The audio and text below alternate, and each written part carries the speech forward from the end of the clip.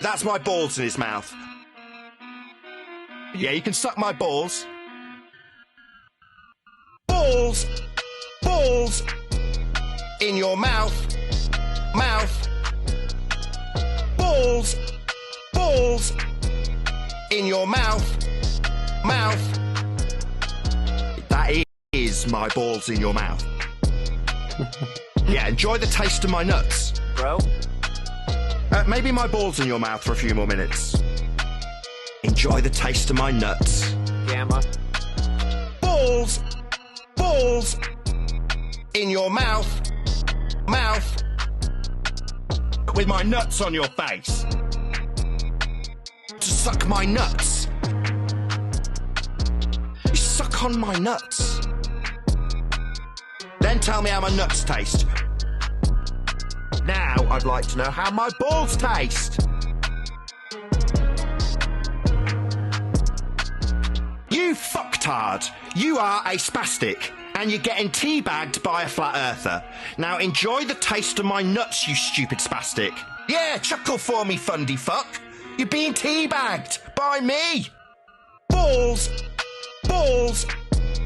In your mouth. Mouth. Balls. Balls. In your mouth. Mouth. As a result, you're being asked how my nuts taste, you fucking weirdo. You suck on my nuts. You suck on my nuts. That's really, yes, that's really. I stuck my balls in your mouth afterwards. To suck my nuts. Bleat how unfair it is while you gag on my bollocks. Balls. Balls. In your mouth. Balls. Balls. In your mouth. Come on and suck on my nuts. Come on and suck on my nuts. To suck my nuts. Yeah, you're getting fucking teabagged. Don't insult me or ad hom me as I teabag you. Yeah, I'll just gag you with my nuts. That's what I'll do. Enjoy my balls in your mouth, do you? Oh, that's right. Nathan Oakley, the guy so lonely that he has to beg people online to live out his fantasies. Anyway, everybody, welcome to Tuesday night on a Thursday. This is a late show. I thought, you know what? What a man. Icy Spin put together this little captured this. And if you haven't subscribed to Icy Spin's channel, if somebody posts it, I'll pin it. It's the best of the best. He's finding the best of flat earth embarrassment and just posting that, and you can just watch it and enjoy it with or without commentary. You need to, it's a BYOC normally, bring your own commentary, but tonight I'll provide the commentary as well, and hopefully you enjoy the commentary. If you don't, then hey, you can go watch it without the commentary because it's on IC Spin's channel. Anyway, this is Nathan Oakley. I think it was a week ago.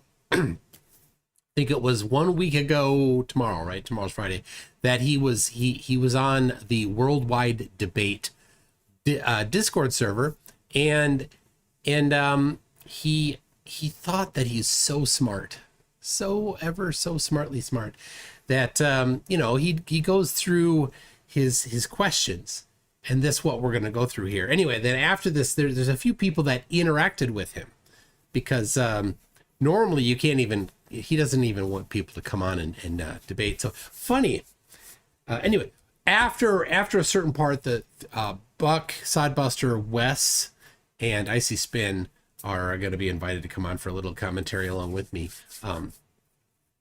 And I've told Buck and Icy Spin, but not Wes. So Wes, I'll send you a telepathic message. And if you didn't get it, then telepathy doesn't work. So, there, Buck Sodbuster's in the chat right now.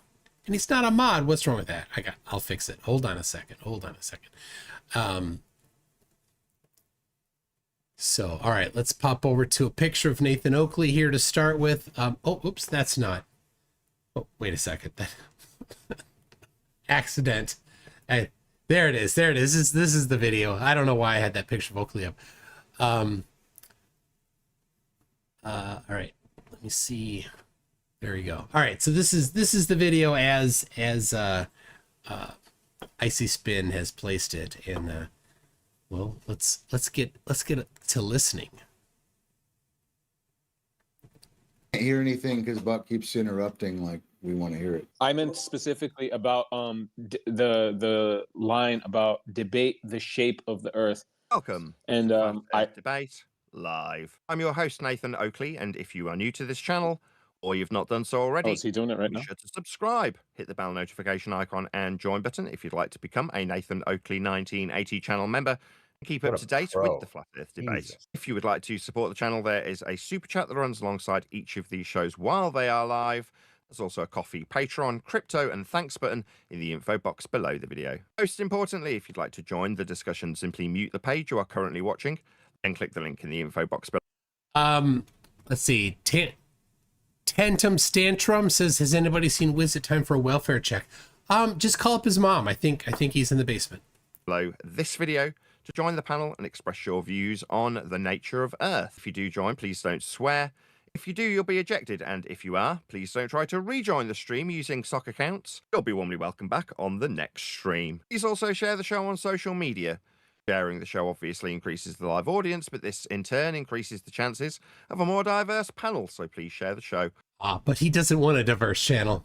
On Facebook and X. We are joined by Click OK, Refracted Curvature, Neil, One Deck, Arthur, Len, and a whole bunch of people in the... So that list he just gave there, I believe, is his own personal panel. He has a panel, and then he has the people in Discord.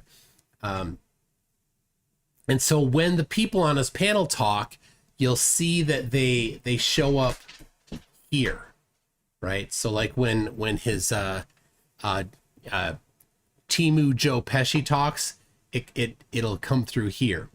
And now this is recorded on the Discord side. On the other side, on the YouTube side, you would not hear whenever this is lit up. Whenever his name is lit up, it automatically mutes them going out to YouTube. So nobody on YouTube hears anybody on Discord while he's talking here. He has that automatically set up in his software to mute people automatically. Worldwide Debates Discord server, so welcome one and all. How are you? Hello. Oh, hello. So you saw all of those different people said hello while this was lit up. Hello, good afternoon, good evening, wherever you may be. We have decided amongst ourselves that on a Friday, I don't like making a note what day it is in case this gets re-upped on a different day, but typically on a live show on a Friday, we'd like to cover some of the housekeeping questions, just to keep them alive and well in the mind's eye of anybody who still has the perception that they are living on a ball. And there's quite a few of them, as I understand it. I will go. Yep, pretty much the whole world. Sorry, I'm eating my... This is how awesome my wife is, I gotta tell you. She doesn't like green olives. Nobody in the house here other than me likes green olives. And I look in the fridge and there's some green olives there, right? And they're not just green olives, they're grilled green olives. And see, I just have one left. You can see the grill marks on them. They're pretty good. That's how awesome she is. She got them just for me. So I thanked her. This is the ironic thing. The name of his show is Flat Earth Debate. There's two parts: Flat Earth Debate. Neither of them actually ever happen on the show. They never will allow anybody to talk about Flat Earth. Explain to us the map for Flat Earth. Nope, not a topic of discussion on the Flat Earth Debate. Provide for us the mechanism that causes things to go down at 9.8 meters per second squared. on Flat Earth, not a topic on the Flat Earth debate channel. Second, debate is not something that they allow, as you will see. Through some of those housekeeping questions, feel free to join in if you have an answer from the Discord server or indeed from my own panel. Any evidence of a physical geometric sphere edge, that's a horizon formerly known as the curve of the Earth? Yes. To hear a yes? Yep. All right, what's your evidence for a curve of the Earth? Measurements. Survey. Excellent. So that's Buck Sodbuster, ladies and gentlemen. Buck Sodbuster. Now, I don't generally recommend that people interact with him, but I suppose that as a group, it's on somebody else's Discord server, that could make sense. He has a little less control over the mute button on the server. Of course, he has it auto muting going out to YouTube. Do you want me to start posting surveys? Published surveys, decades old, peer reviewed, available for you to review and dispute, available for you to reproduce. Just tell me about it. Surveys as in rise over run with respect to sea level, that's a measure. No, that's not rise over run with respect to sea level. And he's starting out on a bad foot, isn't he? Measurement of a flat Earth. No. Surveys of spherical excess, surveys of diverging zeniths. I mean, surely you've reviewed these famous surveys that measure Earth curvature. Can you just tell me about them 25 Give us seconds ago? give us the instrument. You just told me about them 25 seconds ago. So he's feigning that he's never heard of them before. That's great. This is the real important thing when it comes to this topic. The evidence for the Earth being a globe has been produced over the last 2,500 years. You need only look to the annals of science. It's full of evidence of the Earth being a globe. So when somebody's like, oh, well, it's the burden's on you. Yes, the burden's on me. See, as my citation, 2,500 years of the annals of science. Now, if you'd like a very small sampling, just a tiny little sampling, I've gathered a few of them on my website at mctoon.net/burden. But should you think the Earth is flat, you have 2,500 years of the evidence provided by science. Much of it is freely available. And you have then to, your burden then is to respond on topic to that evidence. Really nothing need be done from the rest of us. And this is the way to interact with people in both science and in debate. In science, should you think that the something in science is wrong, perfect. The door is open. All science is provisional. So you have two kind of ways to go about it. One is look at the existing things and identify, if you can, if there's some errors in the methodology, right? And so maybe people did something wrong and made a blunder in their science. Go identify that. Maybe they miscalculated something. Go identify that.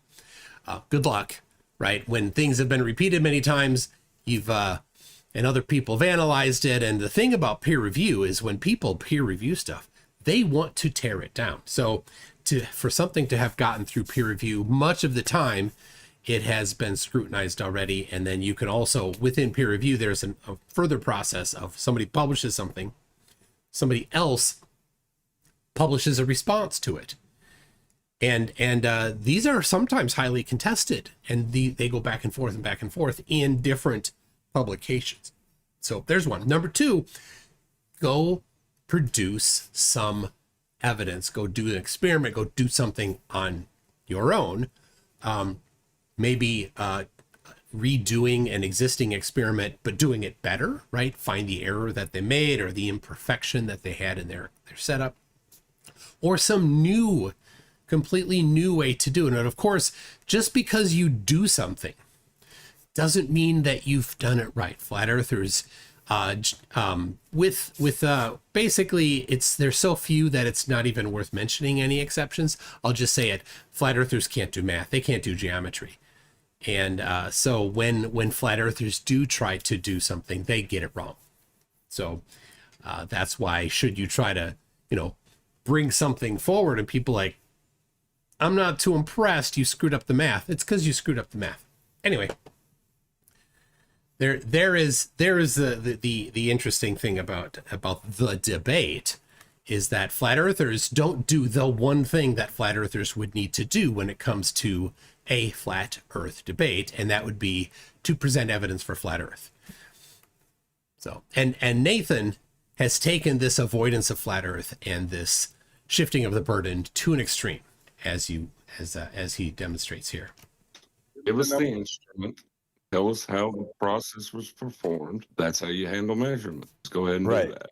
So that there was refracted curvature was his name. Oh, I forgot, everybody. Look, if you haven't yet, grab your tab, right? Get your tab out, open it up, right? And then get going. You can post whatever you want. The way professional surveys like this work is they publish their procedures. They open it up for scrutiny and allow you to reproduce them or critique them, commonly referred to as review. I assume that you have produced such a review and you've critiqued their approach. Go ahead and show me the review you've done. The question you asked, did you not hear it? Oh, I heard. So that from Buck Sodbuster is exactly how these things would actually be done in a discussion with somebody that was acting in good faith. Oakley's not acting in good faith, as you see here, right? Because instead of saying, show me what you've done and this, right?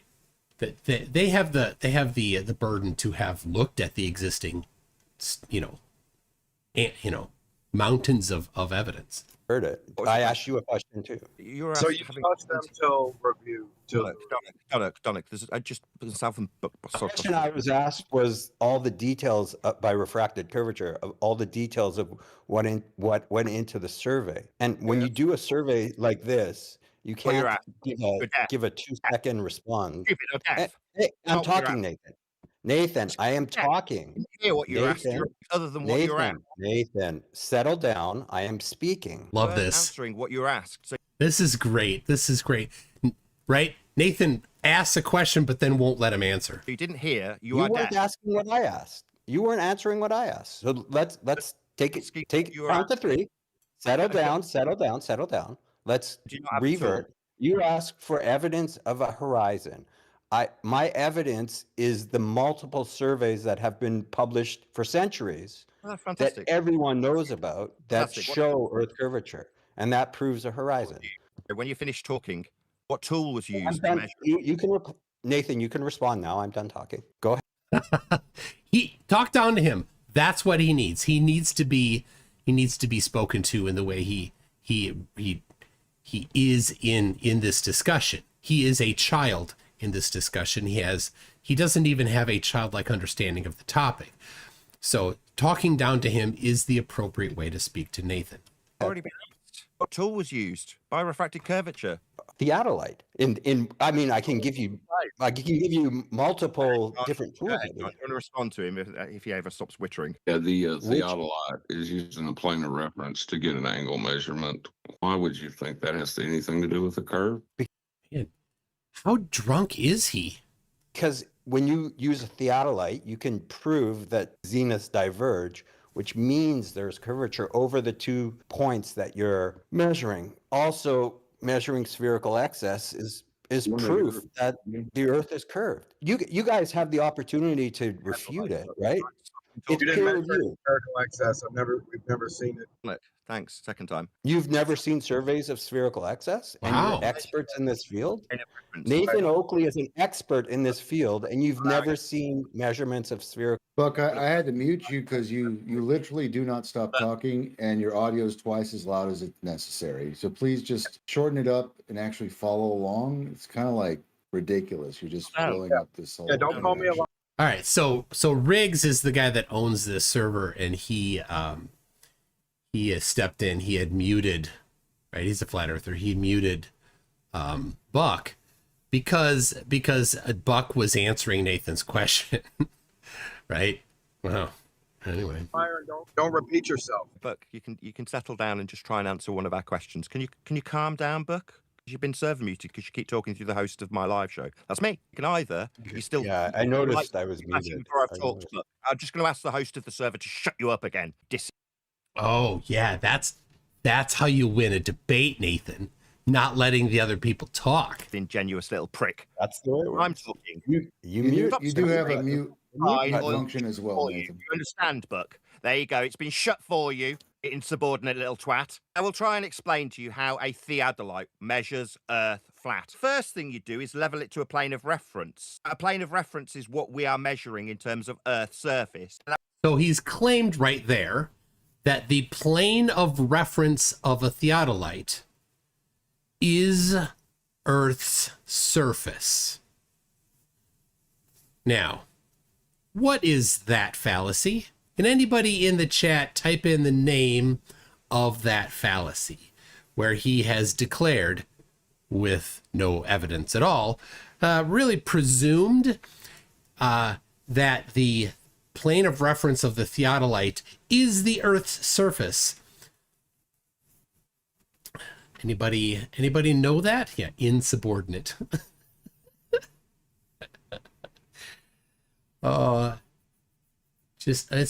Begging the question is there, but he's treating the plane of reference of the theodolite as reality. There it is. Algorithm gets it. That's reification. He has declared that the abstract thing is the concrete thing. Good job, Nathan. We know. So he likes to claim other people doing that, but really, like we've seen with many disingenuous debaters, when they really talk about fallacies a lot, it tends to just be them admitting to the fallacy that they use. Something that you will only acquire from a flat Earth. Now, we're going to ask you politely if you understand how this tool requires reference to a horizontal plane when you first set the tool up to do the measuring of the angles with respect to that plane of reference that the tool is leveled to. Do you understand, Buck? You may respond. As someone who's used a theodolite, I will respond to someone who's never even seen a theodolite, right? You've never seen one, yet alone used one. Okay. And here's a Timu Joe Pesci coming in. That's who's talking right now. And this isn't a poisoning the well fallacy. But don't worry. This is an admission of the flat side going to use this exact fallacy. Poison the well before you start talking, you retard. The theodolite, a theodolite uses the vector as a reference. It does not use the surface. And now he's just talking straight through me again. All right, so there it is. Nathan asked the question, and Buck was answering. Nathan couldn't wait for him to finish answering, and instead had to jump in and overtalk him, and then complain. Again, this is an admission, right? Complain that Buck was talking over him, but it was the other way around. As a live host of the show, I'll ask you respectfully. And now you when I respond. Nathan, are you able to actually mute him? You do have the function. Well, it's your show. You host this server. I mean, if you've got wankers in here that can't shut their mouths and you can't keep control of them, then obviously I can't trust you to run your own server correctly. Wow, dissing on the owner of the server there. And so why doesn't Nathan do the muting himself? Because he can't be bothered. He can't be bothered. I don't know exactly what he's doing. So when I'm on a Discord server, somebody else's Discord server, and doing a live debate, it depends on exactly what's going on. I'm watching and hopefully responding and stuff to my live chat and the Discord. And I'm getting messages from people sometimes on Discord, and I can't switch to them on Discord because then that would switch the whole scene. And if somebody sends me a DM, I don't know if that's private or not. I'm not going to do it. So I'm pulling it up on my phone, right? I'm doing all these things at the same time, plus producing a live show. I don't know what Nathan is doing. But Nathan auto mutes anything, so he doesn't have to do anything. Any muting, because it's already been handled out to YouTube. So, but when I'm debating, especially if I'm on somebody else's Discord server, I ask to not be granted mod privileges there. It maybe somebody else can, maybe the server owner, but I generally don't want it myself, because I don't think, ideally, I think that you'd have some sort of moderation in there. But Nathan is self-moderating and not even bothering to use his own finger to mute the person. He has minions for that.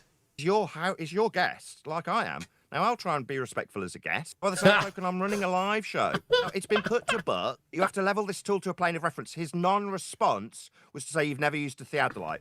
That's non-responsive, though, isn't it, Buck? What I have to do is acknowledge... There's Demuck again for the 4th time interrupting me. You talked about your planes flying out. Demuck, you will never achieve your stupid shitty ends with your GoFundMe. Nobody in their right mind will take a commercial plane out to nowhere that isn't charted with waypoint. You are... So Icy Spin has touched this up a little bit and removed a few of the things. So our favorite producer of Audible Derp is Demock, and he has all sorts of crazy things that he thinks he wants to yell and demand that people do, and he's just interjecting it into the show here. Read the room, Demock, but he never does. Anyway, so Nathan is responding to that, and it was cut out for some reason. We didn't hear it, but it's okay.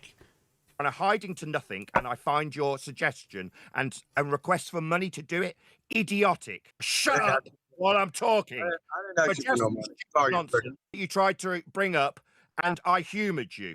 Now I'm calling you stupid. Your GoFundMe's idiotic, but I'm dealing with a different idiot now, Demuck. You can try and get a commercial pilot to fly out without waypoints. You will fail miserably. It's idiotic. Okay?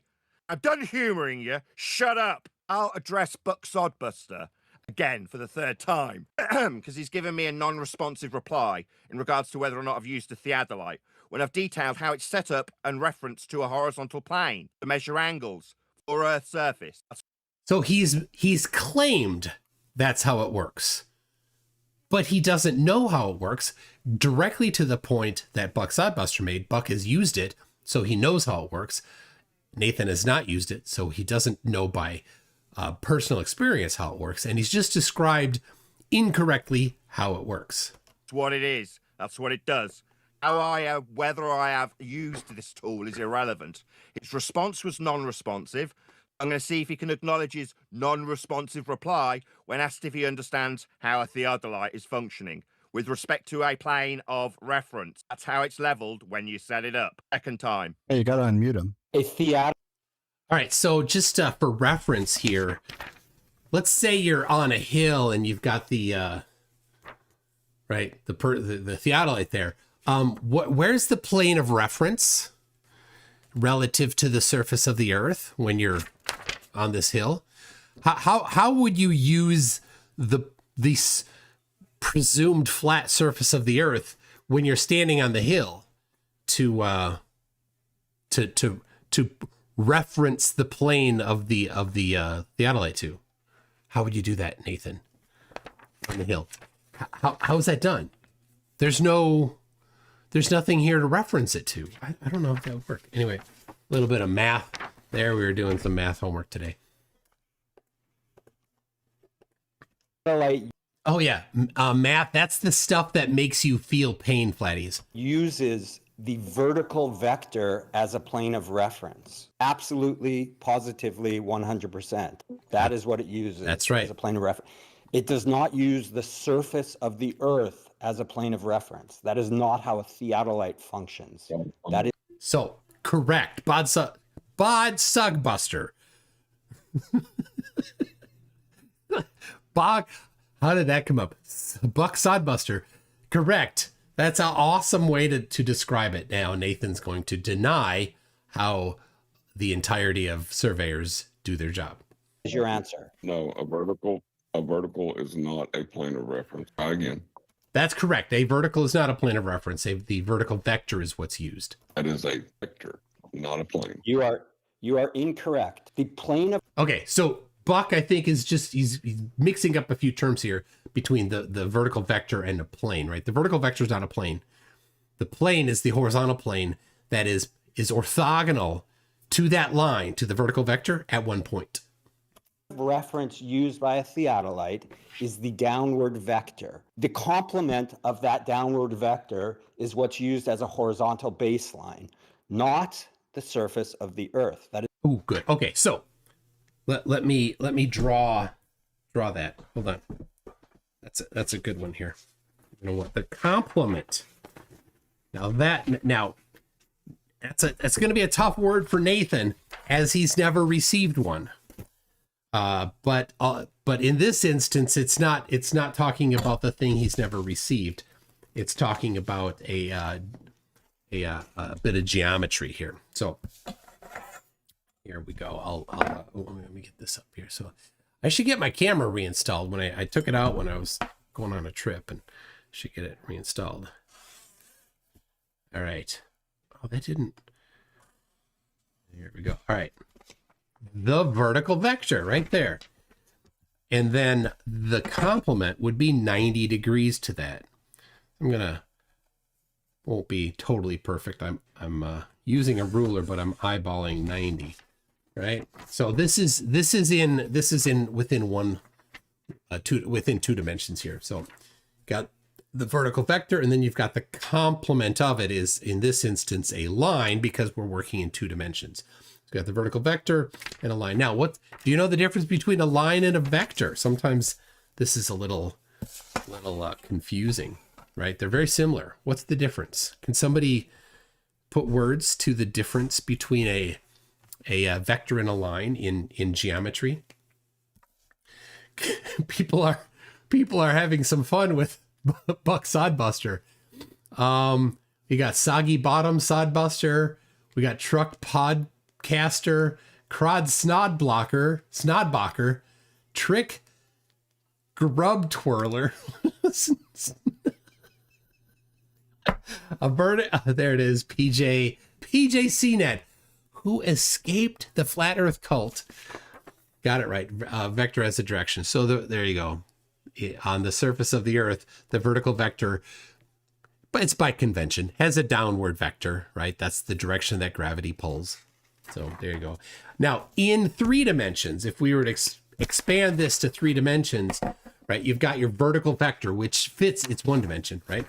And then in 2, you'd have this line here would be where this plane intersects this plane. This is all that we're seeing. But in 3 dimensions, this plane extends in all directions, and it's orthogonal to this line at the point where they intersect. Now, orthogonal is a slightly fancier word for perpendicular, but it's in more dimensions than 1. Perpendicular is in 1. It's 90 degrees, or it's the complement, something Nathan's never received, in a single, in 2 dimensions. But in 3 dimensions, the orthogonal would be it's like perpendicular, but in 3 dimensions, or even more. There you go. All right. Now, Nathan has told his crew that what I just explained to you is not possible. And they believe him because they're dumb. And I think that Nathan is either really dumb and believes himself. I think that's the case, because I think that he's basically just heard from other people that these things aren't actually possible. Like, he's never done geometry successfully. He probably just, stumbled through it when he was in school and hasn't done it since. So is not how a theodolite works. Plain and simple. There's your response. AI, sorry, John. AI says a vertical recognized concept defined as perpendicular, that's in brackets, at a right angle, to a horizontal plane, perpendicular to a plane, like John just put to you. That's right, but which came first? How do you start if you have neither? If you have neither the vertical plane, the vertical vector, nor the horizontal plane, and you're out on this hill here, right? You don't have either of them. Then what? How do you use either of those? You need some way to reference your tool to them. And so just because he has read something that states that the horizontal plane is perpendicular to the vertical vector, orthogonal as well, then does that mean that the horizontal came first just because the word horizontal came first in the sentence? It does not. According to AI. Of course. According to AI. And anytime somebody uses AI for flurfing, all you need to do is just pop over to that same AI that they just used and you say, briefly, is the earth flat? Copy paste that. That is the first law of flurf. Your citation, the AI that you're using, disagrees with your position. And if you're just going to take the one thing, you're cherry picking.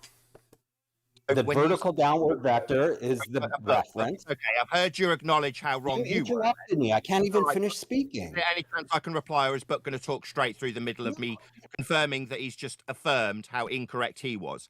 Of course you're wrong. You said it wasn't. When I go to AI and ask, you are incorrect. When I go to AI and ask, the thing about AI is it's designed to tell you what you want it to tell you. So if you ask it leading questions, it's going to give you the answer that you're looking for. It seems like you're very disingenuous, but I don't really want to talk to you anymore. You are corrected by John. I'm like, oh, well, there's a bit of ambiguity. I better look it up. And when I do and quote to you what AI says, you affirm that AI is correct, that it's perpendicular to a plane. That's what happens when you level a theodolite. It's level to the horizontal plane of reference. That's Earth's surface. It's the second time we put it to you. You said no the first. Now we're all clear. Yeah, that's correct. End quote you. But you said it wasn't. So you seem a bit stupid, a bit confused. Like it both is and isn't perpendicular to a plane of reference when you set up a theodolite. No, it is, as you just affirmed, after saying it wasn't, Buck. So if it's okay with you, Buck, I'd rather you just didn't take part in the conversation anymore because you're a disingenuous scumbag liar. So all of that, right? He got to talk for an awful long time uninterrupted. Riggs didn't call him out for monologuing there. But do you see what he did there? Did you see his tactic? Nathan has perfected this tactic that he uses on his show. He's very careful to never allow the other people to present the actual information. He just instead, if they just start getting into it, just scratching the surface a little bit, he has to interrupt. He has to stop them because he knows that if the information gets conveyed to his audience in a way that they might understand, he might lose that audience. He will never let his audience know that he doesn't want them to know what Buck is trying to convey. And that's why, right, all that time that he spent was just cover up. Said it wasn't and then confirmed that it was, making you a disingenuous scumbag liar. Do you understand why you won't be talked to anymore, having been proven as a disingenuous scumbag liar? You are incorrect. And that's not what I said. The reference point that a theodolite uses is the downward vector. Point. Yeah, just mute me because you know I'm right and you know you can't defend yourself. What it is, it's a plane. Okay, let's ask AI. You use ChatGPT. Let me go to ChatGPT and I'll ask. I didn't. Meanwhile, it's not to a point. Okay, so I'm going to ask ChatGPT what reference a theodolite uses. And what do you think the answer will be? I said point. It's not with respect to a point, with respect to a plane. You can't. Oh, you see, here's the next tactic, right? Because Nathan knows that he's gonna get in a little bit of trouble here if AI is asked correctly. Did I just put too many K's in the word asked? And so now he's going to nitpick on him misspeaking on plane versus vector, right? That's not critical. You in a normal conversation, you give somebody grace for that. You say, hey, I know you probably meant this, right?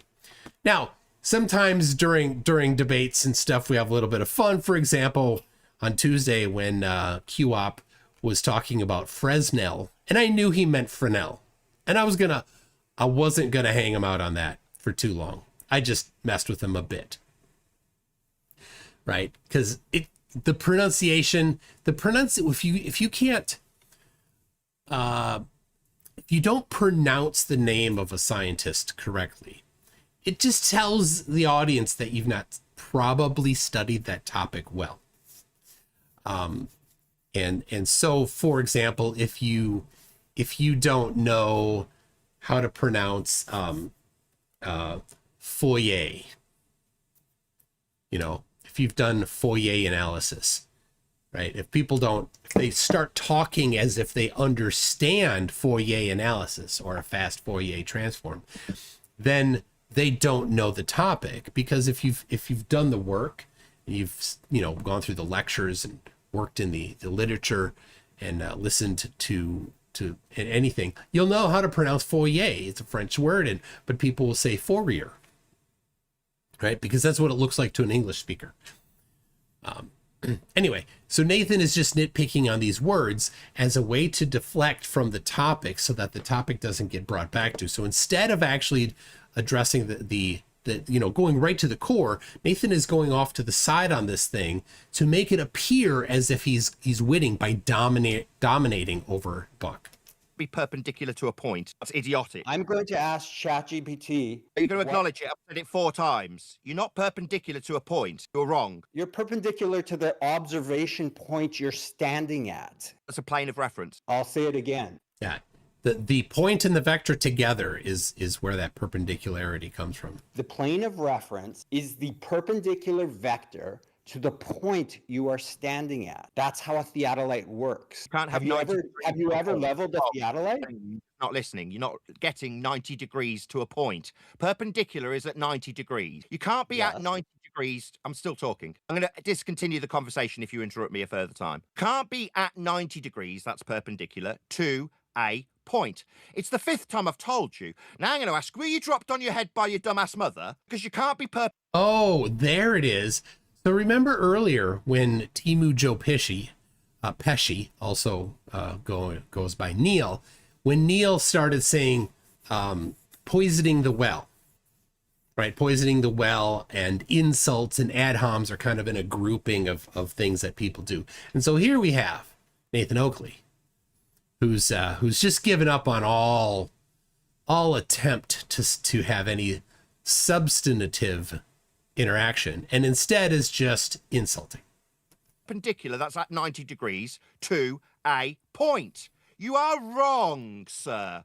Are you going to acknowledge how wrong you are in terms of your understanding of perpendicularity, or am I going to tell you a 6th time? Idiot! You are wrong! No.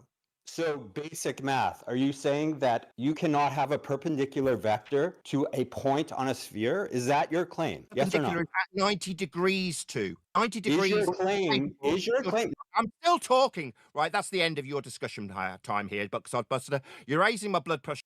So how many times has he declared that this was the end? Right? Nathan could, because he's been granted the privilege, actually mute him, but he hasn't. Because he can't be bothered. He has underlings for that. Riggs. Riggs, come up. Riggs, can you please make with the mute? Unnecessarily. I'm answering you for a 7th time. To be perpendicular, you are at 90 degrees to something. Ah, there it is. He's received the mute. The Oakley mute has arrived. Let's see here. Hold on. Where'd it go? There it is.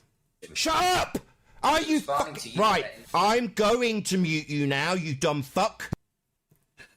Oh, good job, Nathan. You're so pleasant. If you've only got a single point, you cannot be at 90 degrees to it. Ergo, you aren't perpendicular when you say to a point. That's the 8th time I've stated it. Did you not hear him? He said to the downward vector, not to the point. Maybe you misheard him. If you are standing on a point on a sphere, an observation point on a sphere, The downward vector is 90 degrees. In the question. What sphere? Also, the 90 degrees. What? He's asking for. He opens it up to answer, but one sentence in, and he's got to jump in. There is no intersection of a curve and the straight vector that's going to give you 90 degrees, sir. You don't Really? know basic geometry. Yeah, it seems like. Oh my goodness! So that's a refracted curvature. Who claims to have 2 engineering degrees, both mechanical engineering and electrical engineering. He claims that he has both of those degrees. So let's hear. Let's see here. I want to hear him say that again. It's 13, 17. Okay. An observation point on a sphere. The downward vector is 90 degrees. In the question. What sphere? Also, the 90 degrees. There is no intersection of a curve and the straight vector that's going to give you 90 degrees. So there we go. A guy that claims to be the holder of both a mechanical engineering degree and an electrical engineering degree. Now, as a person that's gone through the schooling for electrical engineering, I can tell you that the first 2 years is basically calculus and physics. That's what you study. So you have at least a full year of university calculus, and followed up by a large collection of other math classes. Many geometry classes, matrices, differential equations, linear algebra, the math that engineers take. And so I had my book is, I don't know, it's over here, is a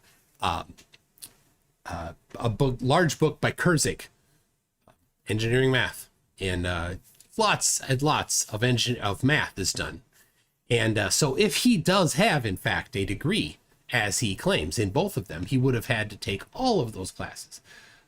And so he just claimed you cannot have a 90-degree vector with that's then perpendicular to a curve. But Euclid, who wrote this some 2,300 years ago and has been unchallenged since, has this handy little diagram. So you've got here the vector FC, right? And in here it's a double-ended line, but we can keep going. It doesn't matter, vector or line. And then you've got a perpendicular to it right there, this line D, right? You see that line D? And right there at that point, it is tangent to this circle. And of course, a circle is what you get when you intersect a plane and a sphere. Intersect a sphere with a plane, so you get a circle. So this would then represent the surface of the Earth, and then this line here would extend out, would then be a plane. There it is. So the line D extended to the third dimension would be a plane intersecting this diagram. So there it is. What do you think? I think that that refracted curvature, no doubt, lied about having a degree, because what he just said is contradicted by 2,300 years of geometry that has been unchallenged. Sir, you don't know basic geometry. Yeah, it seems like he's describing perpendicularity with respect to a sphere, which won't give you 90 degrees either. Yeah, well, right there. There it is. You don't know basic geometry. He was dropped on his head by his dumbass mother, because you don't get to be 90 degrees to a curved surface. That won't be perpendicular either. You won't be perpendicular to a point. You won't be perpendicular to a sphere you've begged the question of. And you don't get to beg the question on my live show. What sphere? Please don't swear. Didn't we just go over a surveyor? Guys using the theodolite measuring angles. What's that got to do with curvature? Measuring And we angles. just went over a video of a professional surveying Earth. Using trig points. That's correct. Yeah, this guy's disingenuous and wants to describe vectors. Okay, downward vector. What we're doing, though, is leveling the tool, getting it to be 90 degrees to the plane of reference. That's what you have to do with the theodolite. That's what he suggested we didn't do, and then agreed that we did, and then said that we didn't. So Buck Sudbuster's a disingenuous scumbag liar who feels the need that if he talks through people, Or they point out that, no, you do definitely level this tool to a plane of reference. What's that? I haven't used one. So does that change that you're perpendicular to a plane of reference to level the tool? Oh, it's only a vector to a point. Then you're not leveling the tool. So we're here in the 9th occasion with Buck Sodbuster, who needs to lie about being perpendicular to a sphere he's assumed. No, you don't get to do that, Buck Sodbuster. Oh, you don't get to assume things? Oh, dear Nathan. Then you don't get to assume that a theodolite is referenced to a plane when there's no plane to reference it to. Where's the plane? There's no plane. You're on a hill. Oh, jeez, Mister. Again, that what is that called? When right? He's admitting that that's what he's doing. It's a confession, right? Every accusation is a confession. He's confessing to him doing that exact thing. It's unreasonable that you decide that you're going to chat skank your way through everything I say 9 times when you're just wrong about perpendicularity and leveling theodolite. Leveled the surface. It's perpendicular to it, 90 degrees to it. To what, you say? The plane of reference. And the plane of reference is not the surface of the Earth.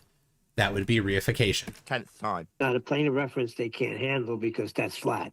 Standing on a sphere, whoever stood on a sphere? But not anybody who was leveling a theodolite, because you wouldn't be leveling to a curve, would you? You can't level to a curve? Nathan, if you can't level to a curve, how is the surveyor doing his job here on the hill? Not possible then. That's idiotic. Sodbuster's an idiot. That's why he said it was with respect to a sphere that he assumed when he begged the question. Don't get to beg the question on my show, Buck Sodbuster. Get to be called. Yeah, only Nathan gets to beg the question there. Called an idiot, though, when you describe leveling a tool to a curve. You don't level theodolites to curves. That's idiotic. Yeah, nobody says you do. Question of. Right, go ahead, Chunky, Brad, whatever. Yes. There, he said nobody levels a theodolite to a curve. That's not the claim. Nobody levels a theodolite to the surface of the Earth. That is his claim, but nobody does it that way. Bad boy. Yeah, I'll go ahead. Yeah, nobody says you level a theodolite to a curve. The Buck Sodbuster said it about 2.5 minutes ago. Perhaps you weren't listening. I wasn't. And shut up. Fuck you. Make me. Can you remove this person for swearing on my live stream? Little children, man. Dude, look at a theodolite is very close to a transit, and what you do is you use these screws on the mount to level horizontally your tool. And when they talk slower like that, right? It's not making your point there, guys. Don't use vertical at all unless you're trying to plumb a wall. So this guy has no idea what he's talking about. He's a liar. Yeah, so why don't you look at I just pressed back at the bottom. It'll take you up to where I posted it 7 after the hour 13 minutes ago. That's the theodolite looking at the horizon on the ocean. Come again? You were saying level with respect to the horizon. Is that what you're trying to tell us? That's right. Perpendicular to vertical. Perpendicular to vertical. But certainly. So with respect to the horizon and the position that you are at with your theodolite, that's a level plane between you and the horizon then. So Earth's being... No. You see the diagram here? These crosshairs, I can't click on them because this is a video, right? If it was Discord, I could click on them. But if you go to my website, MCToon.net, and then search for horizon, you can find this. This is from Jeff, the main surveyor, who took these, and you can see this line right here. A little faint, probably coming through YouTube, but there's a line right here. This line is where the horizontal plane extends from the eyepiece out infinitely in all directions, right? That is horizontal for that one particular location on the surface of the Earth. Similarly with this one here. And so, this one here, it says 90-00-00. He's added this text after the fact. He's taken a picture through the theodolite, which isn't what a surveyor does in order to report their measurements. What a surveyor does to report their measurements is they look through it and then they write it down. So right here is where he's written it down. So the writing down here is the procedure that surveyors use. They're going to get confused about this in a little bit. The camera taking a picture through the eyepiece is just a way to visually see it, because flat earthers won't accept this, right? They will say, you just wrote down numbers. I need to see it. I need a video of you doing it. I need a video of the camera taking video of you doing it. And somebody else needs to be there to take a video of that one, right? That's what they do. There's always one more camera needed than you have. So anyway, this is just a picture through it. So you see this is just as an example. This isn't the measurement. This is the measurement here on the notebook. Measured flat when you level the tool then? Yeah, but the horizon's below that. Then it won't level the tool, will it? Yeah, well, it's perpendicular to the horizon, the horizontal, based on plumb. Horizon is where sea level meets the sky. Appears to meet the sky, dude. No, it's not, in fact. Horizontal, in fact, doesn't meet the horizon, or doesn't, horizontal doesn't meet the horizon. Just because they have the same base in their word doesn't mean they're actually the same word. They are different, distinct words. Sea level. That is parallel. You're talking about your eye level, the surface level. So you just got two planes of reference. We're measuring you're Earth still flat. in trouble. So Earth's being measured flat when we level this tool with respect to the plane of the No, it's not. Well, then how do you explain the water below the eye level? Finished. Is it just me, or are you the second person in the row that feels that you've got to chat skank your way through what I reply with? Can you define We that? are measuring Earth. That's the second time he's done it. You're going to be removed like the last wanker who decided that he's going to chat skank through his way through my live show. I'm running a live show. You are an insignificant nobody. Now, your question about leveling a tool with respect to the horizon has been acknowledged. Yes, Earth is measured flat when we use the horizon to establish a horizontal plane of reference. There you go. That right there. That statement right there. This shows us how Nathan Oakley does not have any understanding of this topic. So when Buck Sodbuster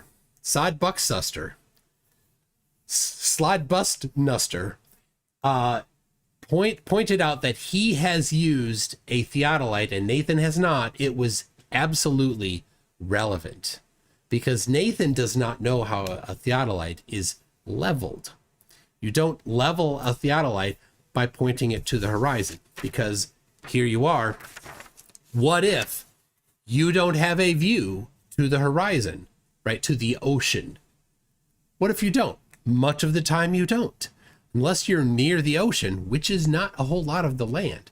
You don't know where that is. You have to use some other reference, right? And not a lot of surveying happens at sea, right? Theodolites on ships aren't a popular device because it needs to not be moving around. So you need to set it up on the ground. So you can't do it on a ship. So you cannot use a theodolite to survey the ocean. So how does it do it? If you got trees, mountains, hills, you can't do it. Nathan just completely exposed his ignorance. Good job, Nathan. We all knew you were supremely ignorant, and you proved it. To level this tool. Ergo, we are leveling the tool with the horizon because that makes the plane that we need to level the tool with. Earth is measured flat as a plane when we level this tool. Earth's measured flat. If you're suggesting, no, the horizon's falling away from you, well, number one, you're incorrect. Well, but he posted it, Nathan. He showed that the horizon falls away from you. We're utilizing sea level and a parallel plane of eye level. But ultimately, if you think otherwise, it won't achieve level for the tool, which is what you need. You need it to be vertical with respect to its perpendicularity. He's just chucking out words to domineer over people to impress his audience. Using the horizon to achieve said perpendicularity. That is to say, Earth is being measured and referenced as a flat plane with use of the horizon to level this tool. See, he said it a second time there, right? So when I first heard him say that, when I listened to this the first time, I thought maybe he misspoke, right? And I would give him grace for that if he's going to correct himself. But he's now second time said that. He's now twice said that a theodolite is leveled with reference to the horizon. It is not. Earth's flat. That's how it's been measured. At ICS, you may respond to me now. Do you know how they establish horizontal with a theodolite? Theodolite that levels itself with respect to Earth's planar surface? Yes, Earth's measured flat with this tool. See how he didn't answer? He's being non-responsive. He should ask for the moderator to mute himself because he's being non-responsive.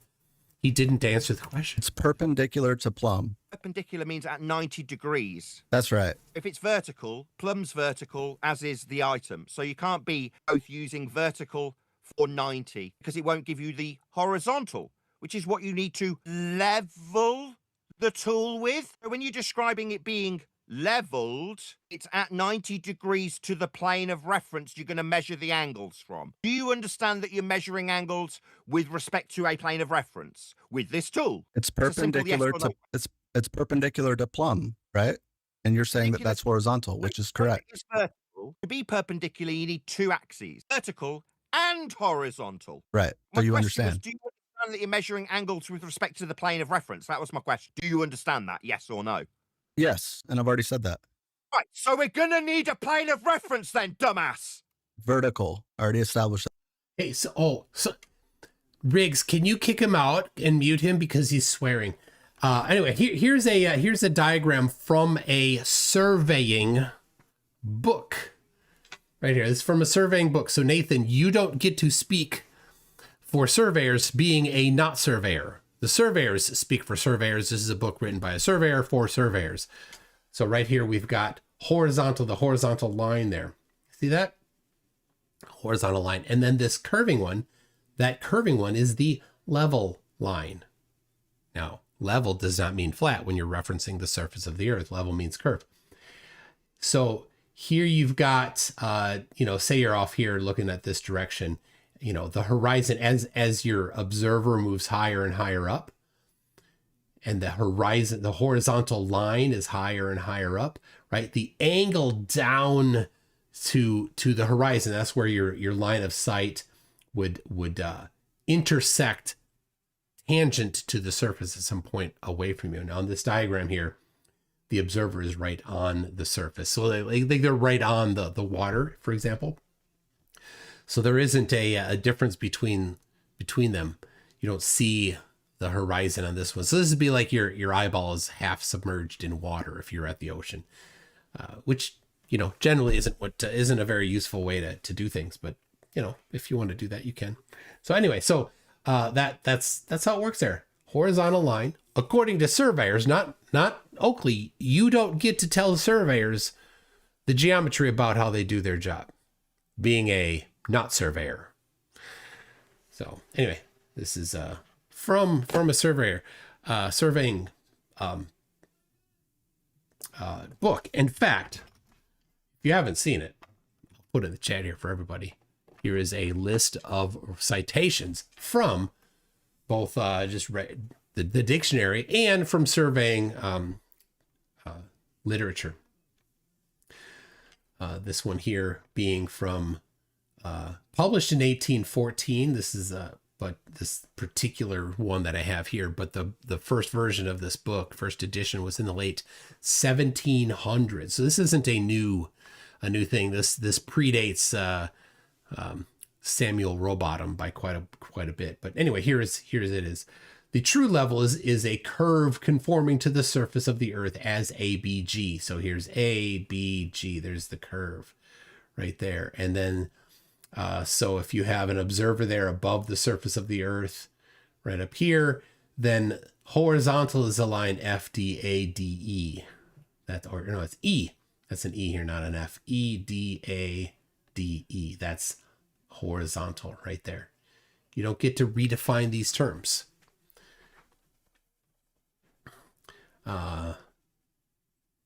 Anyway, here you go. See, how do you do it on a hill? This is how you do it on a hill. Right here. Oh. Right. So if you are here at point A on the hill, you don't know where you don't have a view to the horizon. All you have is the vertical vector. You got the vertical vector that pulls the bubble in the level, the little registering level, so that you can use it then to determine, right? You're using that vertical vector, pulling the bubble down, pulling the liquid down to put the bubble at the top of the vial, so that then you can have it referenced to horizontal.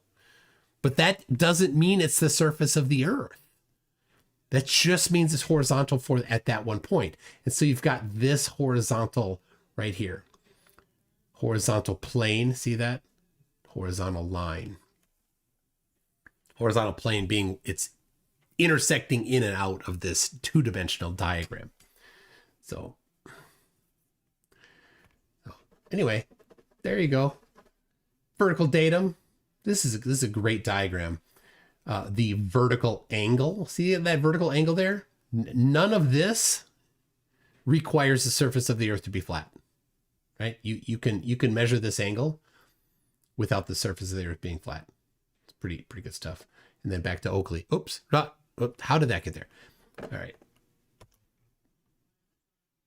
So a plane of reference perpendicular to the vertical axis of the tool. You add 90 degrees.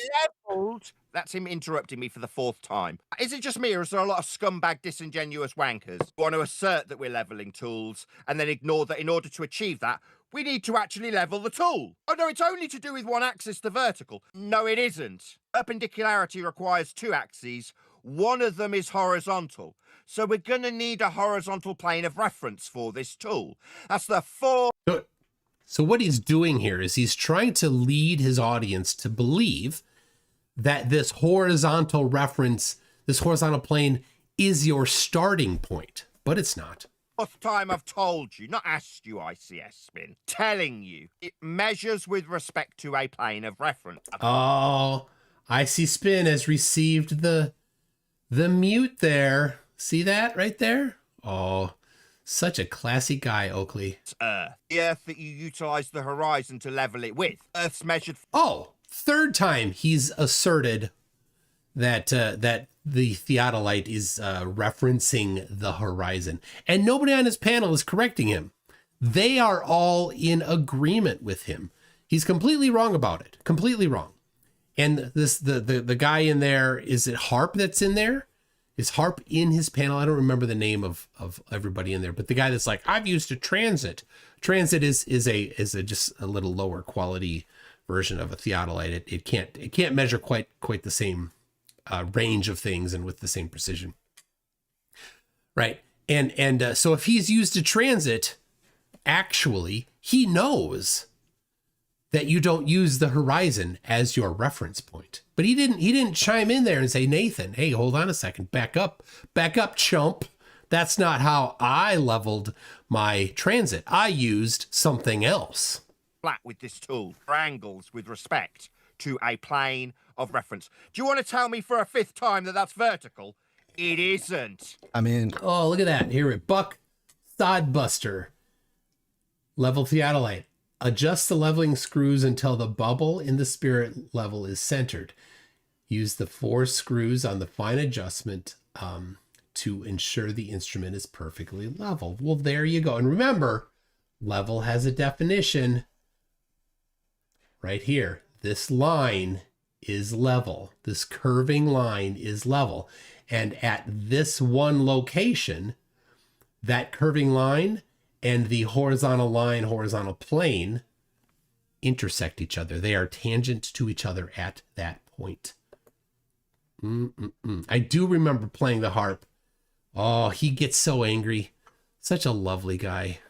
I don't think I can explain it any easier, so I'll let someone else talk. Oh, you didn't explain anything. You suggested that we only have one axis that would be vertical. Then I took a giant steaming shit on your nonsense waffle that you spewed, that you didn't seem to... By just making blank, bold assertions with no supporting evidence, huh? To understand. Because when we measure Earth with a theodolite, we're measuring Earth flat, with angles with respect to the plane of reference. The one we level the tool with, that used the horizon as a plane of reference. Fourth time he's made that assertion that a theodolite is referenced to the horizon. Nobody on his panel has touched it. Now, the fact that you don't understand what the hell you're babbling about doesn't mean that you haven't explained it successfully. It means that you attempted to only use one axis. That would be vertical. You said plumb about 4 times. Like you're a stuck record, like a Dumbo who only had one thing to say in spite of it being challenged and refuted with the horizontal plane of reference of Earth's surface that's being used to level the tool to. Oh, 5th time he's claimed that the surface of the Earth, it's a slightly different one. He didn't say horizon, but he said that the surface of the Earth is what is the reference that the theodolite is using. Nowhere is this done. This is ridiculous. And the guy that used to transit, not a word. And you brought up the fact that we use the horizon to do that. That means between you and the horizon, you have a flat. Oh, he did. He expanded on it. So yeah, 5th time claiming the horizon. Plane. That's what Earth's been measured at to level this tool to it. Sit down and shut up. Okay. This is what's funny. You don't understand what sit down and shut up means? Having to tell you something 4 times makes you idiotic. Now you're being. Now, if you say the same wrong thing 4 times, it makes you idiotic, Nathan Oakley. If you say something wrong once, well, okay, fine. You can, fool yourself once. Is that it? But saying the same wrong thing 4 times and saying the same thing wrong, yelling it and getting angry at people while you're the one being wrong. That makes you look bad. Told, idiot, sit down and shut up. So you don't know how to level it. Okay, got it. Check this out, right? Right, he's just told me that I don't know how to level Oh it. my Sorry, God, excuse dude. me, disingenuous glowbag scum. No, I do understand that you level it to a plane of reference using the horizon as per your declaration of that fact. Ooh, he's asserted it 6 times now. Sign language for 6. He's now claimed that Icy Spin and everybody else are the people that made this assertion. Nobody has. Nathan has made the assertion and he's now putting it on them. Think about this, right? This is a masterful way to deceive people. That's what Nathan does. He's a master deceiver. Yeah, I know, because you explained it quite adequately when you described utilization of the horizon to do so. Oh, 6th time, 7th time, which of course he's never done. He didn't do that. 7 times. 7. Shocker. So after I've corrected your stuck record nature of telling us we only use one axis of vertical 4 times, you have the gall to tell me I don't understand. No, you were dropped on your frickin' head and now seem to be stuttering your way around the word vertical and plumb. Man, I mean, how embarrassing for Nathan to be wrong now 7 times about this and then to just go and just insult other people that are right about it. How embarrassing. Multiple times in the face of an explanation that contradicts your single use of a one axis that won't give you perpendicular. So I'll say it again. I see spin. You are an idiot, presumably dropped on your head by a careless mother because you don't seem to understand that you need a horizontal plane of reference. The same one you referred to when you leveled your tool with the use of the horizon. So you see. Ooh. What am I at now? 8. We're at 8. Now that's not, let's see. My finger, there we go. 8. We're at 8, he said that. Hold on. We got teaser, pleaser, shocker, rocker, spocker, showstopper. Never mind. To half understand. Then you've got the nerve to tell me I don't. Yeah, I do. Now you won't take part in the conversation anymore, you disingenuous scumbag. Also, you don't get. All right, so there we go. Another that he once muted, right? That's Slide Buckstuster and Icy Spin that he once muted. The concepts of vertical or plumb without it being with respect to a horizontal plane. Those two they're intrinsically linked. My goodness, he is so wasted. Like, he is just gone wasted. He had like a whole 5th of vodka. You can't just pick. All right. Eric wants me to count to 4 in binary. 1, 2, 3. Naughty. 4, 5, 6, 7, 8. In elementary school, did you like joke around and be like, hey buddy? You ever do that? Like I never would have done. I never would have been that immature. It's just to play around with. That's the. It's because it kind of looks like you're flicking. Anyway. All right. Oh, the guy that lies about having an engineering degree. Oh, bless him. One and say the Can other. I say a few words, Nathan? I've been posting how you set up a theodolite, right? They're ignoring it, spamming over it. So I get this guy that you're talking to. Wait, is this Harp or is this Timu Joe Pesci who's talking? Points arrows at the third part where you level the theodolite, adjust the leveling. Yeah, remember, level. This curving line right here, level. And at this one point, level and horizontal are tangent to each other. Right? This is when you're using the terminology of surveyors, this is what it means. So if you're just going to rely on terminology, you don't get to redefine their terminology. If you think they're wrong, if you think that this diagram does not represent reality, you don't establish the truth or non-truth of this here by just saying words. You actually have to go out and do measurements, which of course, flatties don't want to do. Screws until the bubble, which he points these arrows to, in the spirit level is centered. Use the foot screws for the fine adjustments to ensure the instrument is perfectly level, not plumb. So he pointed out, like, these people are beyond retarded. No, they're just disingenuous. He started off by pointing out that you're leveling it with respect to the horizon. That's because all horizontal. Oh my goodness. He's up to 9. This is sign language for 9. 9? Wait, hold on. 6, 7, 8, 9. There it is. 9. My goodness. I didn't know he did it this many times.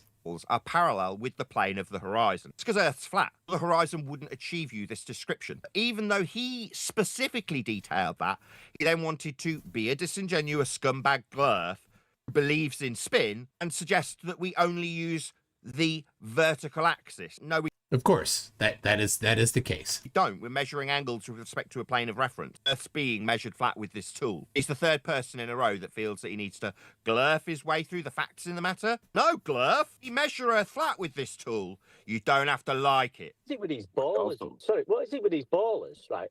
Explaining how they're using theodolites, which they shouldn't be using that word anyway, because it's just an angle measuring tool. Well, there's nothing wrong with using an angle measuring tool to measure the surface of the Earth.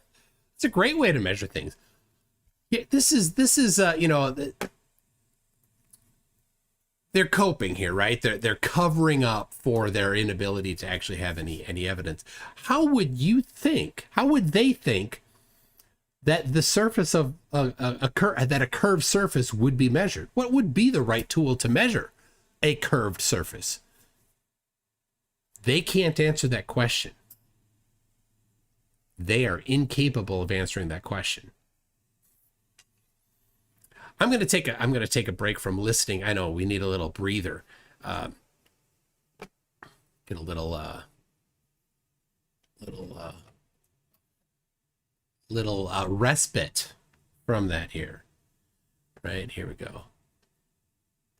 Got the real Arnold says, Nathan, tell us more about how other people are weirdos, Mr. Bedside Peppercorn Mill. Hey, his wife uses that on him.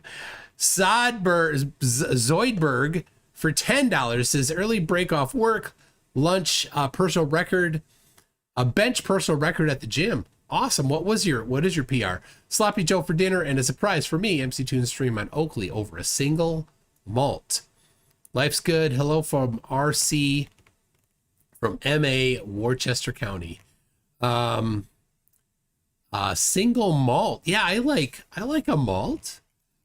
Like a chocolate malt, or like a Oreo malt. Like I like that. And it's better than a shake, right? I like the malt. As I was growing up, like my dad would always be like, can I get extra malt powder in there when he'd order it? So I like that too. I like the malt. You and me, we should go out for a malt sometime, Zoidberg, like, I don't know, Dairy Queen or something like that. Pretty good. Tim Davidson says, hey girl, I heard you like bad boys. Well, I'm bad at everything. Now, thanks, Tim. And Tim comes in again and says, is that the harp that controls the weather? It's crazy. Flatties do like to go and take something and then they hyper focus on it a lot of time. Then they'll name themselves after that thing. Like, nah, geez, just have a name be your name, or something kind of personal, or something kind of unique, or you want it to be a name that easily anthropomorphizes, right?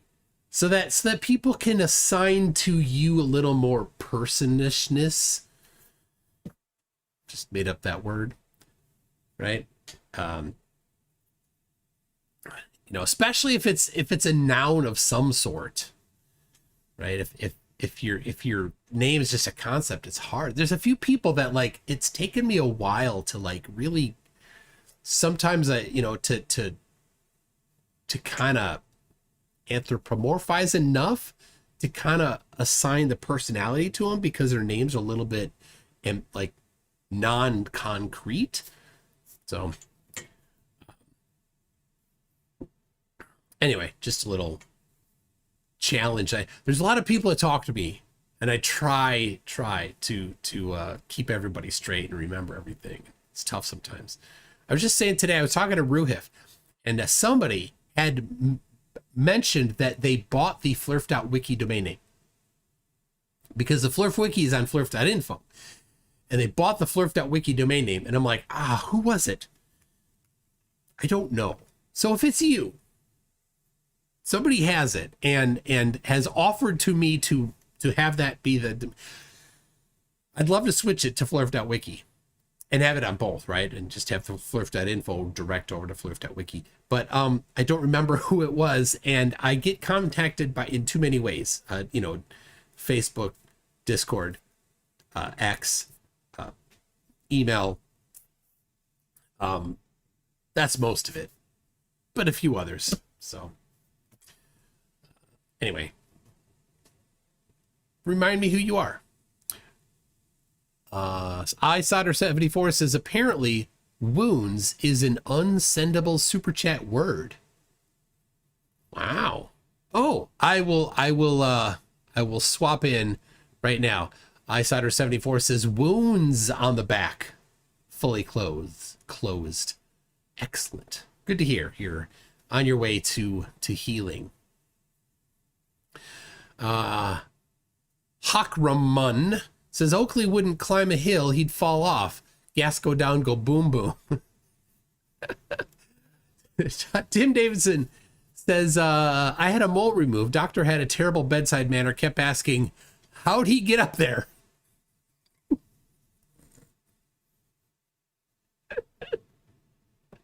I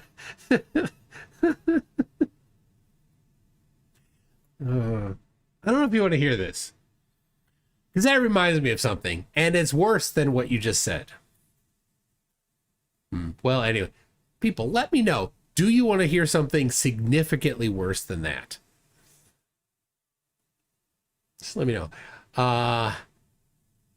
Hawk Raman says, Oakley's BS needs a container, otherwise it will flow out everywhere and find its own level. Yes.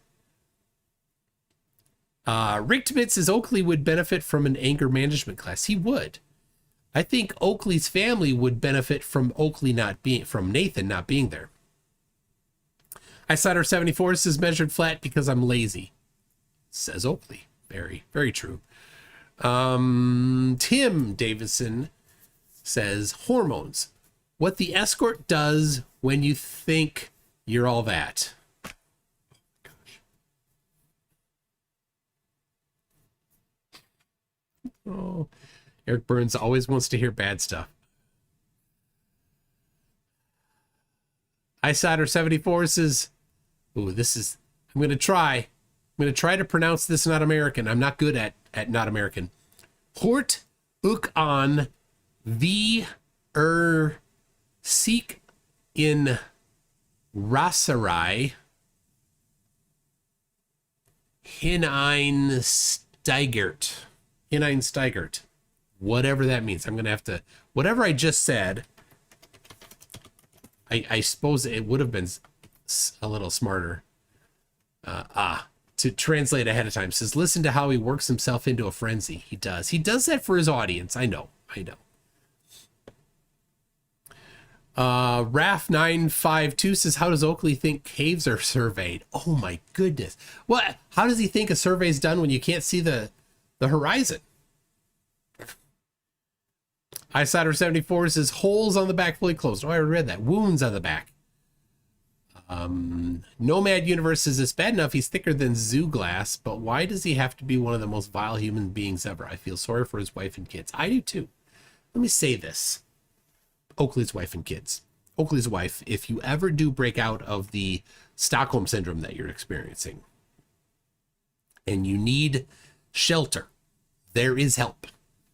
And if you don't know where to go for help, email mctoon@mctoon.net. And if you need legal or financial stuff, I'll help you out. I'll do what can be done to help. Anything in my power. And to the kids, should your mother not choose to escape the Stockholm syndrome that she's experiencing, and you seek emancipation and you need financial assistance, mctoon@mctoon.net. I'll help you out there if I can. I don't know.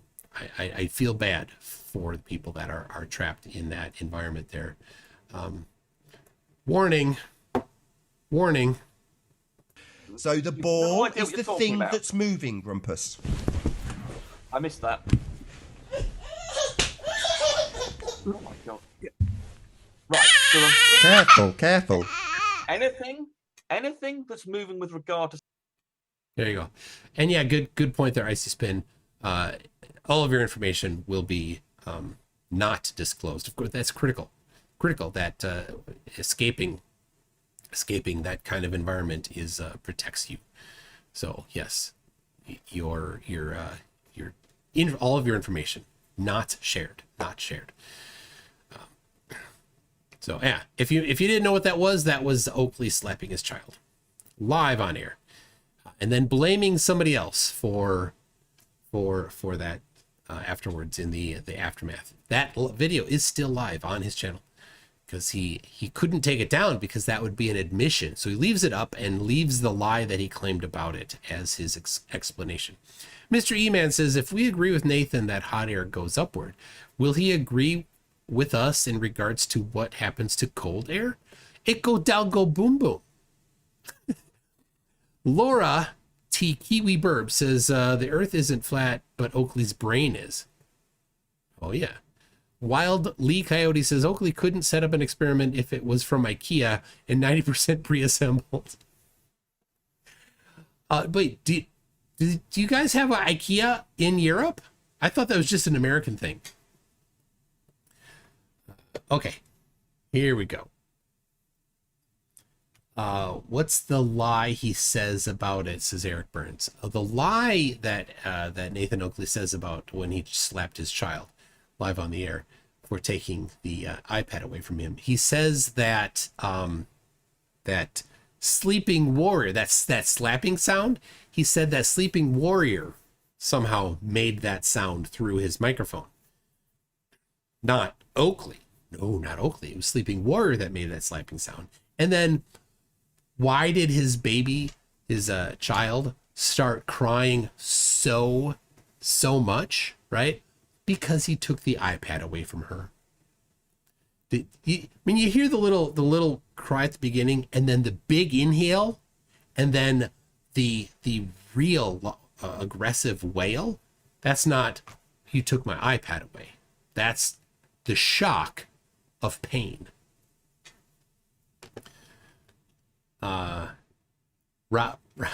Rob Hoyle says IKEA is Swedish. European. Really? I don't know. It's American. What are you talking about? It's a big giant store in America, down by the Mall of America. What are you talking about?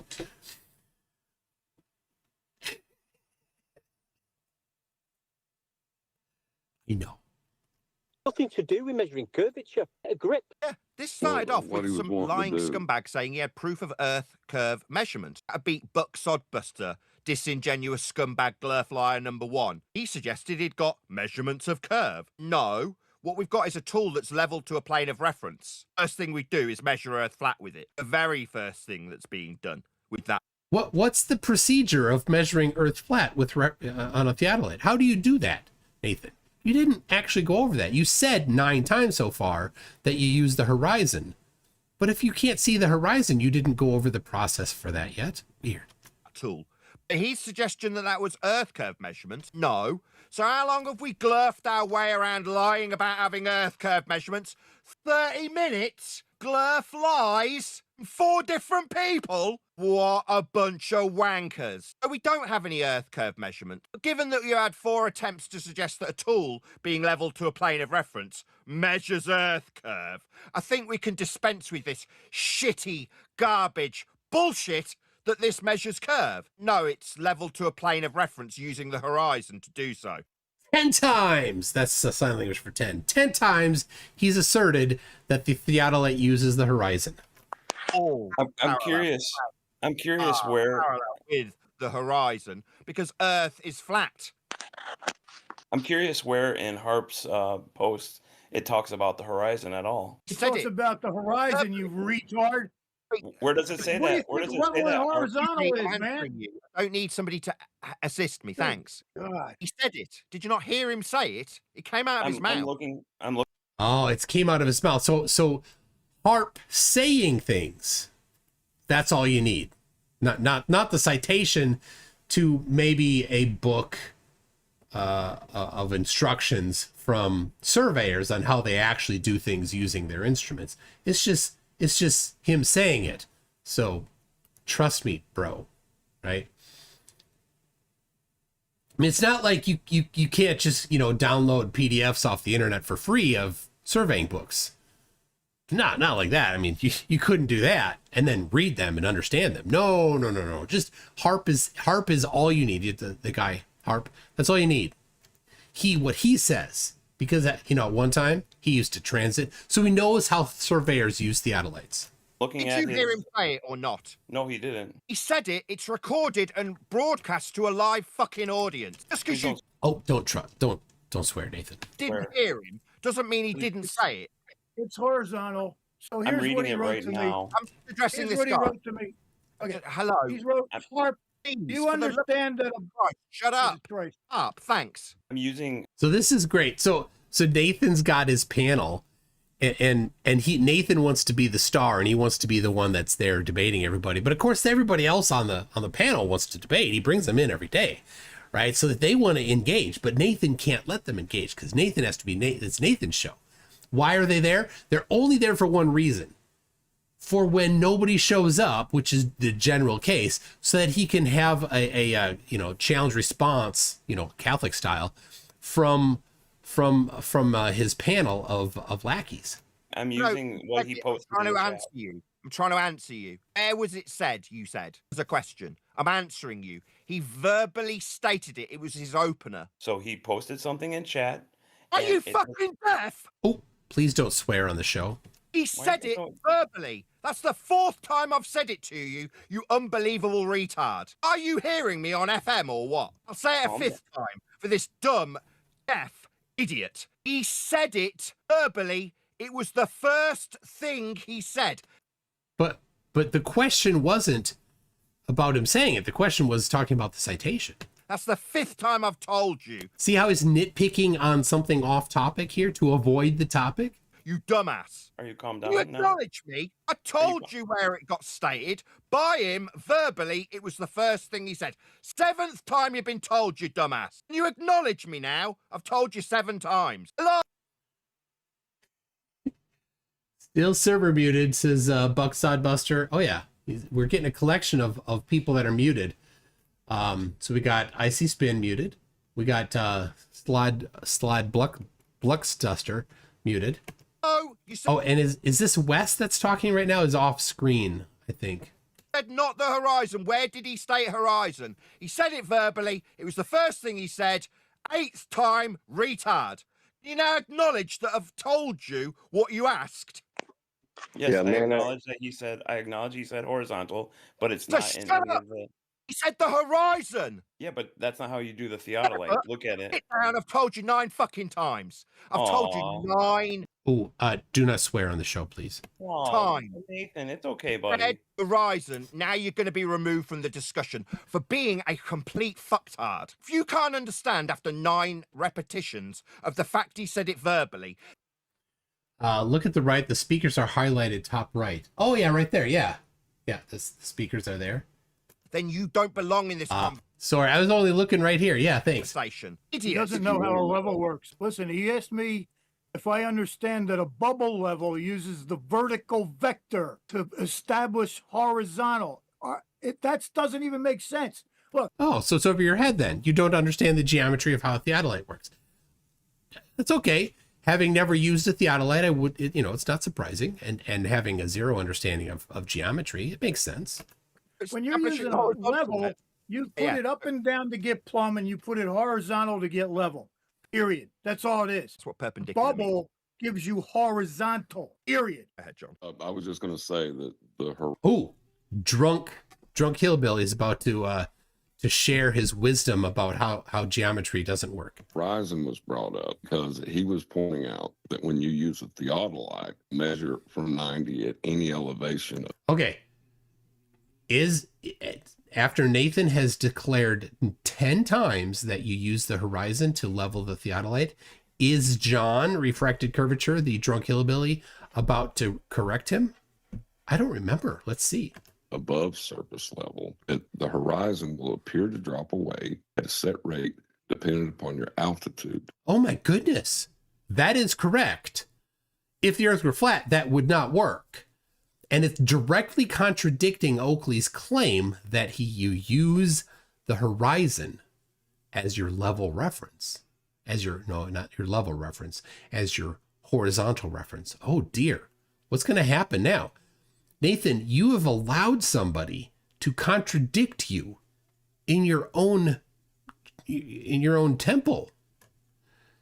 Is he going to understand that he's just been contradicted? As you increase, you plane of reference from your eye level to where surface level appears to meet the sky will increase as you raise in altitude and appear to drop away. That was his claim. Fantastic. Meanwhile, Earth. Oh, okay. So he reiterated the claim. Good. But he didn't address Nathan's claim about leveling. Okay. So now will Nathan address what has been said?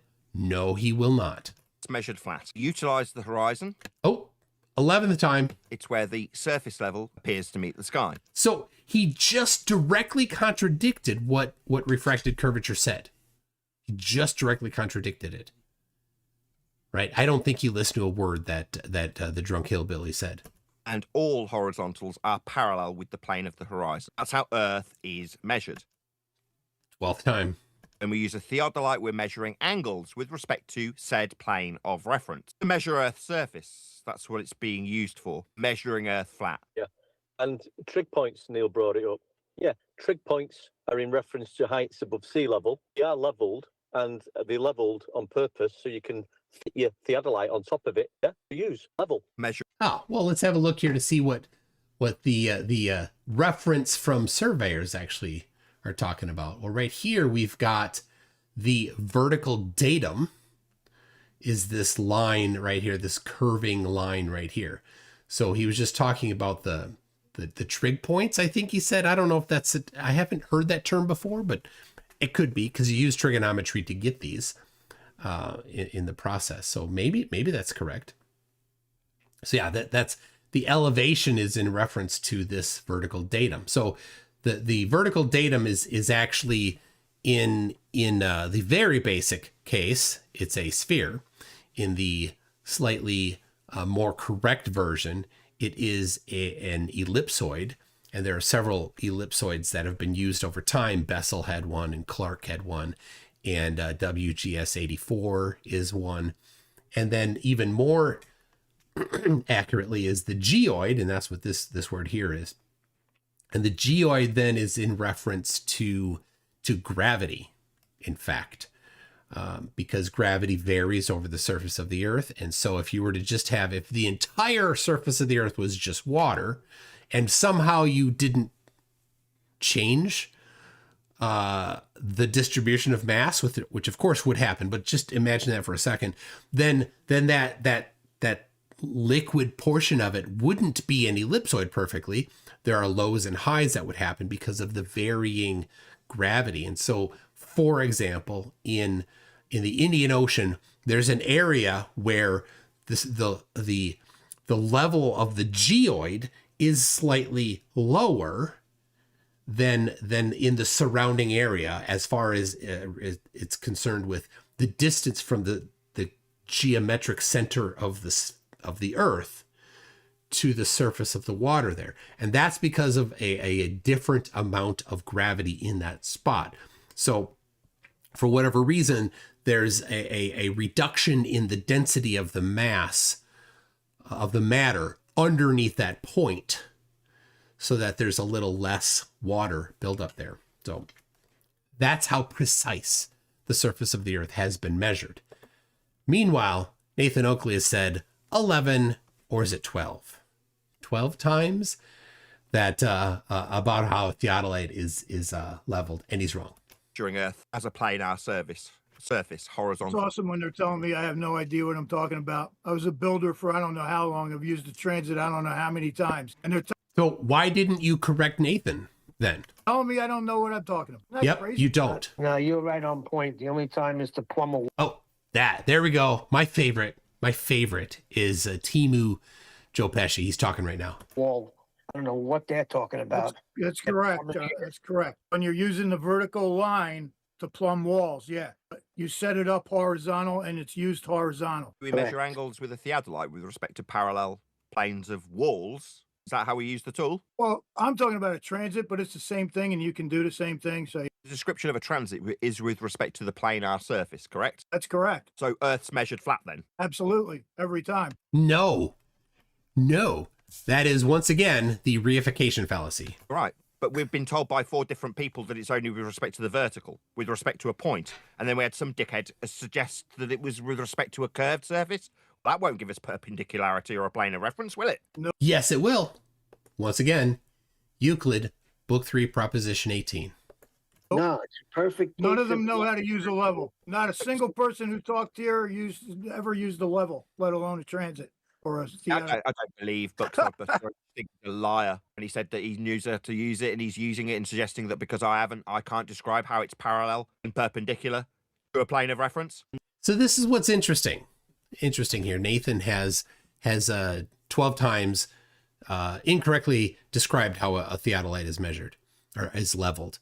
And Sludbluxluster has described it correctly every time. And Nathan, without doing anything to test whether or not he's correct, other than asking a person who also has never used a theodolite, has only used a transit, but I know that a transit doesn't use the horizon to level it either. And he's said as much. Harp has said you use the wheels and you use the vial inside, right? Not the horizon. Harp didn't correct him. Right? Amazing. Oh, look at that. Arnold's using the term the toilet store, which reminds me, I don't know if you can read that or not. The toilet store. Hold on. Because Charlie Welch is more like Menards. Just a second. Look at this. I'm wearing my Menards shirt. There it is. It was a little chilly because, it's winter here in where I'm at. There it is. Menards right there. Save big money at Menards. Yep. The bubble relies on the local plum. That's exactly right. No, I can definitely describe those things. I think these people are projecting their own ineptitude and lying about having used these tools that measure Earth flat. They're the liars, and they want to project onto you how you've never used one when you have. Well, no, Earth's still measured flat with this tool, regardless of your need to beg the question of a ball that won't give you perpendicularity and describe it being a vector to a point, which won't give you perpendicularity either. What you do need for this tool is a plane of reference, horizontal, to measure Earth with. That is a must, and it's a classic case of not the ground. Anything else but the ground, because the ground is flat, level. But it's not. But it's not. How do you use the not flat ground? Oh dear, Timu Joe Pesci. Not one of them is mentioning curvature. They're all mentioning plumb, vertical, perpendicular. These words should not be coming out of your mouth, ballers. Here's the next thing he sends me. Listen to this now. The bubble moves because gravity makes the liquid's free surface settle in the equipotential surface perpendicular to the local gravity direction. When the bubble is centered, the vial is oriented so that its level reference corresponds to a plane perpendicular to the local downward vector. Oh yeah, exactly. We see that right here. Right here. Here's the vector. Perpendicular to that vector is the horizontal plane or the horizontal line, right? And it's tangent to the level line at that one location. Exactly. Do you not understand what that means? He's asked me to read this. Don't you understand what? You know, these people are, oh my God, dude, this is bad. I got to stop. I'm getting retarded just listening to Okay, gotcha. When you describe a gravity vector, that still requires perpendicularity. It's a downward vector. If they're going to assert that the 111 year out of date notion. Oh, hold on a second. It's not 100 years out of date. Let's see here. Just to prepare you to little prep work here. MCToon.net/Einstein has right here. Einstein being the one who did publish the Einstein's theory of relativity in special relativity in 1905 and general relativity in 1915. He says this about Newtonian gravity. No one must think that Newton's great creation can be overthrown in any real sense by this or by any other theory. His clear and wide ideas will forever retain their significance as the foundation on which our modern conceptions of physics have been built. It's not out of date. It did not replace or debunk or invalidate Newtonian gravity. What it did is it provided a bigger description for it and a deeper understanding of the mechanism behind it. There's more to learn, more expansion available, always is the case. For reference, Newtonian gravity is 100% in agreement with Einstein's general relativity. It applies to our reference frame, which is not moving at significant speed in relation to the speed of light and not near an exceedingly large source of mass, right? And how do we know that? Well, these 4 publications right here, which I have linked to all of them for your reading pleasure. You may read how Einstein's field equations reduce to Newtonian gravity within our reference frame. So, can you use Newtonian gravity within our reference frame? Absolutely, within our reference frame you can. Outside of our reference frame, where maybe you're moving a significant portion of the speed of light, or you're in the vicinity of a large mass, or maybe you need 75 digits of precision, then in those instances, Newtonian gravity might not quite cut it. And if you want, at your discretion, you may, instead of using Newtonian gravity, you could use the full Einstein's field equations in order to compute these accelerations, right? Replace the gravity, right, with the field equations to get that precision that you need. But lacking the need for that many digits precision, feel free to, as Einstein said here, use Newton's. that all things tend in a downward vector, perpendicular to a plane of reference also, somehow gets them out of jail when they need a horizontal plane of reference for this tool to measure angles from it, doesn't alter how the tool's functioning, perpendicular to their description, inaccurate though it is, and 111 years out of date, of a downward vector. That still requires perpendicularity, that's 90 degrees to a plane, to have a downward vector. Yep. Now, their Got it. gravity, 111 years out of date that it is, still isn't going to change how horizontal the plane of reference is required for the tool. Doesn't matter that they've inserted a word gravity. It's still down, but the vector of gravity's down. Okay, well, not all things tend towards the surface. We've got clouds. So that load of old shite's debunked. Oh, dear. Nathan, you don't understand how clouds work? No surprise. Let me tell you. Let me give you. Clouds are made up of tiny, tiny little droplets of water. And the surface area of that water, in relation to its mass, when they're very, very small, the surface area in that relationship, that ratio, gets to where you don't need as much upward air to lift it. And it gets to a point where it's like, on this side of that ratio, too heavy, it'll fall. On this side of that ratio, updrafts can keep those droplets up. And when they're very small, you don't need much updraft. And that's what a cloud is. A cloud happens when there's an updraft. You probably learned this in school. Well, you probably were presented with this in school, but since you didn't like to learn, lacked the ability, or just didn't want to, you did not actually, put it up in here. You've got on the surface of the earth, the non-flat surface, it's topography, so let's say it's here, and you've got a mountain range, maybe, right? And you've got warm air right here, right in this area here, you've got warm air, and then the wind blows this way, and so the warm air moves up, right? So then you've got this air moving up. That's the updraft. And so then the warm air moves up and stays up, and then the lower pressure causes the water to condense into droplets, very tiny little droplets. And those droplets then are what we see as clouds. And because of that updraft, it can keep it up.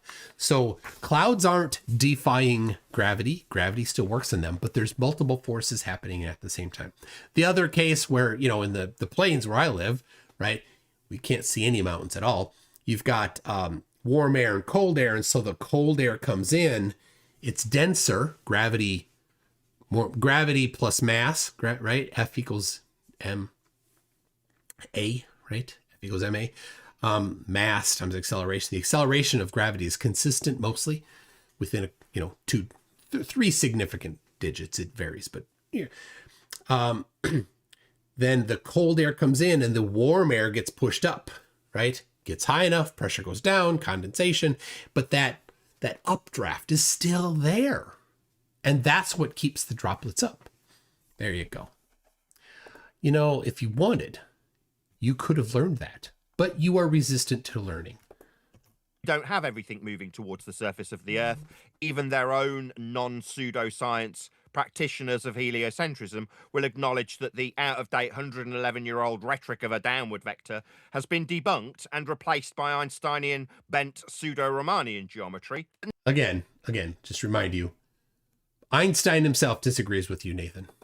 Nevertheless, their incorrect assertion of a gravity vector still requires perpendicularity and a plane of reference to have a downward vector described inaccurately with gravity. All the tools. So he writes, I can't believe he just read it and still doesn't understand. Because they said the word perpendicular, I guess that means he's right and I'm wrong. Because I used the word perpendicular in there. These people are lost or they're trolls. And I'm going. They didn't offer measurements of curve, though. What we've done is discussed a tool that measures Earth flat quite extensively for about 40 straight minutes. I asked for evidence of Earth curvature. What we were given was a tool that references a horizontal plane of reference in its setup procedure. So in its setup procedure, you need a horizontal plane of reference. So in its setup procedure, you need a horizontal plane of reference. Where did that come from? Was it the horizon? Of course not. But are you going to say it? Where do these dumbos think they're getting a curve measurement out of this from? Not. We never heard of spherical axis? That's what he opened up with. Aw. Timu Joe Pesci can't even pronounce excess. Anyway, what I was saying was all the tools that they use, everything used to measure Earth requires it be flat. It be accomplished on a ball. So I don't know why they would bring up tools. None of this is correct. Illegal 42. Trolls right here. They're trolls. They're dishonest, retard trolls. That's what we're dealing with. Saw illegal 42 open his line and sigh. Did you want to add something? No, you got this. Okay, I'll conclude. When asked for curve measurements, what we get is Earth curve. No. What we get is flat Earth measurements. That's what we got. We're all clear. Earth curve was the request. Flat Earth measurements was what we got. A tool that references a horizontal plane is what we got. Earth's measured flat. I bet you got a bunch of stuff posted in chat from Buckside Buster, though.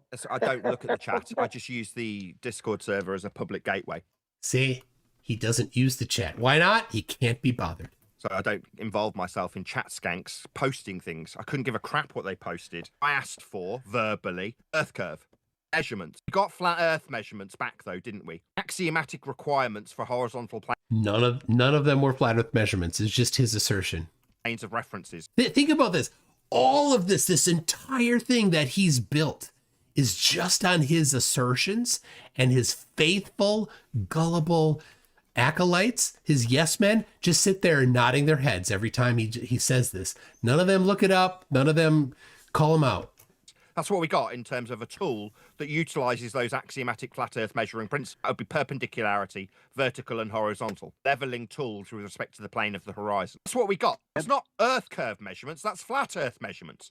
You dumbos. You all dropped on your heads? What, they're chat skanking? Yeah, I don't read any of that crap. I've got a live audience that likes to listen to people verbally discussing how Earth gets measured. So far, 40 minutes, Earth has been measured flat and only flat. Axiomatic principles that require it to be so. That's what we got. Moving on, any scientific evidence of gravity, as it got mentioned? I have a point to make on that. You'll need a downward Recording in vector, which progress. Down is with respect to a horizontal plane of reference. Hold on a second. I'm setting up. Recording stopped. Recording stop. A Zoom thing, but I gotta hear the drunk hillbilly. Hi, donkey. What are you doing here? All right, hold on. I'm gonna invite. You know what I gotta do? I gotta go cut a wig. So I'm gonna invite Icy Spin just to fill in. Icy Spin. You dirty boy. Right, hold on. Donkey. Okay, donkey. Okay, got it. Hold on. I think Donkey wants to go outside, dude. Is that what you're asking for? All right. Oh my gosh, I gotta hit the bathroom pretty bad. All right, Icy Spin. Can you get in here quick to relieve me so I can relieve myself? Where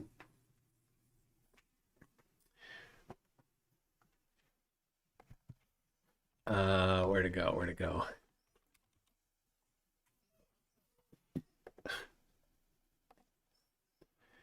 All right.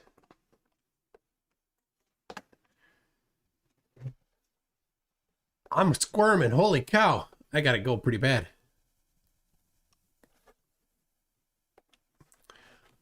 There it is. All right. Can you talk? Am I here? Yes. All right. All right. I'm gonna go. I gotta go. I'll be right back. You talk. Right. Have fun. Yep.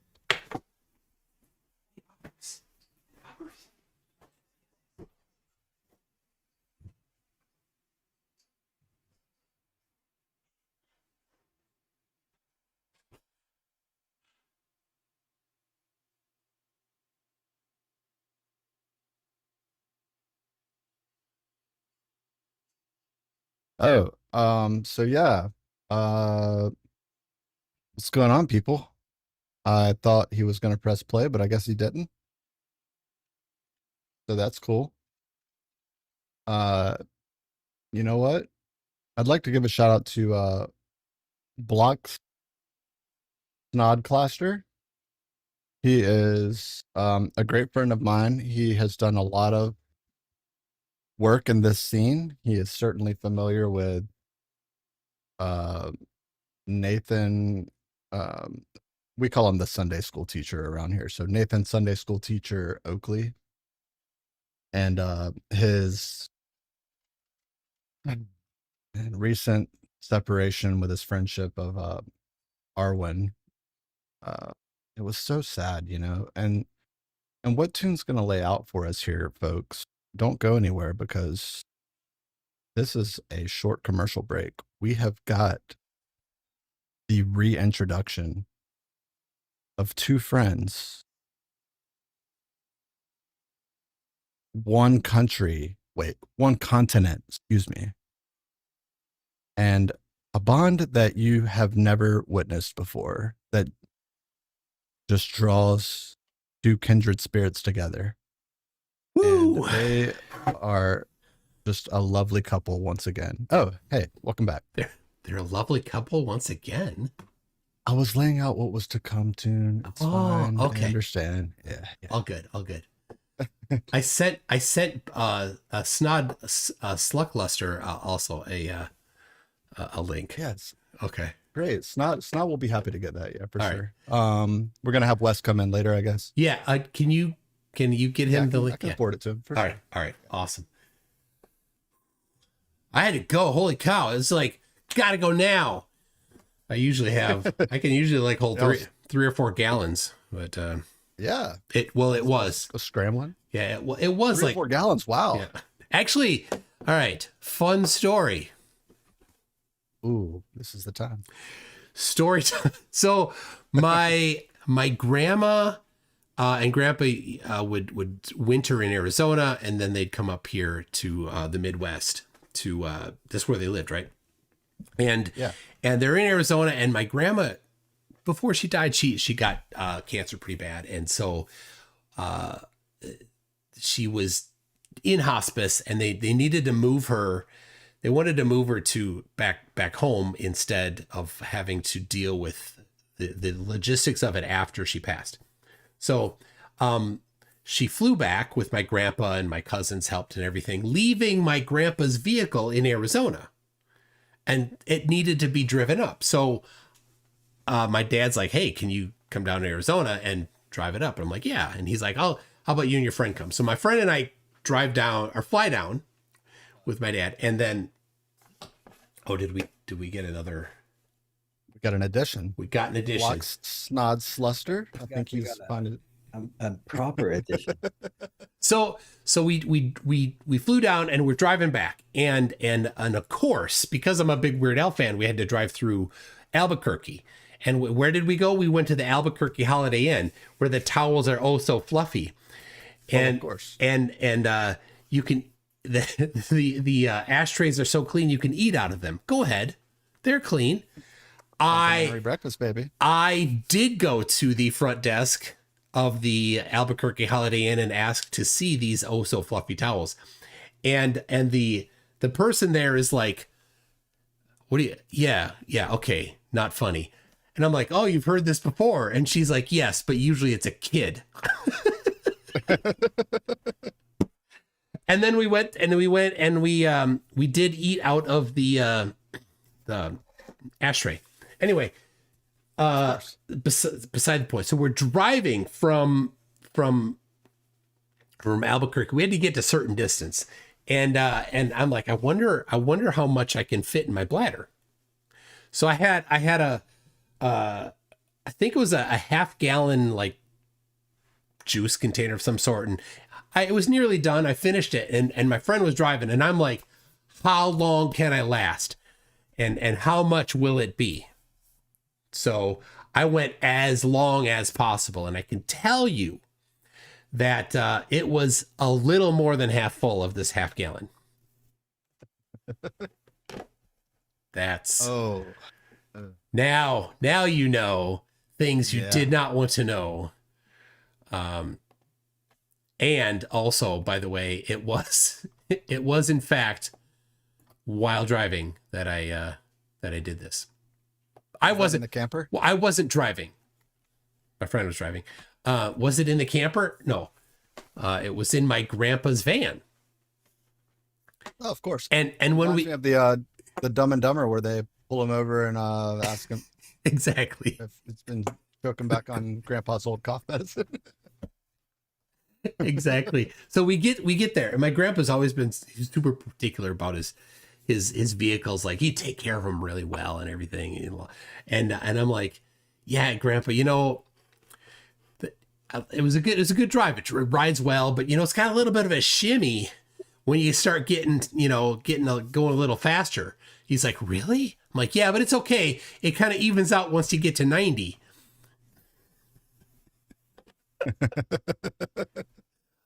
Yeah, he's what? Anyway, this Buck Sidebuster.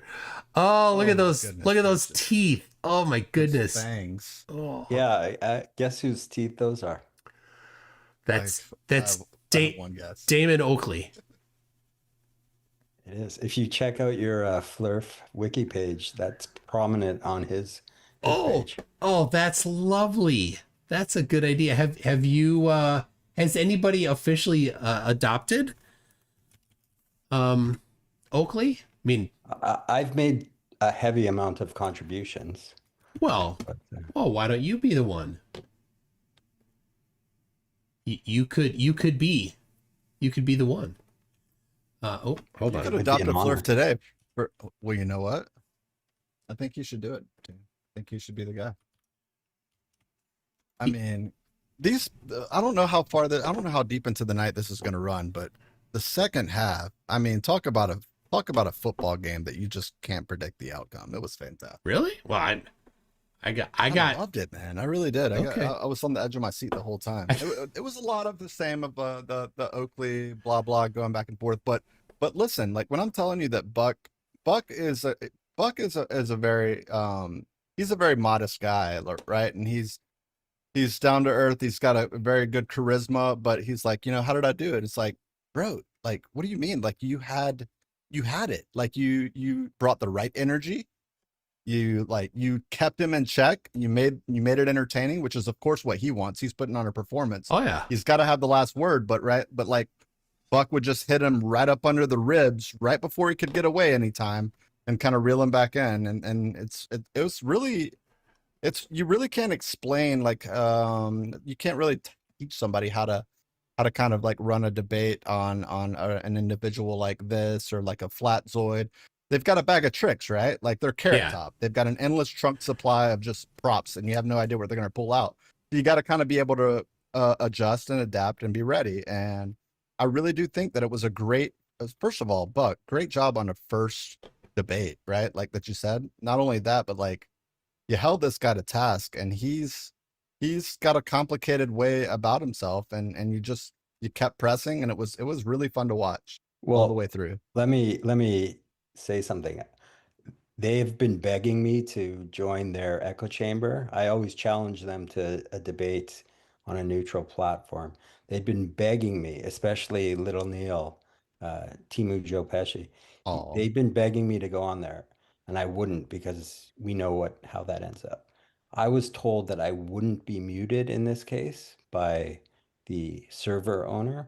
And sure enough, as soon as I got on, I got muted. And then I faced the dilemma of, do I leave and have them mock me for bailing, or do I just sit and go through what I vowed never to go through? So I think it's instructive because it shows it really puts him on display of how disingenuous he is, and how he can't debate people on a fair ground. Really put him on display.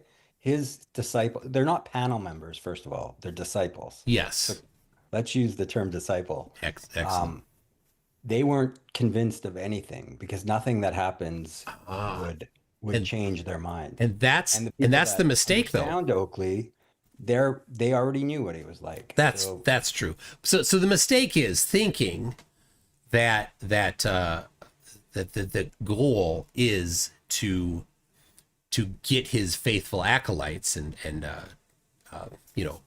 the members of his congregation to see through, right? Who cares that they didn't get there because they're smart, and if they exited flat earth, they'd still be the horrible people that they are. So I kind of like that they self-identify as idiots and as horrible people. So that's fine. And so I think that what you did, and that's why I'm highlighting it now, is that this particular video showcases what he's, his tactics. And so now we can bring it to a wider audience and point out what he's doing and highlight that. So I think this is valuable for that use.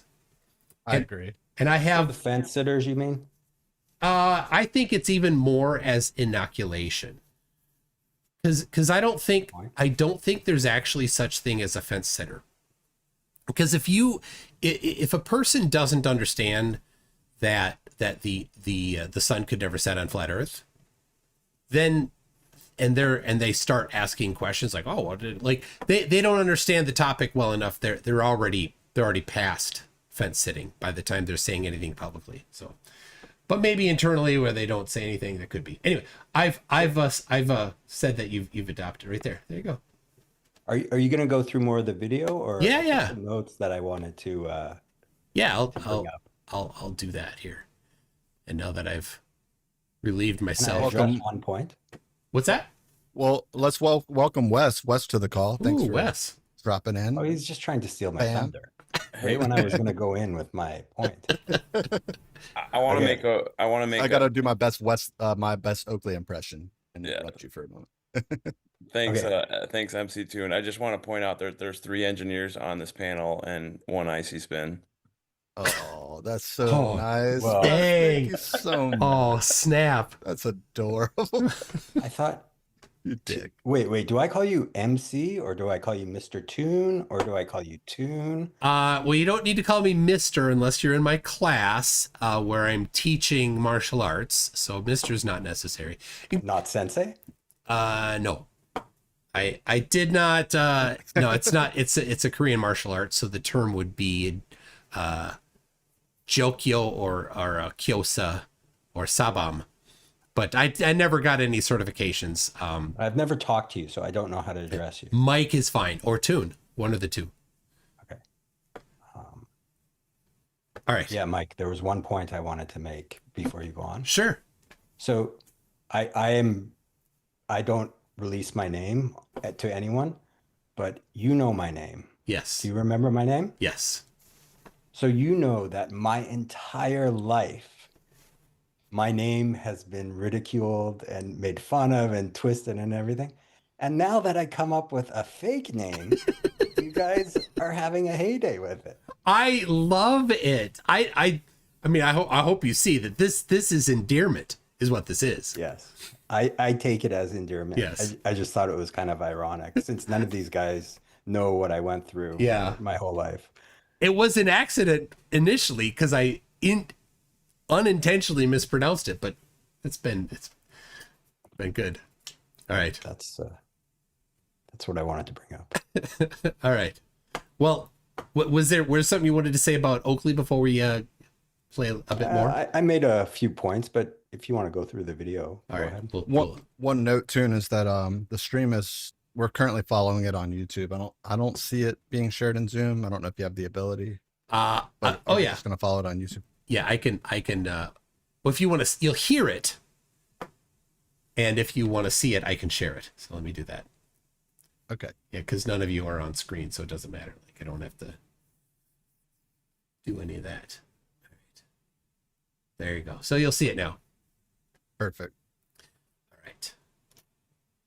Reference as well. I don't think that will help them. Yes. What John's pointing out before we get an answer from any of the Globe chat skanks is that downward vector.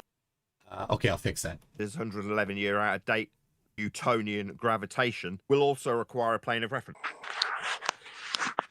Yeah, any Globers that want to rebut his prompt, please go ahead, because I've been waiting this for a long time, and I bet nobody will do it. You know, there wasn't something to be rebutted, really. I mean, I've asked for scientific evidence of gravity. I know. I've listened to you for 5,000 hours. I know, and nobody has ever. 5,000 hours. Oh my goodness. Okay. Scientific evidence for gravity. MCToon.net/G. That's it. It's all. They're all there. They'll never address it on topic. The only thing they'll ever do is what? Buck.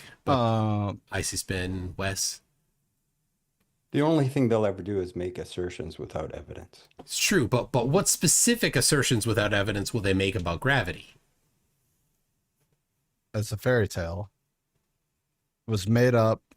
If I would have missed it, if I would have grabbed the first part of what you said, I might be better on. It's just what are their tactics, right? Because one of the tactics are to say that because things don't fall down, that a force is not acting on them, like clouds. Yeah. Their other tactic is to confuse relativity and Newtonian. And That's a good point. They often will say, "Oh," and this is what Dirt does a lot. In fact, on his most recent interview, he was derailing the conversation by saying, "Oh, okay, gravity, you say, huh? Are you talking about Einsteinian or Newtonian? Why don't you tell me that first, Mr. Smart Guy," right? And like try to derail it on the get-go and make it feel like it's, something that you just don't know, right? And make you feel confused. As if he understands the topic even remotely. Right, of course. That's cute. But yeah, so Oakley's primary one is to say that some things go up, therefore not gravity. Yeah, and that of course they don't understand the concept of net force. Yeah, multiple forces. forces. Explain it, but what's the point? Well, I suspect that Nathan probably is familiar with it, but he doesn't want it to be spoken, and so he won't allow it because he doesn't want. It's the age-old question: is he faking it, or does he really believe it? It's a tough one. It's a tough one. I've heard somewhere in the lore that there's a clip somewhere floating on the internet. I don't know if one of the faithful in the chat knows about it. Maybe I am just mistaken, but of him saying that he knows the Earth is a globe in a not ironic way. So maybe I'm wrong, but it's probably not quite that. It's a text conversation between him and Sleeping Warrior, probably. And let me see if I have it right here.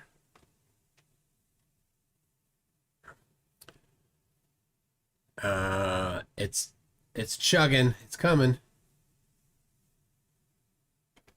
Why take it so long? All right, here it is. Is this it? Yes, this is it. This is it. This is the back chat of a conversation. So you see over on the right side, this is Sleeping Warrior talking on the right, and on the left is Nathan Oakley.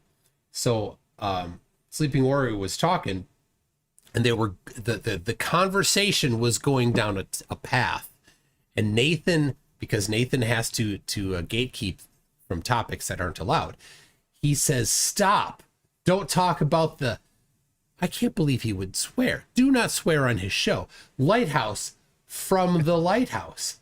It's a trap. I understand the trap now. Big trap." And then a 1 instead of an exclamation point. Sleeping Warrior says, "Go on." Nathan says the lighthouse projection is 21 miles from the lighthouse, so it's 10 miles away, not 31. So it proves the bulge. Right there.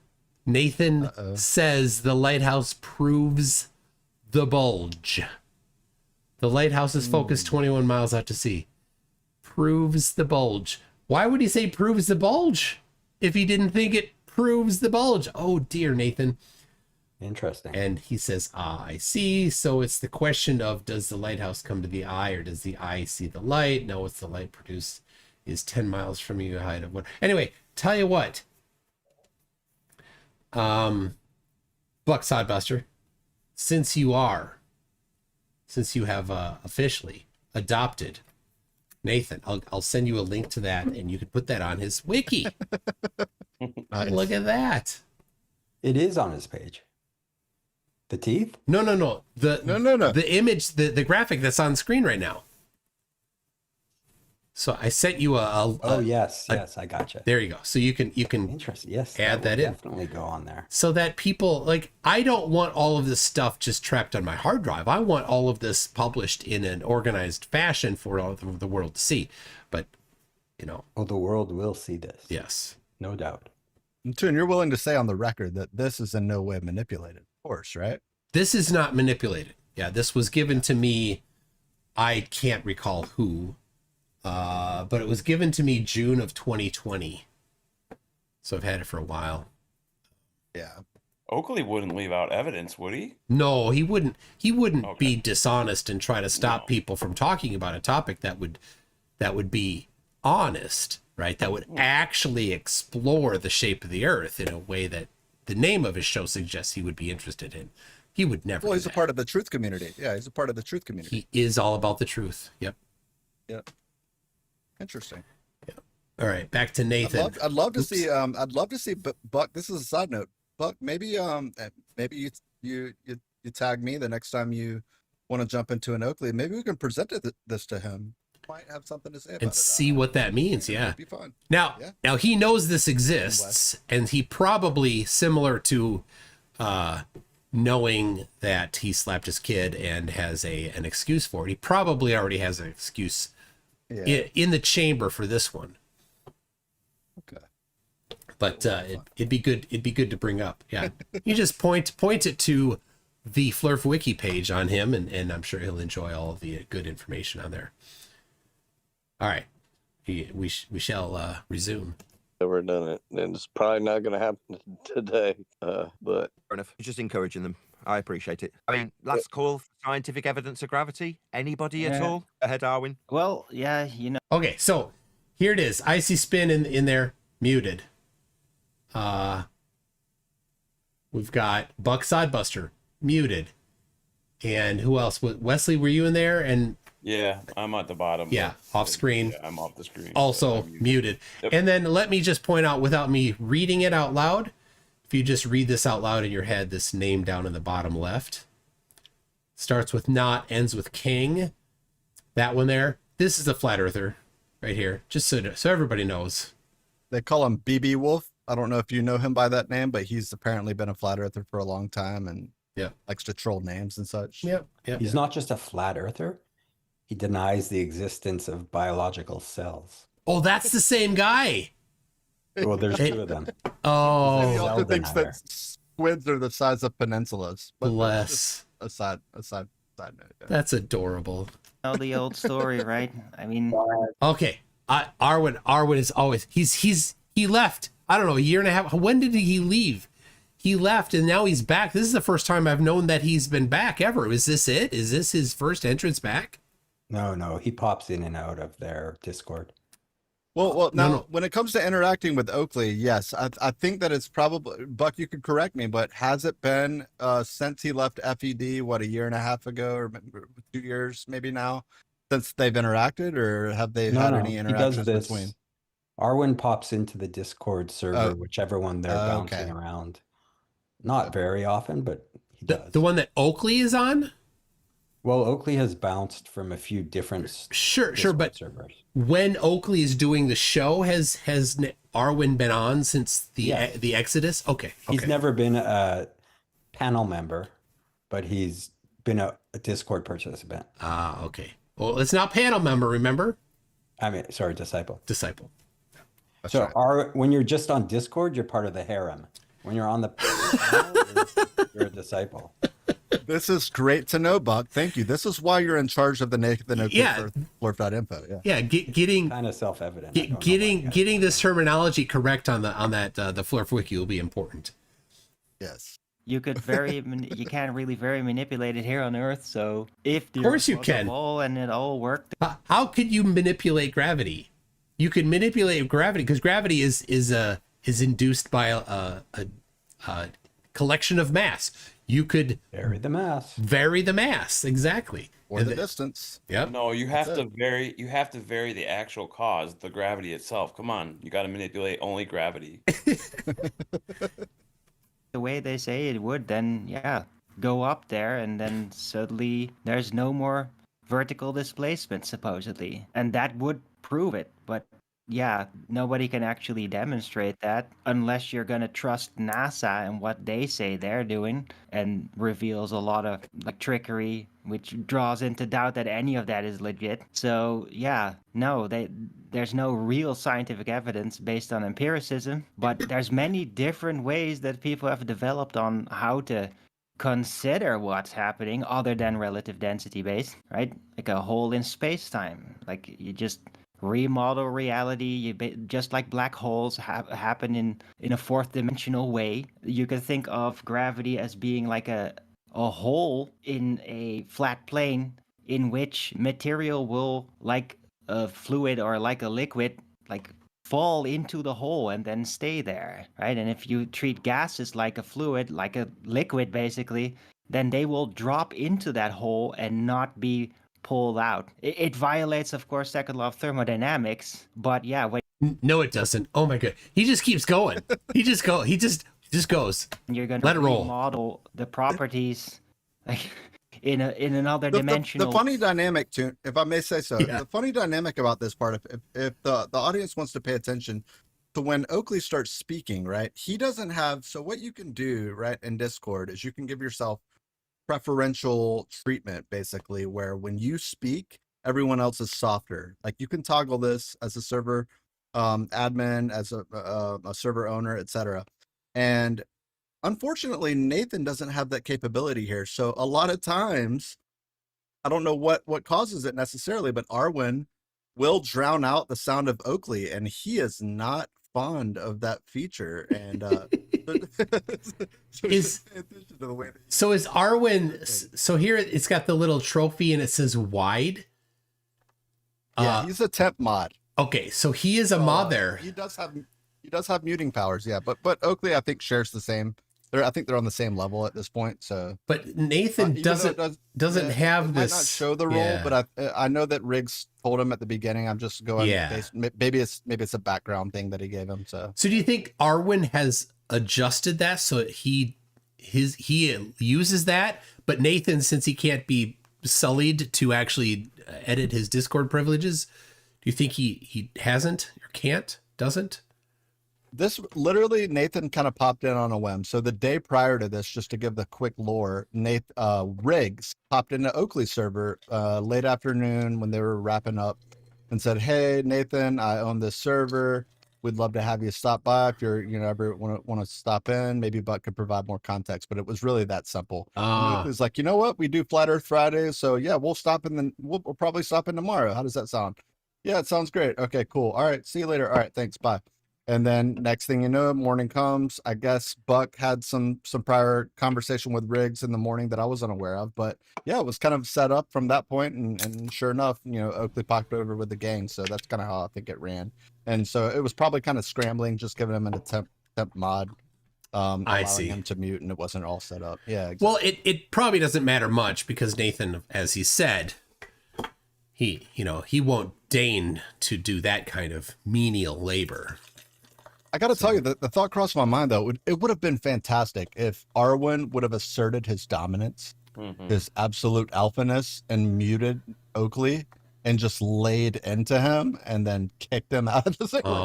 There's no way Arwen has the technical skills to do that. Right? Of course. Like, this is all like, I'm just like, this is just fan fiction. Oh, right? Yes. Yeah, I'm like, this would be such a great ending to the story. Oh, I would have loved that. All right. He might have had the power at some point, but yeah.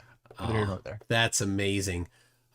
Just so far, what would Nathan have said after that? I went in and was absolutely humiliated based on my total ignorance of everything I said. That's right. Then you can bypass those types of natural laws very easily because, well, it's a completely different approach to physical reality in the first instance. But that's really where they're left at. It's just basically the demonstration of the heavy weighted ball on a trampoline. It really comes down to that. That's how they think of it. That's what they're left with. They, of course, can't prove it scientifically, but at least it gives some grasp to the mind on how you can imagine it, right? And that's all they got. No scientific evidence. All of that for that. You said down and up both when you were describing gravity. Well, down, up in the did you fourth notice someone dimensional way. posted a There picture up is there? no real up Yep. and down. It's like you treat. I did, and then I saw that in my my feed it wasn't sending it out, and so now it's sending it out right there. The pepper grinder. And if you know right there, Icy Spin says, if you know, you know. And if you don't know, somebody in chat will tell you. The 3D realm, the reality like a two-dimensional plane, and then where there's gravity, points, they are like holes. They in that plane, it's pulled down, but it's not literally down in the third dimension. It's just a hole in time space. Oh my gosh, a hole. His understanding of it is just it's child. He calls it time space too. I know. Which is really cute. Aw, it's adorable when they talk as if they know. Aw. And matter then gathers there because you can imagine it if you think of the 3D realm as a two-dimensional plane. Well, see, you said up there. You can't go up there before you went into your fourth dimension. Oh, yeah. And that's the problem. Yeah. Yeah, away from the supposed ball planet, right? When you have your distance, well, supposedly, according to the whole lore that also supports the moon landing system, when you get away, you're supposed to have less of this gravity. He's pointing out the vertical displacement would stop. You would float, supposedly. Well, that works. So Arwen just keeps talking, and Nathan's trying to talk, but he's not as loud. That's great. I love this. And so good. I don't know. Maybe Arwen doesn't even hear. He just keeps going. He just keeps rolling. And both Nathan and the drunk hillbilly are trying to, the drunk hillbilly is trying to nitpick on Arwen using the word up, right? Like you don't win an argument by nitpicking on verbiage like that. That's just so silly. It's like when Mikey says, "Oh, uptown? What do you mean uptown? Oh, Yeah. downtown? What do you mean? You going south?" Oh, I know. Like, it's come on, it's so silly. Let's move past it. It's his go-to point move. out your contradiction. He's Refracted trying to- curvature, picking up the up term, up or down. Oh that's his yeah. go-to. Yeah. All right, let's hear this part here. Oh, it's so good. Twice. But you just keep jabbering and waffling. Up and down is with respect to horizontal plane of reference. When you start describing from a sphere, that's not up and down. Oh, all right. So just for reference, the up and down would be right here, right? This is up and down on this vertical line, and it's only relative to this point on the surface, right? This up and down isn't the same up and down as over here. It's a different up and down over here. On the surface of a sphere, Mr. Claimed Engineer. That's correct. You're using both terms. You're saying out from. Oh, I'm not denying that there is like a cognitive dissonance between the flat plane based measured reality and the conceptual reality of the ball and outer space. And yeah, I mean, colloquially, everybody, including ballers, will just say up and down, not to the center and away from the center, because that's just how it connects. Yeah, it doesn't connect. There's a disconnect. That's the point. Two are incongruent with each other. But I mean, it's a force of habit. I mean, I'm not trying to make a case here. I'm just describing what they do and how they think, because I know there's no point. Sure, we got that. But what they do is they take horizontal planes of reference that are required axiomatically to describe something that doesn't have one, which is incongruent with the reality that they have when they describe out from a ball. Or they can't describe perpendicularity to a plane of reference, which is what they are using. You're saying, well, that's just how they colloquially do it. We're saying, no, don't get to use a horizontal plane of reference if it's Earth's surface to describe up from it if you're on a ball. You don't have that. The ball doesn't afford you that. So you don't get to use it. Oh well. Of course it does. This was so ridiculous that all these things are well defined, and he's just denying them. His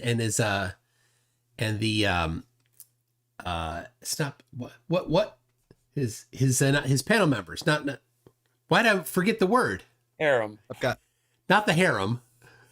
Neil Hart. Panel members are disciples. Disciples. Excuse me. So all right, the Discord people are harem. The people on the call with him are the disciples. And then but what's his YouTube audience? Need a term for that. To be determined. We'll think about that. Yeah. Indoctrinated. Could be flock or acolytes. On fleek.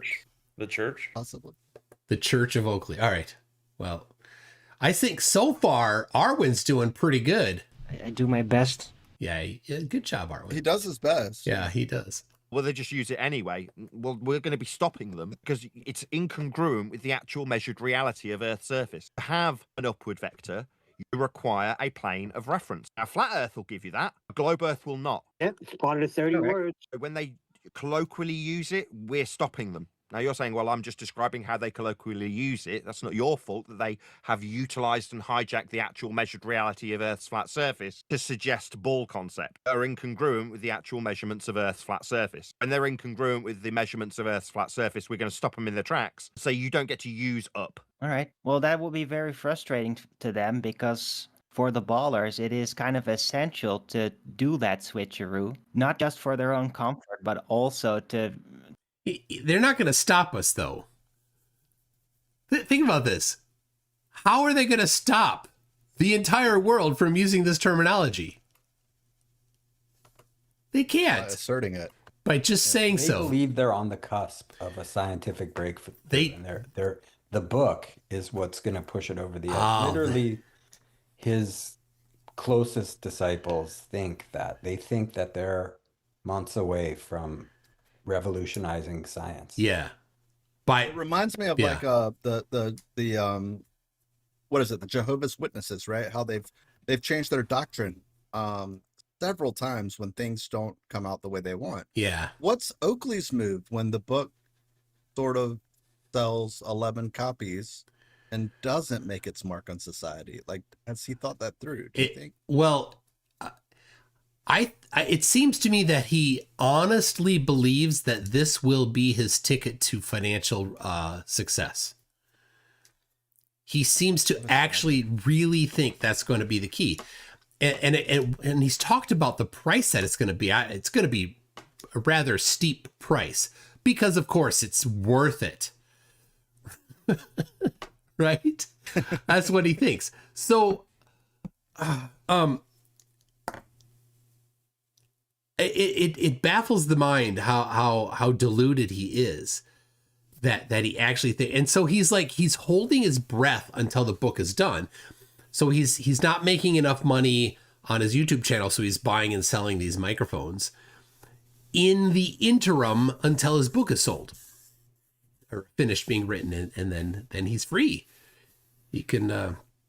He gets a little cranky later on. You probably won't get to it tonight, but I bring up to him. I said, "So you're so smart, but you've been reduced to selling microphones," and he wasn't very happy when I said he that. hated that. So All right.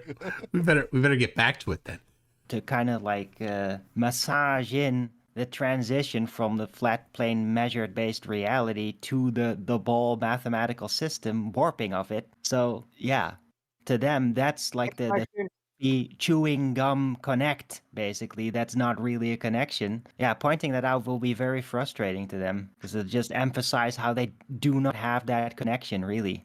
This just shows so much that FE versus FE, and that another FE has to create the hypothetical argument because nobody will actually engage because they will get destroyed. They can always talk through me and double speak their way around their requirement for a horizontal plane of reference, lie about how theodolite works, things like that. Right, bro. I appreciate you being here, bro. You're the GOAT. Is there any evidence that Earth is measured anything other than a flat plane? No. There you go. No. A room full of people. All right, so here Oakley says there's a whole room full of people. But the people that have engaged so far, Buck, Sidebuster, who's here with us right now, Icy Spin, who's here with us right now, muted, and Wes, who's here with us right now, also muted. So the people that he, and I don't know who else in this chat might be a non-flatty, but they're few and far between. Some Yeah. of them are, some of them are not speaking. For instance, Debatable D, I think he was trying to find the right spot, couldn't. Yeah. He's a faithful Glober. Yep. He's a good friend of ours. Moxie, I can't remember who else in the chat, but yeah, it was very thin at this point. You're right. So this is the part. This is my favorite part. He's after the first 2 questions of 5, he has muted all of the people that wish to participate, and now he's whining that nobody is participating. Well, they can't, Nathan. You have purified the echo chamber so that they cannot engage with you. Yep. Classic move. Is there any evidence that Earth is measured anything other than a flat plane? No. Well, they might Shut up, try. Owen. Don't Well, they flat might Earth try against new flat stuff. Earth. You- Sorry. Yeah, Arwen. Yeah, I understand. You want to play devil's advocate. Let the real people object. There's nobody will do it. Well, they're all on mute here, so. Oh, Arwen. I can, Yeah, no, okay. For Arwen comes in with the smackdown. conversation's White, sake, go ahead. White knighting for the Globers. Oh, Arwen. I loved it. Arwen, you're doing so good. What do you think about these flat earthers, Arwen? Flat earthers are stupid and retarded, and they never pay attention to anything, and they always get things wrong, and they're lazy, and literally all that. I can't argue with that, Nathan. There, Arwen, I can't argue. Yeah, speak for them. Be devil's advocate. Go ahead, Arwen. You can. Yeah, can you then let me actually talk? Okay, my bad. God. Yes, yeah. What might happen though, and I mean it's not a real serious threat for any of the FED crew, but there are some like research developments when it comes to the idea of terrestrial refraction. There is some development at it, and they might eventually start suggesting that even things like radar and everything abides by terrestrial refraction bending. They might someday in the future start mentioning that. You think? Just being so ignorant of it. Anyway, MCToon.net/refraction. A whole bunch of this stuff has already been done decades ago, including using radar and identifying how radar refracts. Oh, but the world outside their echo chamber doesn't exist. Nope. Which, and I mean, don't get me started on the technicality. I know it's still, there's development in it, and they might end up saying, well, we're measuring or scanning or perceiving it flat, but it's actually more spherical, etc. And then say that they did measure it flat, or that they did measure it spherical, but only because of the optics effects that seem to be caused, by the way, according to them, by the gradient. The gas pressure gradient seems to like have an effect on light in some way, but this is yet to be further developed, the insights on how this really works. And the main question, the main obstacle for them is, can it just keeps going? Specific You effects can't get a word in cause edgewise. It's so a good. geometry that is obstructed from a direct line of sight geometrically? Can it actually make it visible? Because I have not yet seen any direct evidence that it can. Thanks. Yeah, but in order to describe that, you've got a pressure gradient. Describe. He's totally hijacked Nathan's show. I love it. For the light to traverse through. The pressure gradient itself is described from a horizontal plane of reference, as is. No, it's not. Right. This is the thing. Nathan's now he's circling the wagons again. He has to go for his harem. And for the flock, he has to make sure that none of them are hearing anything other than the dogma that he has, the doctrine of Nathan's church here, that everything has to be in reference to. He just has to add that in.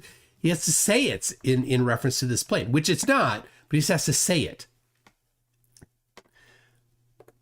Refraction, the distance over the height. Refraction's described from a flat plane. Pressure gradient's described from a flat plane. Radar is measuring a flat plane. That's correct. End of story. Oh, to say good boy. It's the end of the story. Refraction's measured with respect to a flat plane also.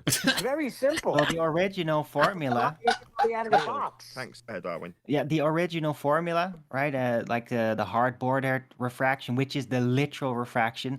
But I mean, this effect, which they call terrestrial refraction, it seems to not really be refraction. What? So that's confusing. Like it doesn't work according to the standard, to the actual. What is it called again? It's a law of the sky. Sorry, the name is eluding me. Sky. But what? Yeah, The law of this guy. He's thinking of the guy's name. That's true. The guy's Owen name. Benjamin, right? Yes, it's. Their inability to understand refraction, gradients versus distinct borders, and how that relates to Snell's law is one of the most frustrating things to try and get across. So it's Snell's law is what he's thinking of, and the guy's name is Snellis. But if you're French, it's Descartes' law. But by the way, Charlie Welch for the win here, old faithful member of the Toon Knights, if you will. Dropping a dime in the chat there with a beautiful sunset that's unexplainable by the flat earth. Oh yeah, loving that. Another type of effect that they call terrestrial refraction, and it might be happening, and it's still being researched. Okay, so let me reference. He claimed that refraction doesn't work according to Snell's law, but he couldn't remember Snell's name. Of course, it does. The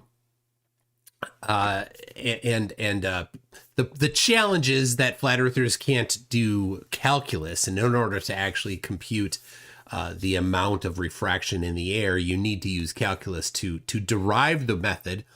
But once you've done that, you can then just do a couple easier things. For example, applying the coefficient of refraction, which is where you'll hear them say 7/6 R or 4/3 R.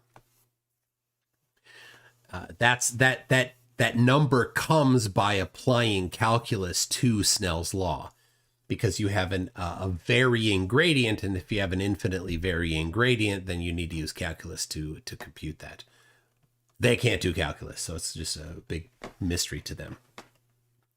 So there's just a little bit of development there, and I mean, I'm going to keep looking into it to see where it'll go. So yeah, they might be progressing their trickery, and then eventually they can warp everything. Shut up! I heard you. Oh, okay. Terrestrial refraction. I've got it the first 4 times, thanks, Arwin. So That's good. an oxymoronic necessity for an atmosphere, though, isn't it? Sphere-shaped air and an R value in the equation that was derived from a flat Earth measurement. No, it was not derived from a flat Earth measurement. Oh, so adorable that he just keeps saying that same mantra.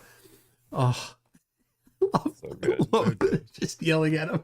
Minimal radial value when measuring Polaris. So your terrestrial refraction has an oxymoronic necessity for a sphere-shaped air. It doesn't exist. Real refractions measured with respect to a plane of reference. And the R value utilized in the equation, that's mathematics, the inference of something called terrestrial refraction was measured off a flat Earth. He said in reference to Polaris. Now, this is what's interesting. When I was in Punta Arenas, I measured R. I measured the radius of the Earth in Punta Arenas, but I did not use Polaris. How did I do that? Uh-oh. Don't have oxymoronic sphere-shaped air. The equation uses an R value measured off a flat Earth, and real refractions measured with respect to a plane of reference. Yeah, I know, but it's not refraction. So if you compare this to a religious ceremony, right? You have these mantras, these things that are repeated over and over. You have doctrine, the fundamental beliefs of the that the religion is based on, and so Oakley is a fantastic religious leader like this, because he's so good at coming back and re-injecting the mantras in to reinforce the doctrine in his flock so they don't forget it. That's right. It's his housekeeping, right? The housekeeping is the if you've been to a Catholic mass, there's this back and forth. The priest says something, and then the flock responds. And that's the housekeeping questions, is that same format. The priest, Nathan, says something, and then they respond. And if they don't respond correctly, or within the right amount of time, or with the right words, then if you're familiar with some of the older Catholic stuff, what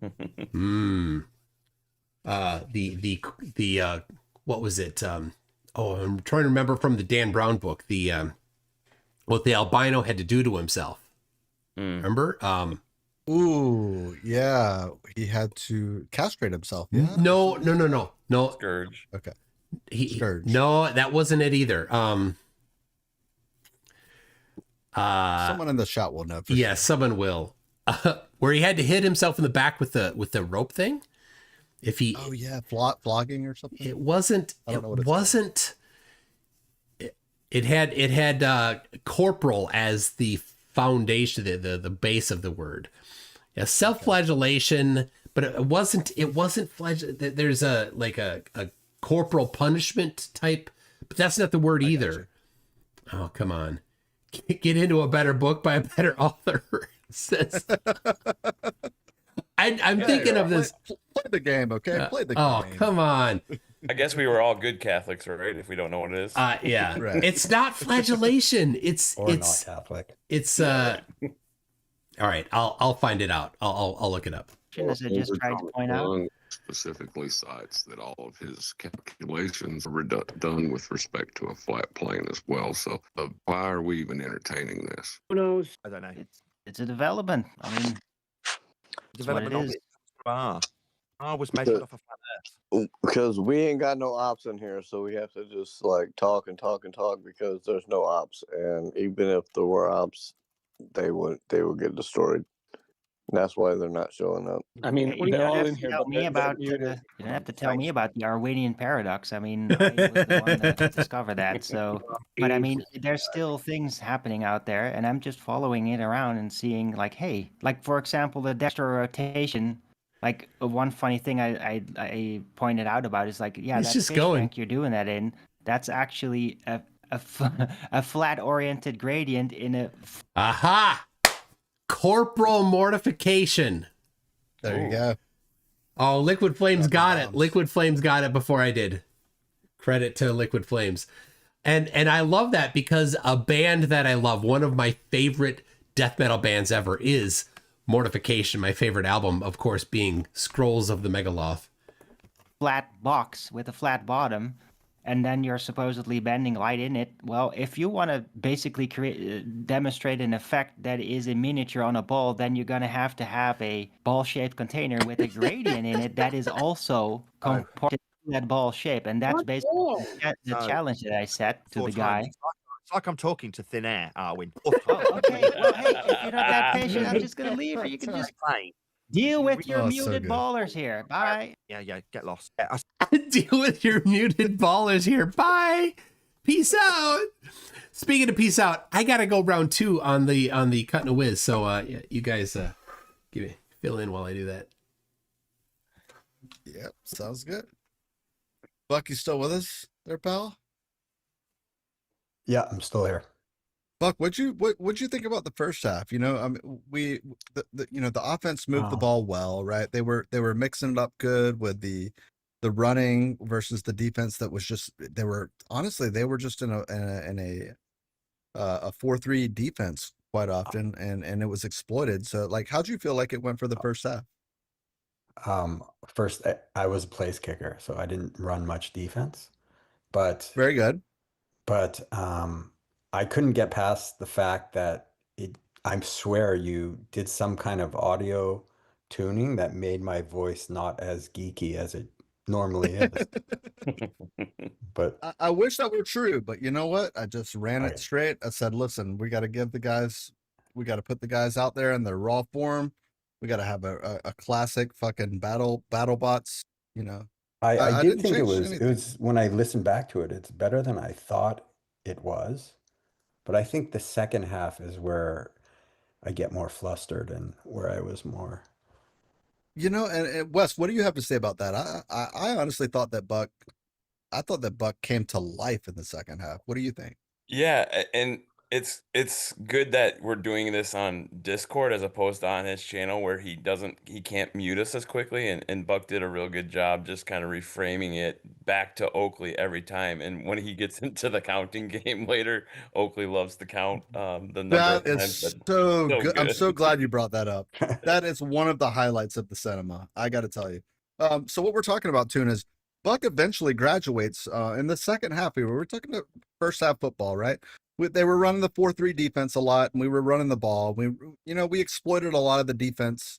This is just sports speak for, like, we ran a good first half. But the second half, we came to life, right? Yeah. And what I mean by we is, I mean Buck Shine, star quarterback, first round pick and in the NFB, right? Like, he had a lot going for him, and he performed. He did well. What he did great was he exploited the counting game. And what I mean by this is Nathan Oakley likes to say, oh, it's the time that I've said, oh, it's the fifth time that I've said, oh, it's the sixth time. And Buck met him right at the door with every single contest. Yeah. To the point I think we got up to 33. I believe it was 33, and I highlighted it in the chat when we got there. But Oh my goodness, was it I about kept to the end? intentionally skipping numbers, and he was getting so mad. I noticed that while I was listening. All right, well, let's I know that he does because Arwen mocked Nathan for good luck with your what did he say, bunch of muted ballers. Muted ballers, yeah. Said it 4 times. Listen, he white knighted for us. Listen, I gave him a plus 10%, right? And Wes was right there in the chat, Buck the same. We were like, hell yeah, Arwen. Thanks, bro. Yeah. Like, we were seriously like, he stood up for us for like a moment in time where like, we're not mortal enemies, but like at the same time, we're like, hey, Arwen, dude, kind of get a life, get a job, do things good with your life. At the same time, it's like, hey man, thanks for like sticking your neck out and being like, hey, look, these guys can't even chat, and you're like calling them out. So yeah, that was good on him for that. There are some flatties that if they wanted to exit, I'd say no, you keep flat. Oakley being one of them, right? I never want him to escape. I want him to be in that. He's such a horrible person, right? In or out of flat Earth, he's a horrible person. Arwen, like he's got a lot of demons, right? But if he actually listened to people that could teach him correct things and how to be a good person and how to interact with people and never listen to Owen Benjamin again and get out of that, right? I think that he's a victim. I think he could potentially, and I would love it if he could escape that and heal. So I would want Arwen to heal, but Nathan, he can rot, like his teeth. You'll notice Elder Bear and Bev are in the chat as well. So all the characters are coming out. Oh yeah, great contrarians of their time. Yeah, so Elder Bear is his Elder Bear's Papa Flurf is Bev, and so they are a combined group of two. There's two people in Bev's church. It's the priest and Elder Bear is the flock. I'll say this before you press play. I actually kind of enjoy Bev. Sometimes like I enjoy going back and forth with him. It's fun and he keeps you on your toes, right? And like you can jab him a little bit, and he'll jab you. And like I had a talk with him recently, it was fun. So I just wanted to say that. Yeah, for a bit, and then he gets annoying. And then it's measured with respect to a plane. And you go into describing how it's measured with respect to a plane in a fish tank. Yeah, that's correct. Until you start saying, well, you're going to have to put it on a ball. No, refraction is measured with respect to a plane. The only ambiguity is when you introduce an R value for 7/6 of a radius value derived from a flat Earth measurement. That's the 5th time I've covered what you brought up. Don't need it describing from a ball in a fish tank, because it isn't described mathematically or measured mathematically from a ball-shaped fish tank. It's measured, fine, with respect to a plane. Nice. Yes, go ahead. Is it French? Fase. F-A-S-E. Did you want to add? No, I was just saying everybody's muted. You guys keep saying there's nobody that wants to talk, but I guess everybody got muted. Yeah. So maybe you could choose one and then they could take turns or something. Did you want me to pick a disingenuous liar who lied about how we level a plane of reference? Look, Sodbuster, he lied about how a theodolite was functional. Or should I use one of the other glurf scumbags that glurfed through me 9 times? Maybe the guy that said, where did he say horizon? And then after having explained to him 9 times that he verbally said it as his opener, he still seemed to feel the need to yammer through me. Should I unmute him? It's up to you. I'm not a fan of either of those guys, but like if you're looking for somebody to push back, then yeah, it might be those guys. The guys that yammer through the top of me, talk through me and lie, those guys, we should introduce them back into the conversation after I've said I'd rather not talk to you because you're disingenuous and a liar, and feel the need to yammer through me when I correct you for lying, saying that we can achieve perpendicularity to a point, that sort of liar. Why would I want to reintroduce them into the conversation? They're liars. We get through all the housekeeping, Nathan. No. Nathan. Oh my gosh. I know we're on a spinning ball. I've seen a picture of it. Where was the picture taken from? I'm just kidding. Suggestion that we have pictures of a ball shape. Okay. This is an affirmative consequent he's about to go through here. Listen closely. Earth would infer that we have travelled out through the gas we are all enjoying breathing into an area 10 to the minus 17 torr. That's a sky vacuum. That is in direct violation of the second law of thermodynamics. If we in a rocket can travel into an area that's called a vacuum, then so can all the gas which expands at high velocity into areas of. No, we play golf on the moon. What are you talking about? We play golf on the moon. That's a second time.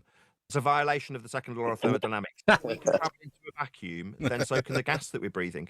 I know. I'm just playing. Thank you. That debunks the idea that there's pictures of an Earth from space. All right, so the affirmative consequent is you know, the pictures from space he says can't be real because the thing that he's affirming, right? The impossibility of that even existing, which of course he has not yet established. He's just said things and he's used words pulled from science by that scientists use, and none of them who actually do this work and understand the topic agree with him. He's just asserted this to be the case, and it's a mantra that his flock needs to hear often in order to continue believing it. But the fact that there are pictures from space is evidence that what he has affirmed is incorrect. He's got it in the wrong order there. No, there isn't. Yeah, I know. But Nathan, so space. But what about gravity? Dealt with that 100-year out-of-date notion that all things tend towards a horizontal plane mantra perpendicular to it in a downward vector would be number 1, 111 years out of date. Number 2, in requirement of a horizontal plane of reference. Mantra. Also, space itself is length, width, and height, which are planar measurements. That's not going to help you on it. Oh, the drunk hillbilly goes back to his one card. He's just got one thing. Because in the space is up, and they just have an up or down. It's so I'd like crazy. to imagine. Yeah, I'd like to imagine prior to like the show, he's like, "All right, drunk hillbilly, like you've got 3 points. I will not like whenever a Glober says this shit, I ain't saying nothing. You got this, and then I'm gonna immediately hit him with the left hook." And we'll keep rolling, baby. Like pre-game talk, right? I know. But they've done it so good they don't even have to practice anymore. It's like that. That's right. It's like the professional musicians. They don't need to practice if they're just doing the songs that they've done. They feel one another. Yeah. Right. Wes, what do you have to say? Well, I was gonna say it's crazy that anytime we go into a debate with them, we can't bring up space. We just can't do it. We have live streams, we have videos, we have photographs, we have first sound accounts, but we won't bring it up because we know immediately it's a nuh-uh. And so imagine having to, forego all of that evidence and come up with other things when you can actually just see the Earth as a sphere. Just plain and simple. It's just crazy to me. It's silly. Well, and that's what the extreme example was Northern Rebellion on Tuesday night. Yeah. Where he's like, show me curved water on a ball. I show it to him. He goes, that's not curved. Yep. Just the and then he went there. Backed in a corner, had nothing, and then he went there. Yep. That's the pulling the chute, right? That's the escape cord. Oh crap. I know that he won't allow me to continue, and he won't be pressing anymore because he won't be putting that on YouTube. Yeah, get me out of here. For Globers that may not be, they haven't been around for like even someone like Wes and I and Buck. We've been around the game for 3, 4, 5 years now, and you haven't been exposed to kind of the tactics, right? Yeah. It's very simple. Like when they run out of options, they go there. They will insult or they will run. It's fight or flight. There's no exceptions. It's not a law of tune, but it is literally how the game is played. It's like they will either just come at you, and they'll either, for instance, like someone like Brenda, who is a very valued member of the community. They will go after her for no other reason, and sometimes they will do it quite often early, or they will just run if they can't have an answer. Like it's as simple as that. Like they literally have no other options. And remember, what did Timu Joe Pesci say really early? Poisoning the well. He accused the others of the poisoning the well, but it's just an admission. It's a confession. Yep. Sure. Oh dear. But there's a whole room full of people. There's only been 3 or 4 disingenuous scumbag glurf liars that felt the need to chat skank their way through the replies to their disingenuous scumbag glurf lies. Of other people. Well, in the beginning, you asked for measurements, right? And we didn't get measurements. We got tools. Very simple. Where's your demonstrated measurements of curvature? What are they? The tool measured a flat Earth, as did descriptions of places that we can't travel because they violate laws of nature. It would require the altitude measurement be with respect to a plane of reference also. We've had descriptions of sea level so far, eye level so far, planes of reference that are having perpendiculars in terms of tools, referencing those planes of reference to measure angles with respect to Earth's surface. So far, all we've... It's just this machine gun of mantras here. Yep. Crazy. One thing I wish I would have thought of that I've been using a little bit lately is cell phones, right? How does a cell phone know its orientation? Not many people have used the theodolite, but all of us have a cell phone, and our cell phone knows which direction is down. We don't have a horizontal plane of reference. All it knows is what is down. And so when you turn it sideways, it goes sideways. That's like a very simple way to understand how we're using gravity just in the palm of our hands. And somebody like this is just going to say, nuh-uh, or I don't know how he's going to relate that to a plane of reference, but it's so simple to understand. You know, that's a great point, Wes. Like when you go to take a photo, right, horizontally, and you rotate your phone and you're pointing it straight forward, what does it do? Yep. Yeah, it orientates itself to a horizontal, right? It's How not. does it know? It's not looking at the horizon.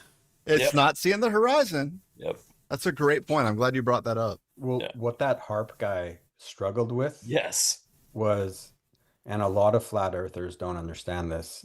And you touched on this, Mike, but the bubble in a level is using the downward vector to establish the horizontal plane. That's the reference. They don't understand that the bubble is being pulled down, and you have to center it in order for the left and right side of the bubble to the liquid's being pulled down, and the bubble then goes up. Yeah, that's where that HARP guy couldn't click. And I'm sure he's used a level before, but using a level doesn't mean you know how the level works, what makes it work. Yeah. Sorry. A level somehow works inside of a house when it can't see the horizon. Yeah. Cell phone or level, whatever, it can't see the horizon. How does it? How did it get it? Done is shown and demonstrated with opponents telling us that they're measurements of sphere. They're not. We measure Earth flat. That's what we've got so far. We ain't got no. How do you measure without tools? Okay, so what are your measurements of curves? Hold on. We ain't got no ballers in here. None. 'Cause we're preaching to the choir at this point. Like Ballers are people who play ball. Stop insulting them, please. No.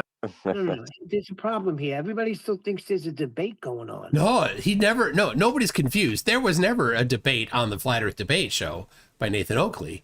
He doesn't allow debates. Do you hear how instantly he shut down any possibility of debate? When somebody came in giving exactly what he wanted, they get one sentence out and he'd start jumping in and demand to get muted. That's right. He does not accept debates. And speaking of debates that Nathan Oakley can't do, I challenged him to a debate on a neutral platform where he cannot mute people as he is wont.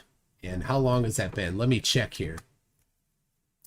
1,417 days since Nathan Oakley has been challenged to debate me.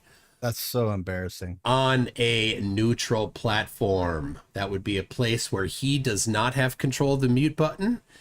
And the people that do have control of the mute button aren't his lackeys. Imagine running for 5 years. That's got to be pretty tiring. Yep. Yeah. And yet still he still doesn't. He still is just a big old lumpy potato looking Ferengi. Did you have the photo of him that you pan to from time to time? Yep. Wait, that's the wrong guy. Yeah. I can't tell the difference. I can't tell the How much is dental? Hey, Big Fish, how much is dental insurance over there? More than several dollars a month or something. Big Fish? Big Fish. He's in the chat. Oh, okay. He's in that neck of the woods. Oh, all right. I don't know. I'm sure there's 1,000 others, but he's the one that just came to mind. For the stereotype that the English have bad teeth. isn't a stereotype because it's not true, right? It's a stereotype because there is a reason for it. Typically, fluoride. I don't know what is the cause. Well, he's a chain smoker, so Yeah, but you can but, see. but there are people that smoke a lot that don't have that, so it can't just be. I always heard that it was the fluoride in the water. I could just be wrong about that. That they do or don't have fluoride in the water. They don't. That we have the fluoride in the water in the States, and they don't do the fluoride. I don't. That's what I've heard. I've heard. Well, it could be a wives' tale, but yeah, I don't know if that's the case or not. Could it be the urea? It could be the massive volumes of urea. Yeah, that could be it. It's like gargling it, bathing in it. Don't make me throw up. Yeah. Okay. Sorry. Yeah, the debate is over, but we got the goat in the building. I'm just asking, the goat. Everybody's got He called him the goat. Baller side of things. We got the goat in the building, and be open minded and listen to him. And so anything that you think is a point, bring it up, and Nathan will destroy it, and then you'll have to reevaluate your life. This is how it is. So I was just asking if there's any ballers in the building, because otherwise he's just preaching to the choir. They're all on mute. No, there's about 3 or 4 people that are on mute. Look, anybody who's on mute, they had their chance to participate. Perhaps they were interrupting or just weren't playing along with the questions, which is bad faith. So he's putting on his show. He just wants to talk to people who have an argument and know how to behave. We're on deaf. When did we say the horizon? But he said it the first. Yeah, we were interrupted. Oh, right? That's precious. Right. Yeah. That's adorable. We were insubordinate. What did he call us? Insubordinate. Insubordinate globe. Yeah. Something or another. Jesus Lord. Oh, all right. We got from MRMC. The myth of bad British teeth stems from post-war economic hardship, limited cosmetic dentistry, and American media's portrayal of flawed British actors versus perfect Hollywood smiles. Sounds legit. Sounds like a good explanation. And somebody else said it was World War One. Chisa PLS said the UK has fluoridated water. So maybe I had it backwards. Maybe I did think it had something to do with fluoride, but I could be wrong. Well, in the States, we do have fluoridated water. At least we've had a history of it since World War II. 50s, maybe 40s, 50s. It's when it started. And now recently there's been some kickback against that, adding it to the water. And the Witsit kinfolk stepping up. And well, it's not just that. It's RFK Jr. too. So in fact, I just looked this up yesterday because I saw a flatty on Facebook saying that January 20th, it's going to be made illegal to have federally fluoride in water. I'm like, I don't believe that for a second. So I looked it up, and what had happened was a year ago, RFK was saying that when he becomes the health guy, which would be on the 20th of January last year, he was going to make it so that it's no longer recommended by the Department of Health. But this flatty was so incredibly bad at doing his own research that he thought that this year on January 20, that it was going to be made federally illegal. Shocker. Which that's not how it works in the United States. You actually have to pass a law to make something like that illegal. That would require Congress to do it, followed by the president doing it. And so I don't know why he would think that you can't predict the date that a particular bill will be presented to the president. It may or may not go through. You can't just declare. Anyway, this typical flatty thing that came out of his mouth. Oh, well, when did he say it? Did he write it down? He verbalized it when he first opened his mouth. When did he put it into the chat? Oh my God, do I really have to go over these things 9 times with these people? That's the best you've got, is it, ballers? Amazing. Deaf people, that's the best you can offer? People who can't listen? So, Nathan, what measurements give you flat? The tool. We have had one described explicitly. That's a theodolite. It's measuring with respect to the horizontal planar surface that is Earth. Give you angles from it, and you level it to it. The first thing you do is... How? Just level it to Earth's planar surface. How? How? Nobody How? can count. Wrong. Just How It's flat is FTF it? the boldness with which he says that.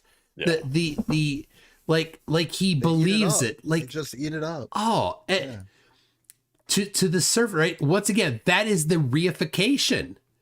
Even if regardless of the shape of the Earth, that would still be wrong because it's the wrong order. It's right.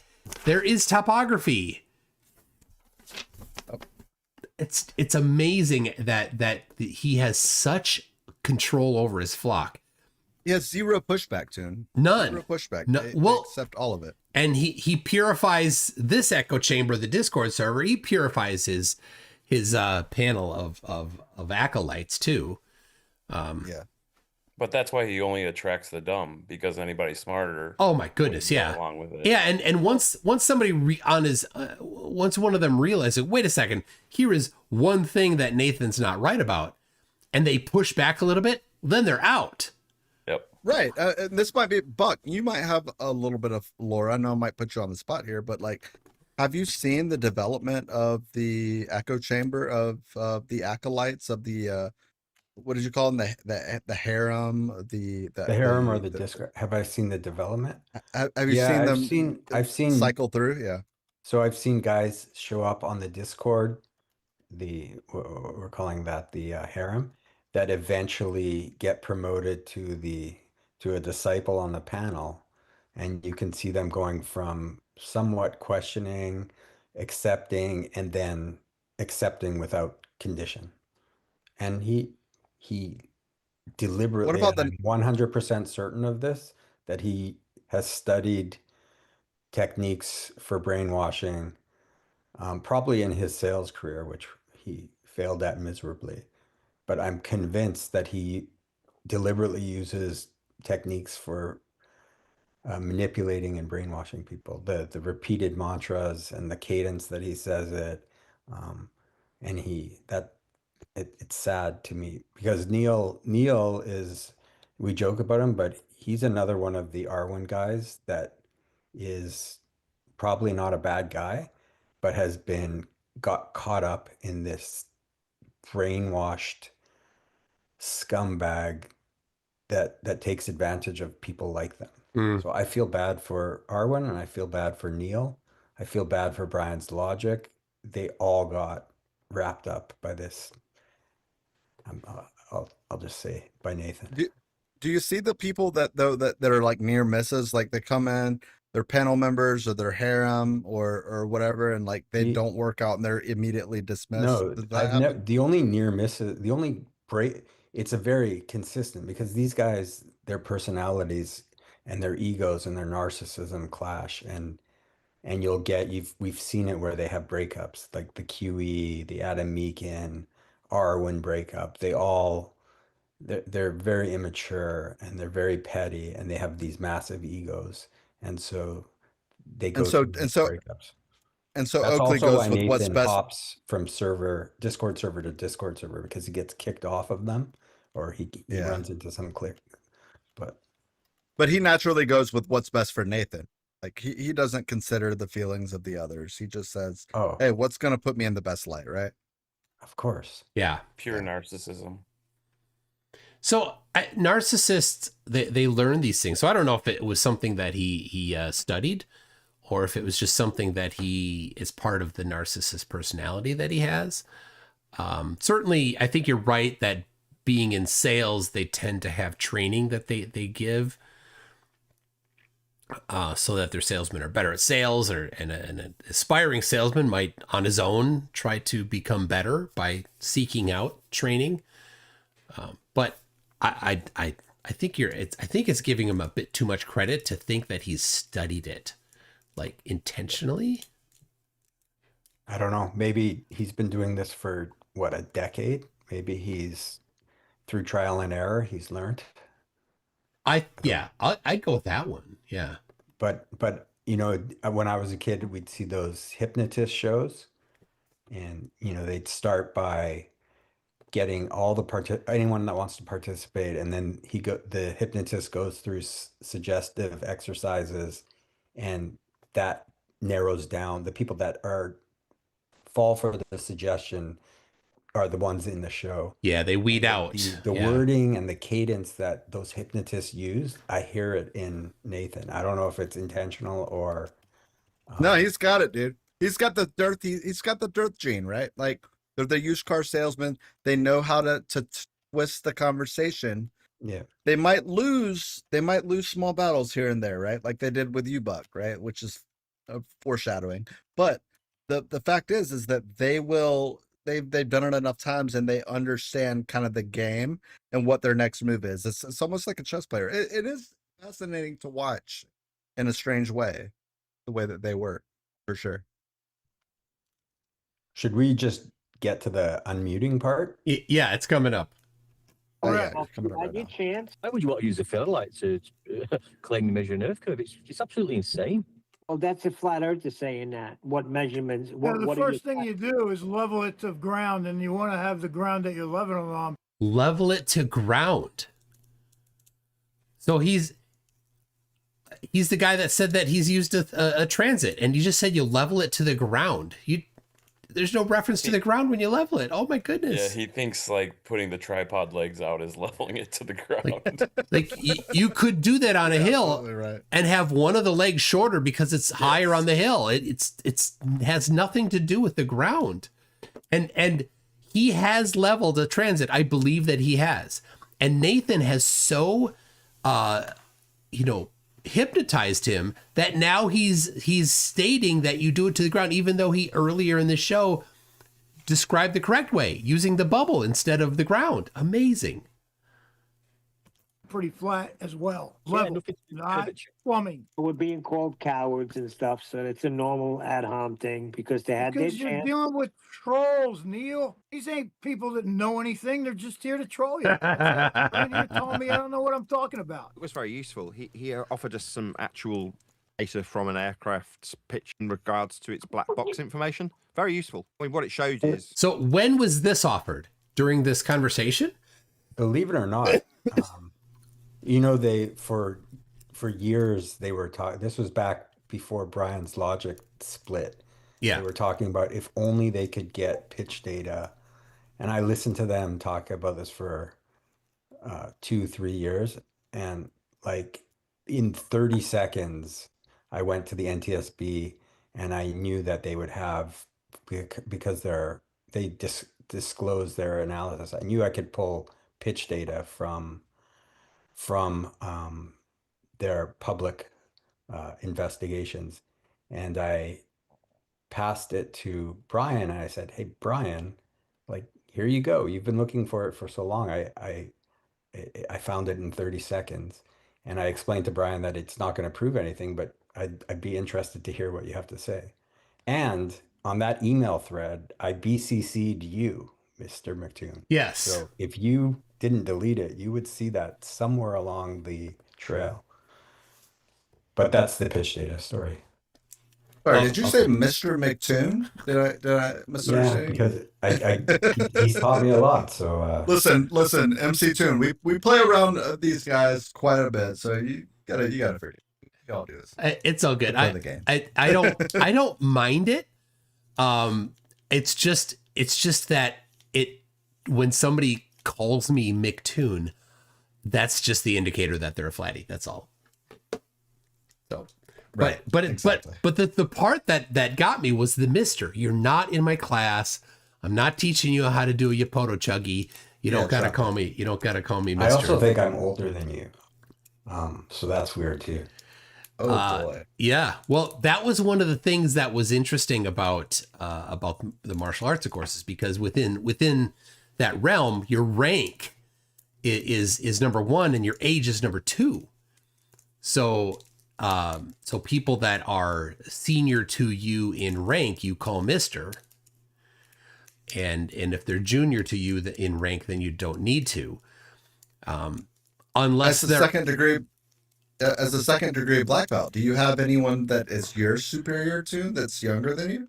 Of course, there were plenty. And so that's the interesting thing. So like, you know, if somebody's 16 years old, I think that was the youngest that you could possibly like, yep, I'm calling them Mr. as older to them. And they would call me Mr.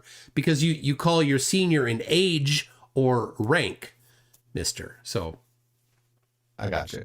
Yeah. That's interesting. Yeah, it's just how the It's just respect. It's respect for what you're doing, what you're here for. Yeah, it is. And it's very, very much part of the Asian culture, of course, right? That they have different words and phrases for things if they outrank you. So like even like I only know how to say hello one way, two ways in Korean. I know that the generic annyeong. that's just hi, right? But you wouldn't say that to a senior. That would be disrespectful. To a senior, you'd say annyeonghaseyo to a senior. So when I've gone in St. Paul, there's a line, a road where there's a bunch of kind of like little Koreatown in St. Paul in the Midway area. And I've gone into like a Korean grocery store and I walked in to the lady there, right? And I said annyeonghaseyo to her, and she's like, "Oh no," because part of the culture, of course, is the male female thing. So you wouldn't, a male wouldn't say that to a female in their culture. Yeah, it is strange. Like I remember thinking, like in Japan, you would have to take your shoes off before entering a household. And I learned that as an adolescent. I was like, that's strange, right? Like going to Japan, you don't tip, right? You don't tip. Their tipping culture is largely American. Yeah. Even in Europe, I think it's a little different, but like Japanese, like they don't tip. They take their shoes off before they go into the household, and it's just totally different. So interesting. Hey, kitty. I got Raccoon here, just chilling. Hey, Raccoon. She's just looking right at the camera. That's a good kitty right there. Good kitty. She knows what's up. Yeah, she does. You want to hear? She's not a fan of Oakley. Do you want to hear? Here you go, kitty. Kitty. I think she's good. Yeah, thank you. All right, we're almost there. We're almost to the unmuting. The pitch of the plane measured also with respect to a horizontal. It's a plane of reference that you'd have to use to. So he has been going through the. I didn't let it go very long. He's been going through the housekeeping questions, and the prompt was that he's going to return to the housekeeping questions, but he doesn't want to. He instead changes the topic. Fire that data. I don't mind discussing that with Buck. Yeah, okay. Let's get back to where we were. Does a theodolite use the surface of the I don't mind Earth? talking about the pitch data that you provided. We're moving to pitch data. Sorry, yeah, what I said I want to talk about. You either talk about that or you get lost. You don't seem to understand the rules here. So I'm not allowed to respond to everything that you said while I was muted. Is that the rule? Sorry, in regards to the pitch data that you provided, you were disingenuous, earth and scummy, and lied when it came to the theodolite and its measurement with respect to a plane of reference when you leveled the tool. Well, That's not measuring earth curve. He's interrupting me again. We only just started this discussion about pitch data. Moving on, you had your opportunity to talk about the theodolite. You decided to lie at perpendicularity and referencing a horizontal plane or leveling the tool. So now we're on to pitch data. You can either discuss pitch data with us. It's another flat earth prerequisite to describe an angle with respect to horizontal, or your altitude to remain level, parallel with the ground, and in straight and level flight, affirmed by the pitch of the plane with respect to said horizontal, so that you can remain in straight and level flight. Now I'm asking for your acknowledgement in this regard. You don't have to give it. No, I don't acknowledge that. That's incorrect. But I was not given a chance to respond to the theodolite, so here is the response. He doesn't want to talk about pitch data. We're moving on from pitch data then. Yeah. What a coward. Yeah. This coward doesn't want to talk about pitch data. What a coward. I want to not move I think there's a coward that doesn't want to talk about how theodolites are leveled. off of the A theodolite coward. because you're A scared coward. to He give doesn't an want to talk answer. about the pitch data. No, you Okay, are here, only in my radar because you gave us pitch data. Does a That was the theodolite original use the surface original of the Earth proviso as a that you gave me. reference for the That's downward? how I know you. The only reason I know you is because you've given pitch data. Now you, the coward, wants to move away from the pitch data that you gave us onto theodolites. What a coward. I will gladly discuss the pitch Sorry. data I found for you guys Good. once I Pitches with respect to good. I'm Good. Jolly over good. the- Let's talk about it then. Good. How do you want to talk about it? You're not gonna be a Nathan will coward. not let me speak. Are you not going to talk through me, Howard? You're just- You're going to get muted by the server host unless you shut your mouth while I'm talking, Buster. So you're not going to be a coward. You are going to discuss the plane's measurement of its angle with respect to horizontal to remain in level flight then. Good. First, I'm going to school you on how a theodolite. Then I will Yeah. school you on how pitch Conversation then. data. So he's just a coward. What a coward. He gave us pitch data. That's the only reason I know who he is. He wants to move on to theodolites, even though we've got an ongoing discussion about pitch data. No, it's not moving on to theodolites. It's returning to the theodolites. And this ongoing discussion about pitch data wasn't an ongoing discussion. This was a trick, a bait and switch that he brought up. He introduced the topic only for one purpose, because he didn't want to talk to Buck, to talk to you about a topic that he knows he can't address. Right? With respect to horizontal. Oh, hold on. And Red Beret is in the chat here. Red Beret has he's wondered if I've ever had a success in a debate, and I've said 100% success rate so far. I've won every debate. I don't know that last one. That last one the other night. That was a close one though. Yeah. Oh, it's so close. Red Beret, have you not gone through the archive before you came in to assert your dominance? Like, obviously, you know what's been happening here, right? Like, yeah. Get a grip, bro. Come on. So in a debate, by the way, Red Beret, in a debate, just see, this is how I've been 100% successful. Because in a debate, you have a position, you state your position, and then you bring the evidence for that position, the data, right? And then you have a warrant that binds the claim, or the position, the claim, the position, right, with the data to support it, right? And no flat earther has ever done that. That's it, right? So no flat earther has ever actually entered into a debate with any glober ever, because that necessary part of a debate they've never done. Well, what they'll do too, like what we've talked about earlier, flight or fight, right? They'll either insult and then they'll be death by mod, right? Or they will leave. There's literally no other options. If they don't bring evidence, sometimes I think there was one or two times. I think one was when it might have been you and FTFE having a discussion with a gentleman that by the end of the debate literally changed his mind. Like, I don't know if you recall the guy's name off the top of your head, but I'll have to go back and find it. But he was like, you know what, you guys have convinced me, and I think FTFE spoke up and was like, seriously, are you serious? Like, I think you were kind of thrown back too. But besides that, like, I can't think of someone that's come in honestly debating and I can give taking you an it on board. example. One of my favorite debates where the guy brought in evidence was the French guy who went to the hockey rink and asked the Zamboni driver if the ice was level. That was the best. Zamboni. One of the best all-time debates. Well, all right. So to maybe clarify a bit, like, there have been a few instances where they did bring some, like, try to actually engage in what a debate actually is, I guess. So yeah, the French guy, John, Kevin John, he did get a claim that, and his claim wasn't, he changed it. He would not state that the claim is that the earth is flat. His claim was that the ice is flat. Oh God.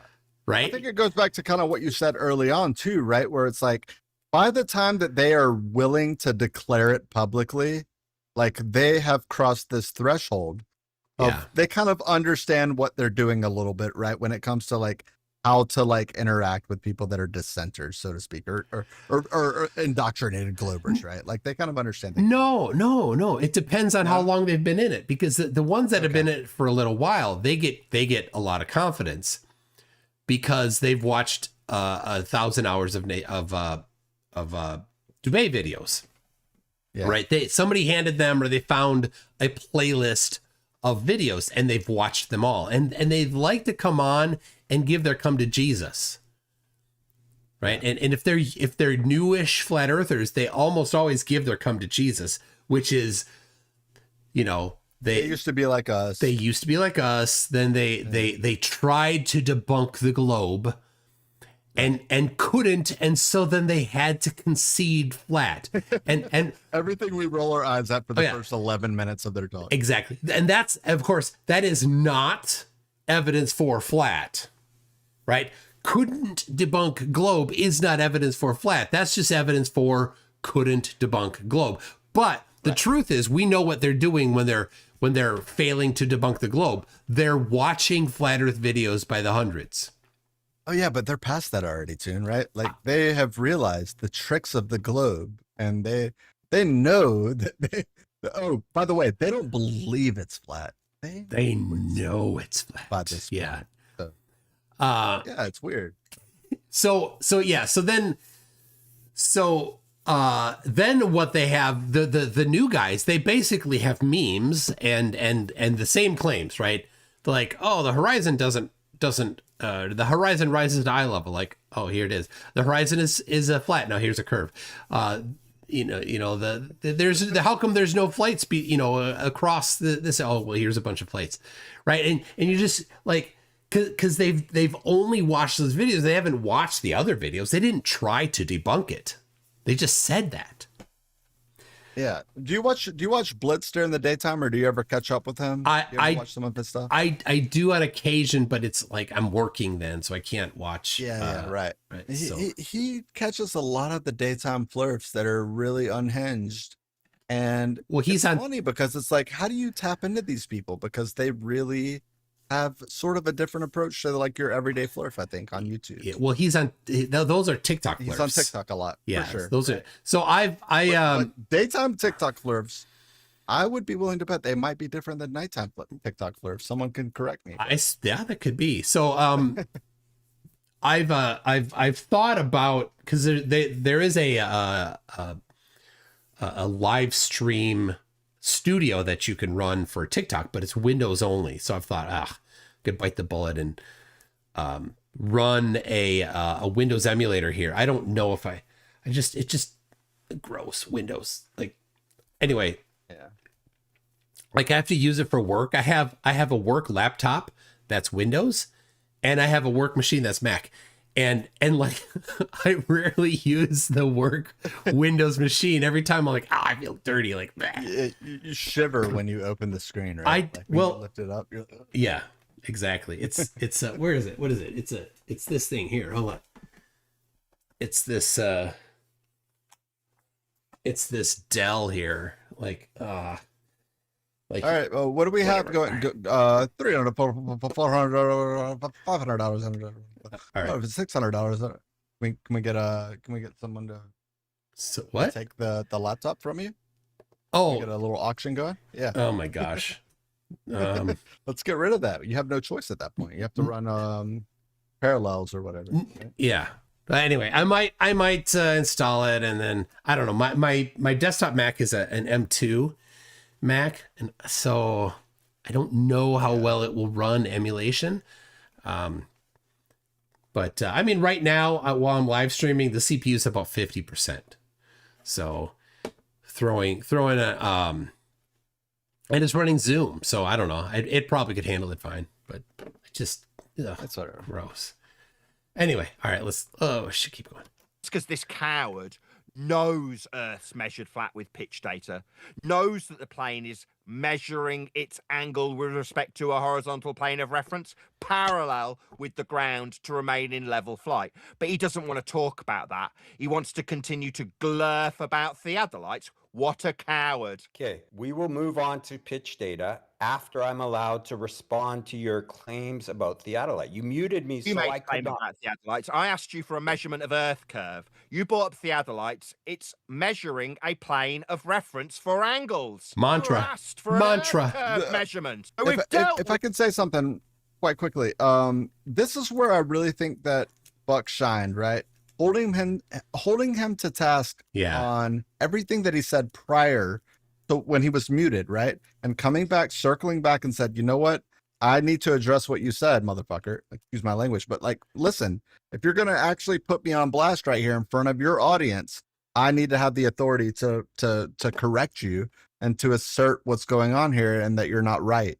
Right. Like, and instead of just letting him move past it, I think I could be wrong, Buck, but I think that he probably saw that as an opportunity to like kind of let you get in and try to take control of the conversation and make it interesting. I don't think that he gained any respect for you necessarily, but I thought that was a really good spot for you to kind of come in and take control of the conversation, so to speak. Yeah, that was good. Real Arnold comes in with a fantastic idea, a capture card, so I don't have to run it on my Mac here. I could run it on a different machine, and then just have the HDMI out come to my Mac here, and that's absolutely a fantastic idea because I have two HDMI to USB captures. All right, it's a good idea. All right, I like that. I'll do that. All right, and yes, and to your point, it is masterful. It's your bullshit that suggests this tool measures. Oh, please don't swear on my show. Curve. Yeah, don't swear. It doesn't. It measures angles. You asked for proof of a horizon. I cited. I did not ask for proof of a horizon. Yes, he did. Measurement of Earth curve. You're a liar. No, he asked for a horizon. This was funny. He did ask for a horizon. And so now he's lying. No, I did not ask for measurements of a horizon. I asked for measurements of Earth curve. That's what I asked for. You offered us a theodolite. Theodolite is still yattering through me, notice, ladies and gentlemen. For anybody who wonders why these people have to be shut up, they can't keep their mouths shut. A theodolite. Nathan just monologues. He says you say one sentence, and then he starts crying that you're talking over him while he's talking over you. Does not measure Earth curve. Notice what Buck said. He said, yammering through me, or not Buck, excuse me. Oakley said, you're yammering through me. Guess what Buck starts to adopt and pushing towards Oakley? Oh, yeah. And it works like a glove. Yes. I love it. It measures angles. Okay, the way the conversation went was I gave you multiple surveys of Earth curvature, and then refracted curvature asked me what tool was used, and I responded with one of the tools was a theodolite.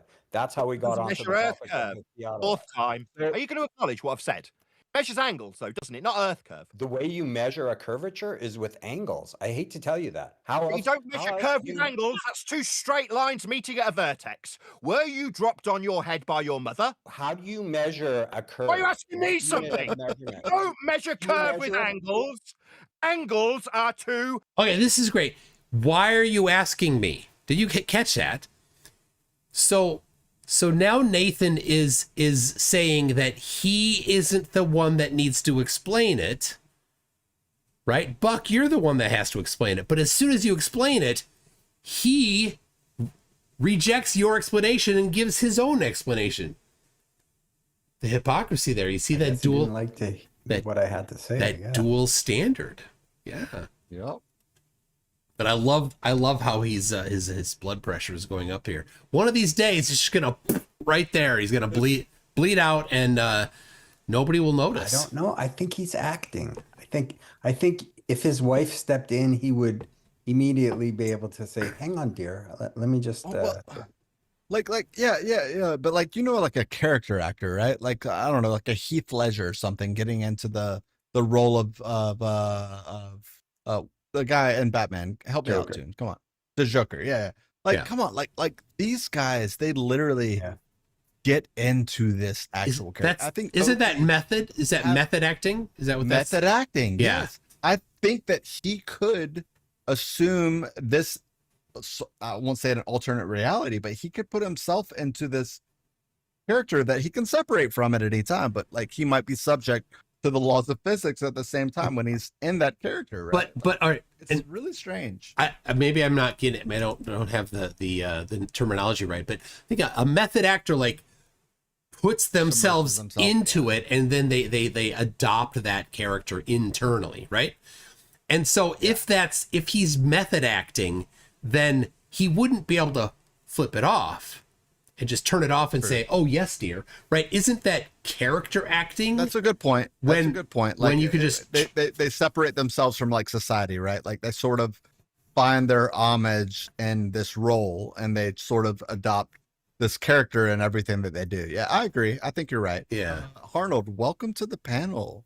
How you doing, man? Good to see you. Good evening. Hopping in a little late, but nice to join y'all. This was a fun one. Glad to see you pop in. Yeah, you were there for the duality. I mean, if you watch the chat over here, which Oh, yeah, is he's very up in tiny, here. And by the way, I've tried to improve my techniques of making it more visible. But yeah, Arnold's been a faithful. We've been on worldwide debates for a while now, just kind of playing with these guys. But this was a special occasion, and I'm glad that you were a part of it, man. It's a lot So of fun. I would say when you capture next time, make this window, shrink it both directions, right? And then make it so that the text, like it shows a smaller portion of it, and then make it bigger on your screen there. Yep. So You're right. Yep. I've been playing around with it, but yep, I think increasing the text size like on the forefront to try and just make it more visible. Yeah, it's a good call. Thank you. Straight lines, you stupid idiot. Do you measure a curvature? Why are you in asking me degree? something?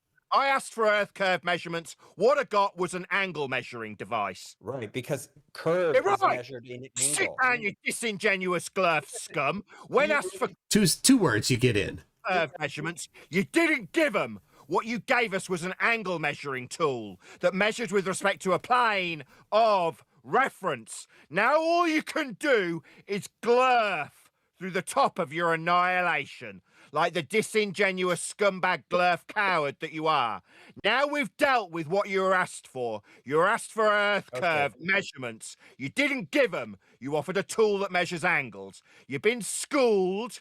Now I'm giving you another opportunity for the third time to talk about the pitch. That's the measurement of angle with respect to horizontal to afford a plane to remain in level flight. Do you want to talk about that, or you'll be permanently shut down from this discussion? We've dealt with your request to offer earth curve measurements. You gave a tool that measures angles, not curves, from a plane. Now we're talking about pitch of aircraft. Do you understand? Curvature is measured by angular measurements. No, it's not. You understand? No, You it's deny not. that? No. You got a full sentence out before he had to jump in and chant over you. Fucking angle, you complete retard. No, curve is not angle. Angle is two straight lines. Unit of measurement of a That's curve ridiculous. is angle. Are you not going to acknowledge that curve is curve? It's a deviation from horizontal. It's not angle. That's two straight lines meeting at a vertex. Curve is measured in angular measurements. In degrees. Nice. You could say a curve over X distance curves 3 degrees. That's how you measure curvature. The way you measure flatness is by showing there is no angular change. Okie dokie. So we need a distance. Will the distance... We don't need a distance. Yeah, We don't have to have a distance. Yeah. This is where I got a little mad. He really exploited this. If you need a distance if you want to measure if you want to determine the radius of the curve, but if you're just detecting for curvature, you don't need to know how far apart the measurements are. But with respect to Earth's surface be linear and horizontal? It won't be horizontal. You don't measure a curve horizontal. You never seen a map? Have you never seen a scale on a map? Are you Oh, gonna the know, like, how map. maps work? So do you agree Why that are a you saying curvature no? is measured Yes in or no degrees? question. Do you not understand how the scale on a map works? What does that have to do with Oh, measuring it's a curve? maps. It's Earth's measurement, you fucking retard! Settle down. Oh, please don't swear on the show. Yeah. Listen to what I say. I won't Listen to tell my down, words. you unbelievable spastic. You've said that it's not horizontal, and I've directed you to a fucking map and its fucking scale. You understand that on a map, utilization of Earth measurement, it is, unlike your glurf contradiction, horizontal and linear. You said it wasn't horizontal, and I'm going to call you a fucking retard. Because yes, it is fucked hard. Don't swear on the show. Have you never used a map? Third time. You said that curvature is not measured in degrees. Fourth time. You said you Yes or need a no? distance Is curvature to measure measured in degrees? curvature in a degree, and I asked you if the distance would be horizontal and linear. You said it won't be horizontal for the distance. I say, fucktard. Yes, it is. Have you never used a map? Sixth time. Is curvature measured in Ask degrees? me something. Have you never used a map, you fucking retard? Because the distance on the map is horizontal and linear. You said it wasn't. Seventh time. Is curvature measured in degrees Why are you or asking not? me for what curvature's Because measured you as? said a You've already theodolite told can't us, be used to measure your curvature. curve, you need a distance. And if we're talking about Earth, we're going to be talking about the distance on maps, which is horizontal. Isn't it, fucktard? No, it's not. This was great. The maps, the distances on maps aren't using a horizontal. They're using the Haversine formula. Uh-oh. Nathan, if you're going to reference a map, you're going to have to use R. It's going to require R. Time. Is curvature measured in degrees? Right, remove him from the discussion. There's no point in having a conversation with him anymore. Purify Because he the said echo no, chamber. Distance isn't horizontal, but it is, Buck Sodbuster. That's precisely what it is like on the maps. Now, you're going to be a coward, or you're going to acknowledge how wrong you were when you said that the distance isn't horizontal when referencing Earth and distances. 'Cause you're wrong. We can use a theodolite. Stuttering little bitch. That's right, you stuttering little fucker. Stutter for me, spastic. That's right. Distances are horizontal, like on maps. You. Oh, there it is. There it is. When he's stuck, he starts to going for his little tricks that he has. He switches topics. Yep. As soon as he's stuck, he goes on to map horizontal. Yeah. He had to go to maps, and then he stutter. Like, because I wouldn't do the pitch data. Yeah, you so didn't. He had to go to something. And you didn't. You were not stuttering, but he says it because I think he thinks that his audience likes it. Yeah, Buck does lose he loses a couple of words here and there, but he does assert the pepper grinder, and it's a good defense. The pepper grinder defense has worked in no spoilers. No spoilers. Okay, excuse me. All right, we'll let it go. Fucking retard. Time. Is curvature measured Fine. in degrees? Was that fine? Yeah, so you're wrong then, stuttery. So, stuttery. Horizontal distance measurement then, yes? I will ask a 12th time. Is You didn't have curvature 12. measured in You only got degrees? 9. You jumped from 9 to 12, and he's so upset. You can't even fucking count. What a retard. No, you didn't reach 12, Dumbo. Try and keep up with your own number structure. I was praying he would remember what the real. 5, that's 6, so good. 7, 8, 9, and 10 and 11 before 12, you fucking retard. Meanwhile, horizontal distance measurement on the maps. You said no, and now you're glurfing through the top of me. Just got to glurf through the top of me, right? But as long as you keep yammering through the top of me, you'll win, right? You said no to the horizontal distance measurement. I asked if a fucking retard's ever used a map. Oh, all right. So I've used a map, and maps, in fact, prove that the Earth is a globe. Look at that. This was the third video that I did on my channel back in 2018. Okay, I thought I was a nerd. Holy smokes! Oh yeah, that's beautiful. November 28 of 2018, I took this picture. My wife, so patient. I took over the kitchen for an evening and put this up. Are those flight plans? These are flight maps? These are flight charts. Yep. So did someone challenge you to say, how can you take flight charts and make them into a curved whatever? Yeah, a guy named Flat Out Hero offered a $100,000 challenge to take flight charts and plot a route where you start at one city, you go to another location, turn 90 degrees, go to another location, turn 90 degrees, and get back to where you started. So a 90-90-90 equilateral triangle using flight charts. And of course, it's not hard to do, right? So multiple people did it in software. Wolfie 6020 notably did it. So did Ruhif. And I did it using flake charts, and he said, no, I meant paper charts. Of course, he did not mean paper charts when he said it, but somebody did it, so he had to change. He had to move the goalposts. And that's why a legitimate challenge needs to be written down so that it cannot be changed. So there it is. Yeah, so I used flight charts. Let's see here. Yeah, so I did it in 3 segments, of course. There is Namibia to Cambodia. So next time one of these guys says, so why are maps flat? Can we like show that image of you and say, well, you'd have to carry this around if they weren't? Yeah. Yeah. And these are printed at, they're, the big foldy maps, right? The old school that you throw in your glove box, right? That are folded up. That's how big these are. And they were scanned in, and then I printed them all out on 8.5 by 11 paper. So they're significantly smaller than when they were, folded out all the way. It would be quite a bit larger. And you've collected on that since then, right, Toon? Like flat out here, he's giving you 100K or? Yeah, about that. What's the late interest payment on it? And, I went into it knowing full well that he wasn't going to pay. Like, you could tell by the character of this guy that he had no intention. Yeah. And that's how it's the second law of Flurf. All Flurf challenges are fake.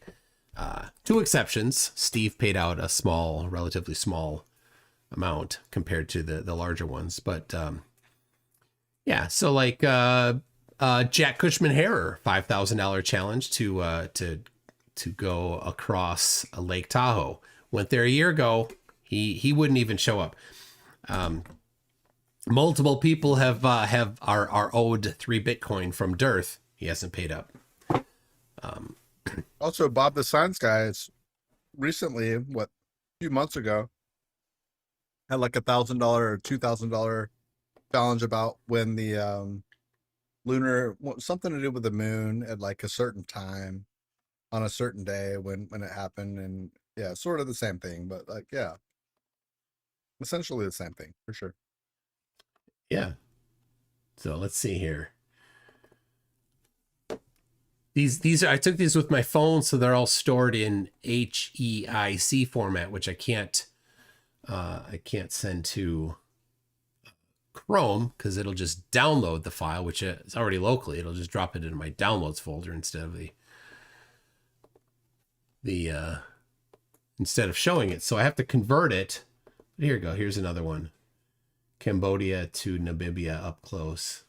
There you go. Because one of the things, the guy's like, you got to prove that it's 90 degrees. Like, he didn't even understand the geometry that it doesn't need to be 90, 90, 90. It just needs to sum to more than 180.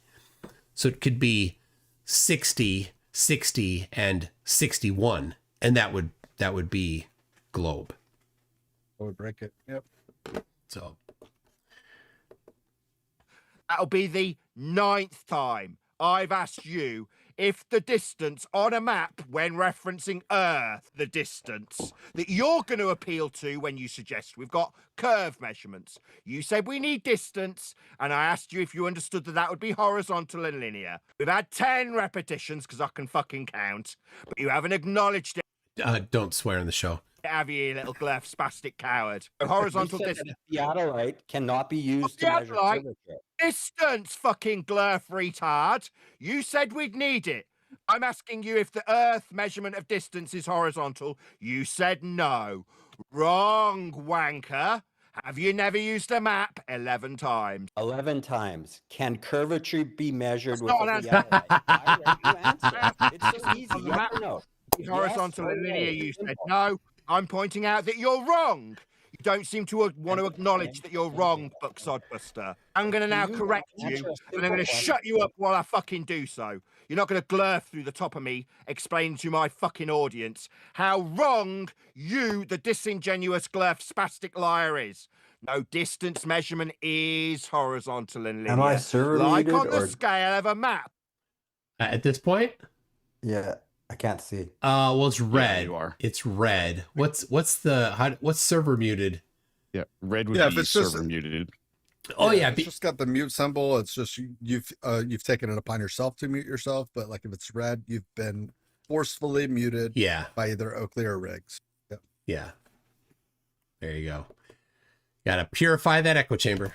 You fucking retard. You're just dumb and don't understand how a map scale works in reference to Earth distance. It is Nathan. horizontal, you fucking retard. Please don't swear, but let's get back to You fucking retard. You said no. So good. When asked if distance I would love be it. horizontal, you said no, not horizontal. Now I'm calling you a fucking retard. Oh, don't swear. You hear me, you fucking retard? Stop. Don't swear. Nathan, can a That's my theodolite name. be used to measure Not curvature? going to You be said a it horizontal can't. You distance said it according to can't. you. It's as simple You're getting as called no. a fucking retard as a result.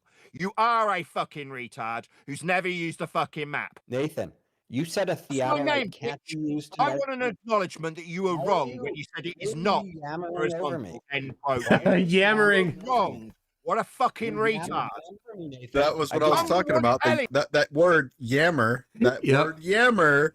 You got Oh, you, fuck! You use it so cleverly. I love it. you got to use his words, right? So he talks about yammering, and he talks about chanting. That's another one. Chanting. I love that. And he says rumpusing. That's another one of his words. Rumpus is a long-standing member of the reality community. Who has a penchant for talking a lot. He does, but yeah. he's good. He's clever. I used Yeah. to. I think I saw him a lot on FTFE, and I really did enjoy when he would pop in with his British accent and his 147 words per 30 seconds. Like, Yeah. he would absolutely motor mouth it through. Yeah, always good stuff. But yeah, in a debate, it's tough, right? You want to be able to get your point across quickly, but he can't. Right. So Yeah. yeah. I agree. You. I'm not asking you for a question when I tell you how wrong you are when you say no, it's not a horizontal distance. Yeah, it is, retard. Why are you not answering the Why are you simple asking me a question? I'm telling Because you you you're wrong. made a and You claim can't and it was seem to wrong. acknowledge it. It's because you're a glurf coward. Glurf coward. Distance is horizontal, like on a map scale. 13th time. I'm on 12. You said a theodolite can't be used to measure curvature. Were you mistaken? You said it requires distance, and I asked you if you understood that distance is horizontal and linear. And I said it's not. I'm going to ask So you you. don't understand how a map works then, retard. Why My can you not? Why are you goodness. asking me As something? a You subject don't matter understand expert, how a map works. You're an idiot. The scale as a on the subject map. matter expert, The scale you on the should be map able is to tell horizontal. me And all It's amazing. He how he has no knowledge of this. But all he has to do is assert the position, right? This is purely a religion, right? If you look at the history of Islam, how Muhammad would have a revelation from God, and then he would have some desire, and he'd get a brand new revelation from God, and he would just tell people, this is the new revelation, and the people would be like, okay. They just accept it because he said it's from God, therefore it must be from God. And that's basically what he's doing here. He's making this assertion, which is no more backed has no more backing than Muhammad making some claim. And that's it. Just there it is because he said so. Interesting, just the pure overlap there. he can do when he's proven wrong is glurf through the top of me. Again, let's take it down a notch Stutter here. like a retard. Yeah, but You're let's stuttering. stutter. That's what I've reduced you to. A stuttery, incorrect spastic who doesn't understand how map scale works. It's horizontal and linear, and he's glurfing through the top of me and stuttering like an abject fucktard. Aren't you, Buck? Don't swear. Be used to measure curvature. Can you answer that question? So we're only going to use maps flat then? Yes, because Earth's measured flat with horizontal linear distance measurements. That's right, we won't be using maps to measure curve. Welcome to flat Earth. Oh, but I did use a map to measure curve right there. Oh, jeez. And he about that. He knows about this because Flat Out Hero, after this, Flat Out Hero was on his show and he talked about it. Awkward. Yeah. Yeah, he knows about this. But, it's okay because in the religion that he has created, he can just declare that things are so and ignore things that he doesn't like. And there you go. That's true. Easy mantra. Yeah. A theodolite be used Why to are you measure asking me? curvature? Because you said Of no. one, Because you said no, look, and that's you wrong. retard. You've just said, no, we won't use maps to measure curve.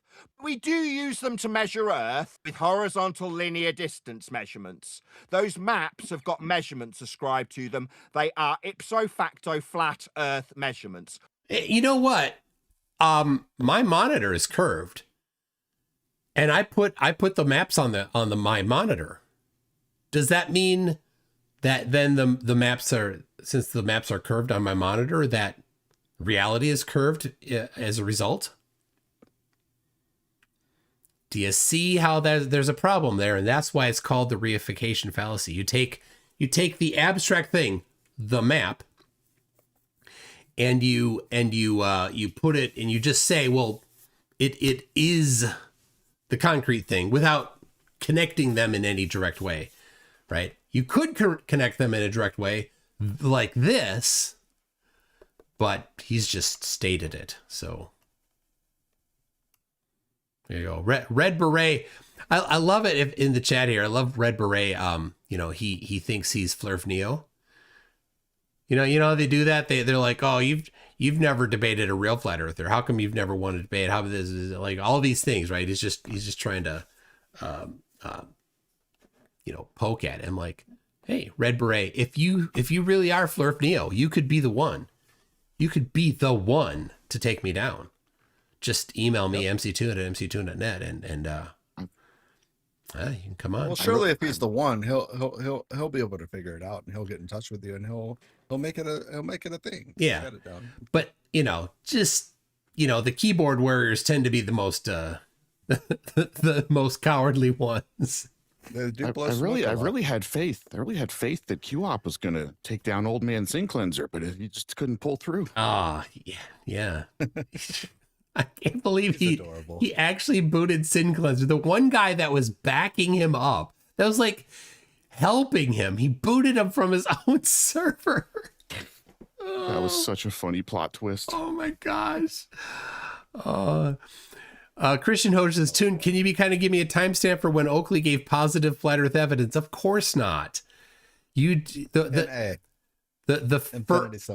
first rule of Nathan Oakley's Flat Earth show is you don't talk about flat Earth, how you actually measure things. You just assert it and run away. That's it. That's how you do it. Right. And then make everybody else talk about the globe. That's right. Horizontal and linear, and quote, Buck Sodbuster, we won't use maps to measure curve. That's right, Buck. So why are you even here? No, we won't use maps to measure curve. They don't measure curve. They measure flat. All you can do is blur through the conclusion. What you're now doing is scumbag blur is blurfing through the conclusion. I urge you. He's chanting no, we won't use over you. maps to measure curve. Look, all the yammering. Server muted by the moderator of this server because I'm trying to make a conclusion. And that's why this is important. Neutral platform, right? Because he'll go on to that server because Riggs is a flat earther, and so he can tell Riggs, yeah, you need to mute him. But there he is. He's server muted again. But in a real debate where ostensibly you'd actually what's the largest debate platform on YouTube? It's Modern Day Debate.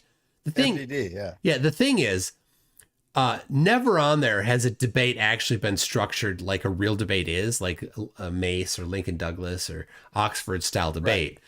Right. It's always slanted. Yeah, well, and it's not. What do you mean slanted?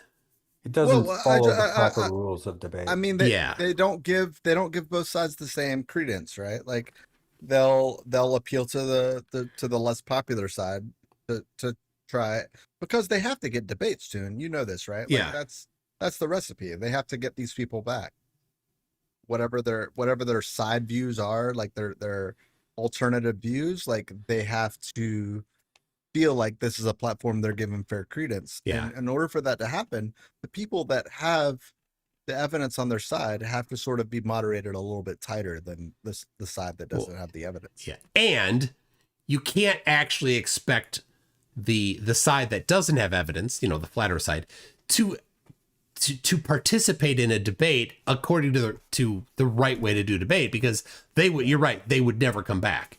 If you're like, okay, this is your opportunity to present evidence, and then a moderator would pause them when they're not giving evidence for their spot. They'd say, sorry, you're talking about the wrong topic here, right?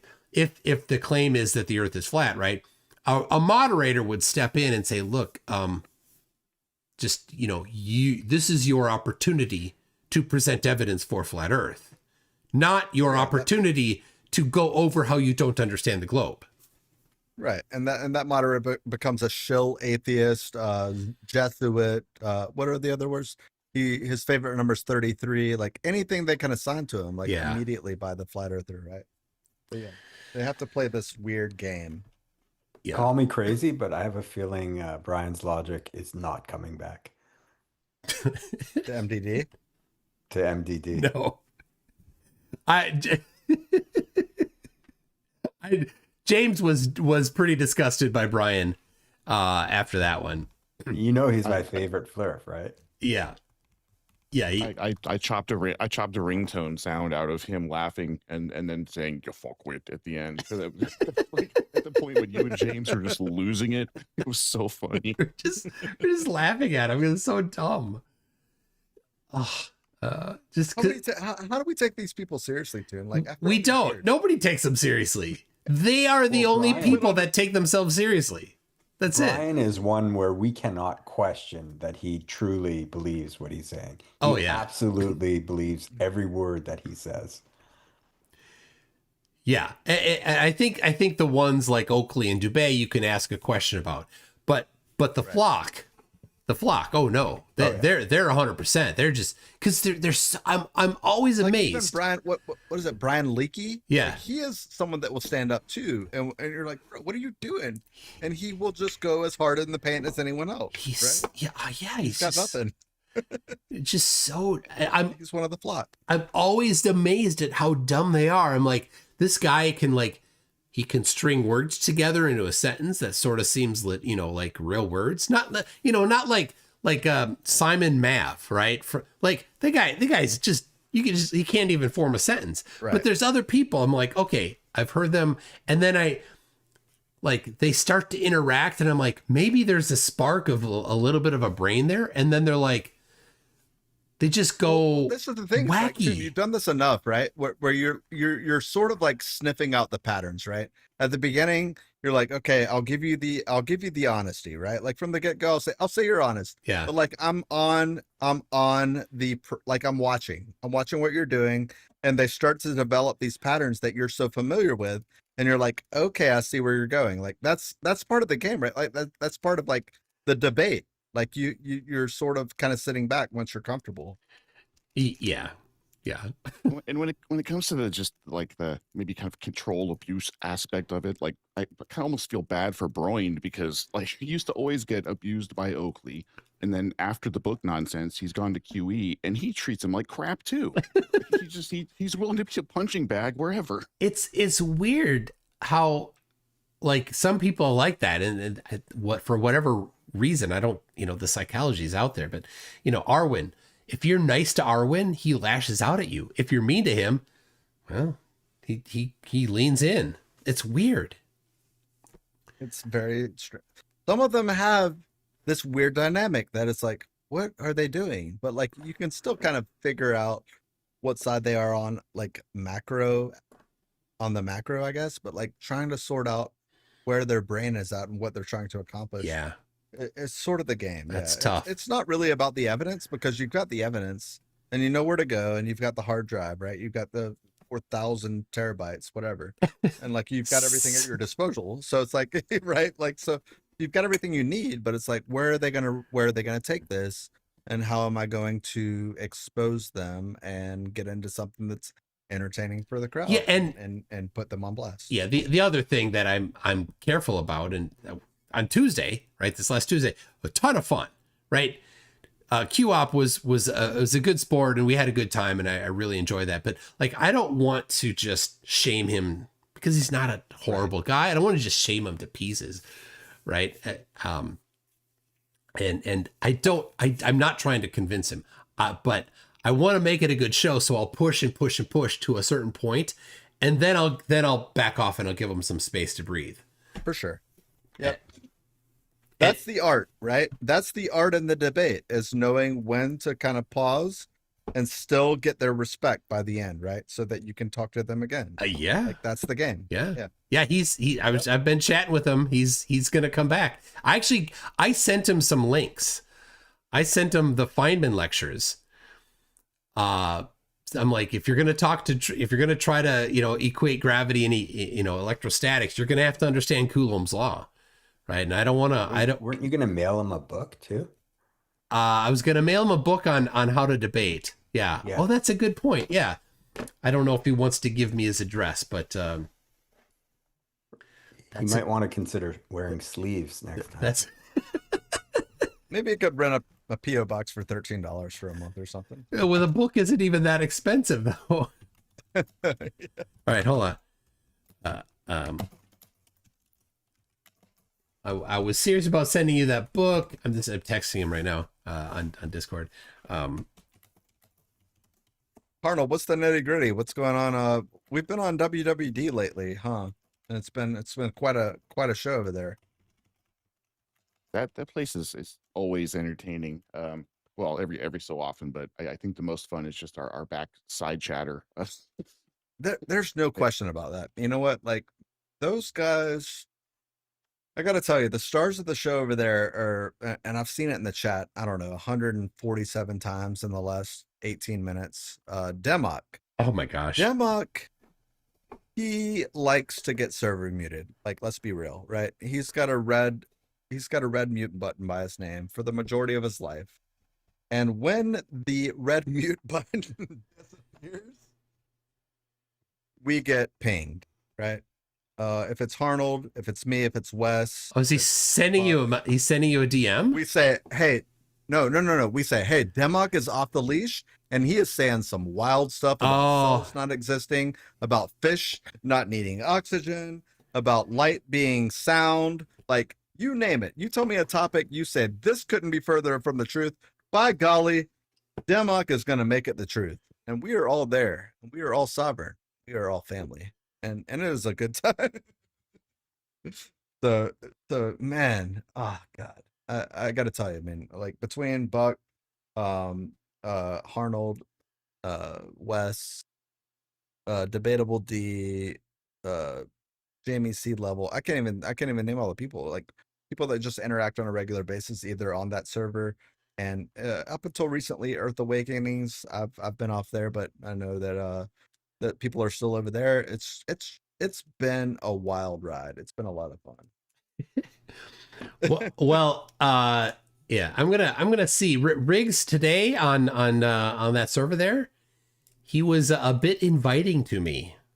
I popped on for a little bit there this morning. Yeah, is that right? This afternoon, yeah, and okay. So I don't know. I might see if I can do a show from there.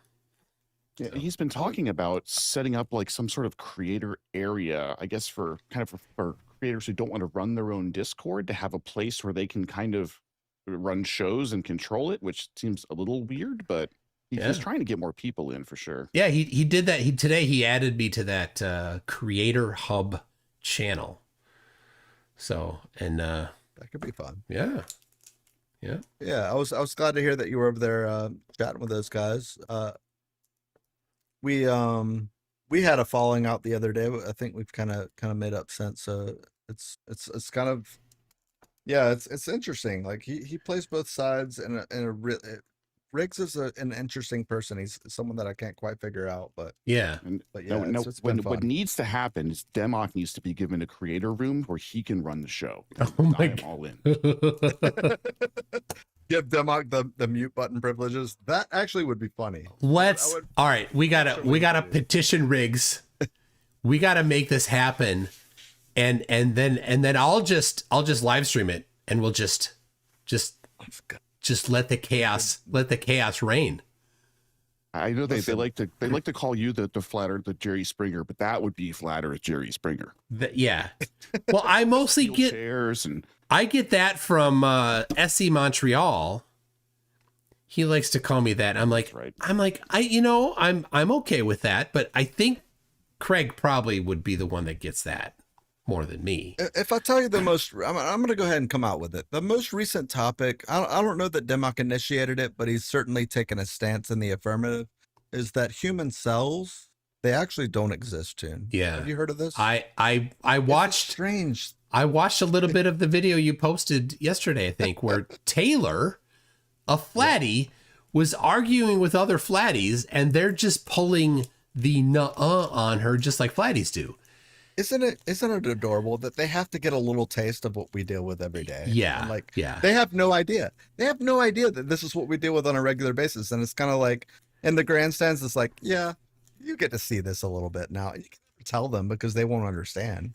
But yeah, she had to deal with the fact that people were saying, no, we've never seen a cell under a microscope. Like, come on. We're not talking about an atomic microscope. Like, and she was like, here's one that I took myself. Right. And then he's like, I meant a human cell instead of whatever she got from a pond water or something like that. And classic shifting and the goalpost. right. And then she's like, oh, well, here's one of my own cells that I did. And he's like, oh, you expect me to believe that? Right. Right. It always go from there. It always comes down to epistemology with flat earthers because they have a position that they've already selected and they're not going to move on it, right? And they evidence. That's what we're here to. Yeah, like that's like why we are here, why I'm on the microphone, why Arnold's here, why Buck Sodbuster's here, why the crowd's here. It's because that's the entertain. What's the pivot? What is their next move? Yeah, it's entertaining, right? They're in the corner. I liked it after he got muted after the cell conversation. He was in the chat democking and said, well, what if a person's 1,000 miles tall? How big is a cell then? Can you get a picture of them from the side 1,000 miles tall? Right, exactly. So good. Oh my god. And she's like, this is what's amazing. Taylor, flat earther, who is giving a presentation on how cells really exist, which isn't needed, but okay. And she's like, well, she's just like scratching her head, like just being this as honest as can be. She's like, but you could just get a microscope and do it yourself. And he's like, right. What? I don't have the burden of proof, you do. Like, hold on a second. It's so crazy. You reject all evidence. So what would you take? Nothing. The guy that we're talking about, right? You mentioned earlier in the margin there, not space SEE space KING. Yeah, that's the guy that we're dealing with. Yes. Right? Yep. So the one, right here on the screen. If you look at my cursor moving, right here. Yeah. And so say it out loud, people, and you'll see who we're dealing with. I think it's wild. It may have frozen. Hold on. Don't say it out loud. Actually, in your head, right? Yeah, like, just say. Like, I mean, I get it. Well, I Okay. guess Okay. if you're at home, people, you can say it. Like if you're right. But mumble it to yourself and be like, "Oh, I see what there's." Yeah. Don't say it loud because whoever's in the house with you be like, "What are you talking about? What?" Yeah, they're gonna be like, "What? Who do you think did great in World War II?" Like, Yeah. it's not gonna be a good way. Yeah. To go. Don't worry. There babe, it's not that. It's just a guy who thinks that the Earth is made of dead squid. It's fine. Yeah. Exactly. Okay, we're gonna need a stopping point here because we're at we've been 4.5 hours in almost. It is, and is this? You said the second half is better, so you think we should pick it up? I would say we're on like I don't know if where are we at in the we're at 108 out of 238. Yeah. I mean, we're less than halfway. It's debatable that some of it's unnecessary, but I don't know. You want to run it really until a 330? really, You're just at a 230. repeat. It really is a lot of repeats repeat. itself over. It's just me. But the funny part is Buck is the counter, right? Like that's the funny thing is escalating the counter all the way up until until we get into the 30s. It was like, so funny when I gave the wrong number because I knew he would say, no, that's not right. It's 9. That was my favorite part of the whole debate.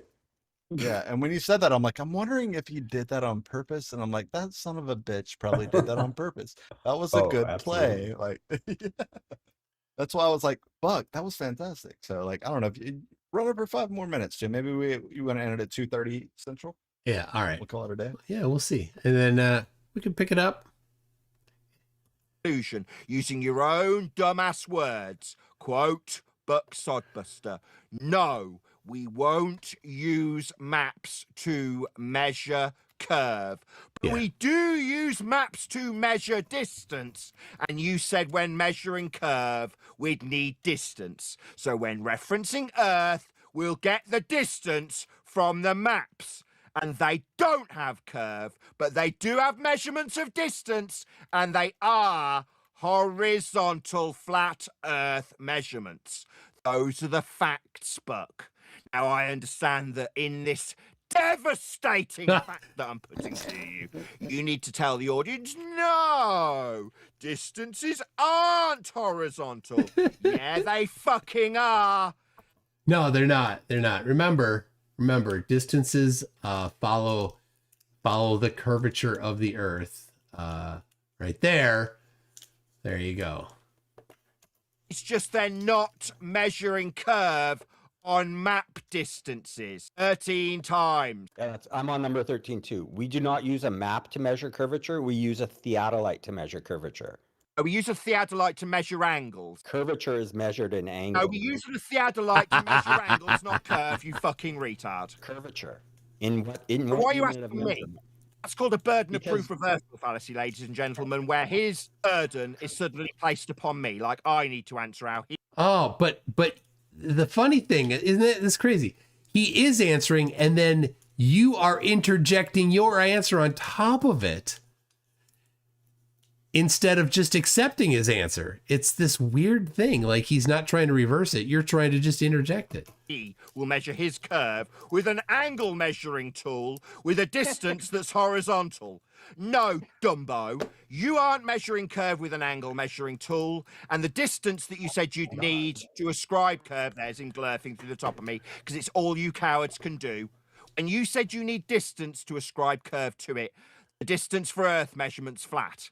It's horizontal, as measured for maps. And quote you, we won't be using maps for curvature.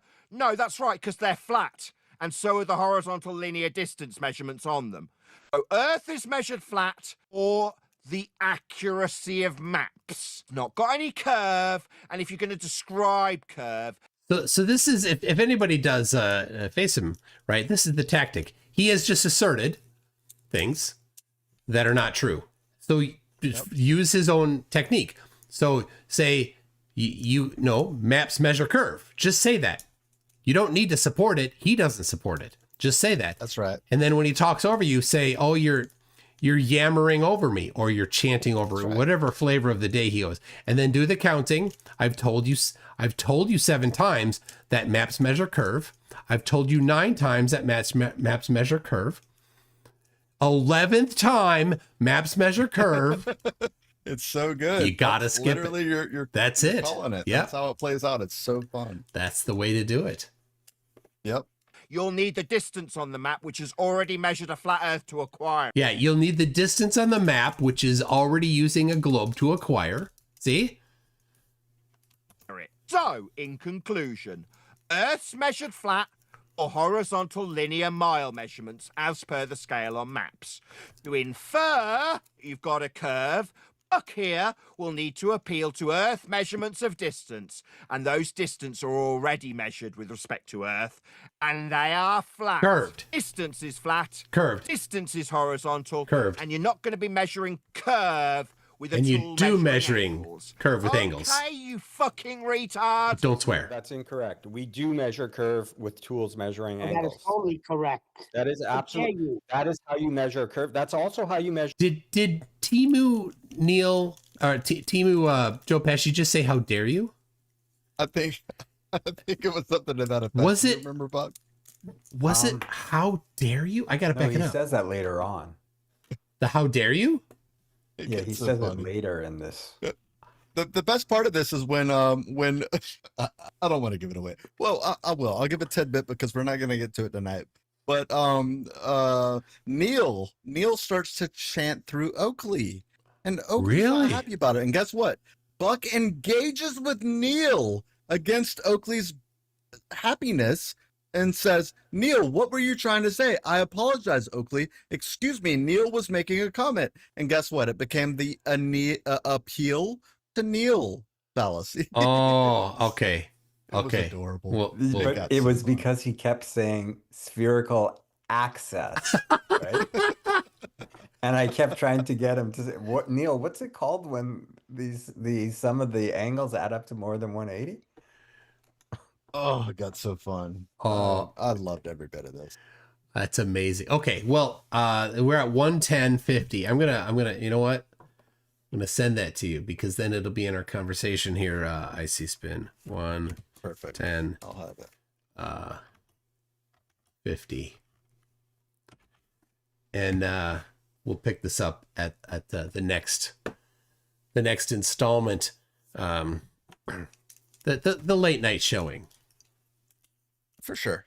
Yes. It was fun. Because I do Thanks for having have us on too. I have next Tuesday. I have I don't know what to call him. So a guy that's presenting some like, you know, a theory of everything type of thing, and I think I know who you're talking about. Oh, it's Zenat. no, Zenat.com. no, it's not. Oh. He coincidentally has also somebody proposed that we should debate. I'm like, well, give me send me a DM. And so he's like, I'm not a flat earther. I'm like, okay, well then what would we do? And he says, oh, well, I'm a trained actor and I have a master's degree in acting. I'm like, oh, well, in that case, I'll have a latte. That's hey, say less, right? I'm in. You're a trained actor. Ouch. You've fought many men. I thought he's a butcher. for many ladies. No, that's a different guy. No, Zanuck.com is a butcher. That's a different guy. But no. Happens to fall into that classification. Yeah, Different guy. Zynac.com is the guy I was talking to, who he said he's an actor, and I said I'll have a latte. I don't know what he's also a butcher. I don't know what he actually does. Okay, fine, he's a butcher, but I don't but you know, it's just this laying into the stereotype of actors are baristas. Right, exactly. And they call names out. They say them nicely. No kidding. Guy I work with, his sister has a master's in theater, barista. For sure. You know what? Sometimes we just want to make coffee, Tim. Yeah. So why did I? All right. Dan Demand says, why did I give Dick the wrench back after all the abuse he did? I gave him the wrench back because when he's not going there, I don't want him blocked. So rather than just constantly, kind of get on people for doing it, I can give them a wrench. And then there are a few people like Icy Spin and King Crew and a few others that have the super wrench and can actually time him out for when he goes there. And he went there tonight, and Icy Spin got him. So he came in with a different account. He's got a little chip on his shoulder for Wesley for some reason, and it revolves around a particular lady. I won't go there, but he's got a little smoke he wants to air out in a chat where it's irrelevant, and he just can't lay off. So Yeah. I was kind of sick of it, but he came back after a half hour, and you know what? The Foundry has the vote at that point, right? Bring your fluids. Bring your fluids. Salute. Algorithm says, I know some folks who have CS degrees who are working as baristas. Well, that's their own frickin' fault. If you have a CS degree and you're a barista, then that's on you. It's not like it's I mean, maybe with AI it's a bit different, but prior to AI making just writing code a commodity, if you had a CS degree, then you should do CS work. It's not like that there weren't job openings friggin' everywhere for software. Now I could see now, but I gotta tell you something about this Arnold character down here with the eyeballs. He's a grinder. He's got code under his belt, but he is a practitioner, and man, we've had a lot Got of a flair for design, UI. Yeah, that's been fun to build. I'll definitely that'll be fun to reveal sometime maybe to folks. But I think for CS folks these days, it's you've got to be able to take advantage of AI to be on the head of the curve. That's it. Like you got to be able to harness it and utilize it and not get squashed by it. Yeah, but the ideas come from humans, right? Like the overall like architecture of what you're actually accomplishing, and then you have to sort of figure out how you can utilize your time, whether it's with humans or AI. That's the art, right? It's like figuring out what is capable of robots, which is an escalating curve. But I think that you do that well, Arnold, excuse me. Yeah, you need to be the architect. Yeah, we still need architects, right? Your role changes, so and you still need to know what you're doing to guide this thing, or it will just create garbage. Oh yeah, so you still have to be quite skilled, but you don't have to necessarily write lines of code anymore. But it'll still create crap.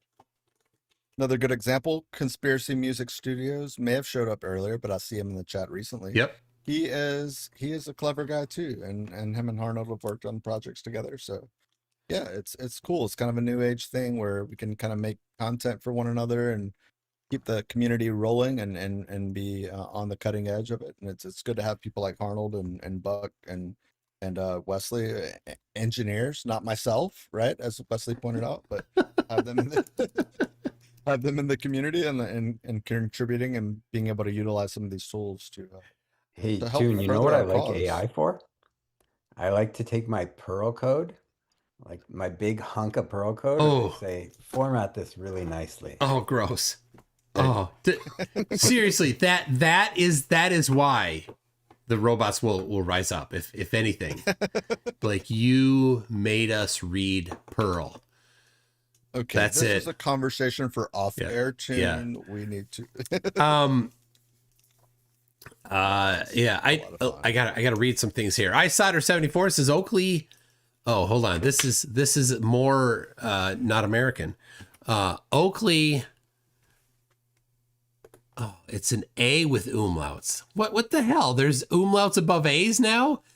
Oakley Alskar at Visa Soccer Sam Mot Bavisar Hanum I Beck Gruden. Oh my gosh. I remember that one. I'll look it up. Go ahead and cruise on to the next one. I'll get you the translation. All right.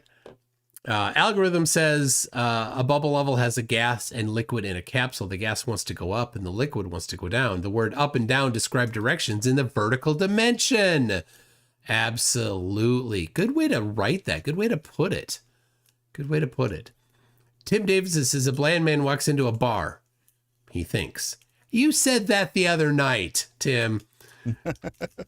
Wildly Coyote says perpendicularity. You keep using that word.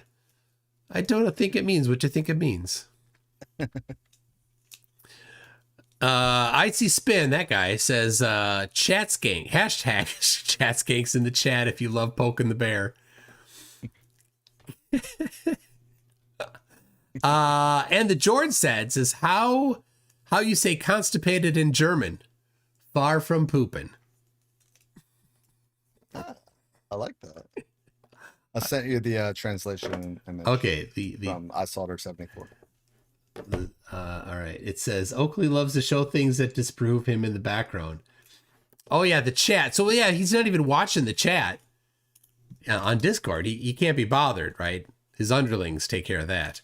So yeah, that's good, right? When he's oblivious to it. Unlike other people that pay attention to chat when you're on Discord talking to them, they'll come in and they'll make sure that it gets purged. Not Oakley.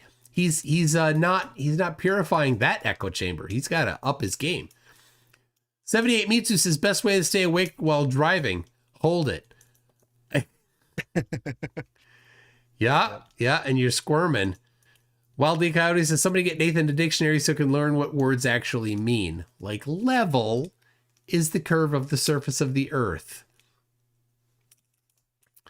Jack Fatter says accelerometer won't move the needle. They will still claim density for the tiny weight inside. I went down this road before. For an accelerometer or even in your phone, because there's a MEMS accelerometer in it, which does have a tiny little weight, and the tiny little weight moves and it causes a change in the capacitance between very thin wires, essentially. But all it has is a direction, right? So it's whether or not you're talking about the vertical vector giving you horizontal, then an accelerometer is great. If you're using an accelerometer to talk about gravity and the cause of gravity, whether it's mass attracting mass or not, then that's not the right thing because everything is accelerated down. Even helium is accelerated down. Just that's something else. I don't know if you watched I mentioned it earlier, Blitz. Like earlier today, Blitz, Globe Man, right? On TikTok. Oh yeah.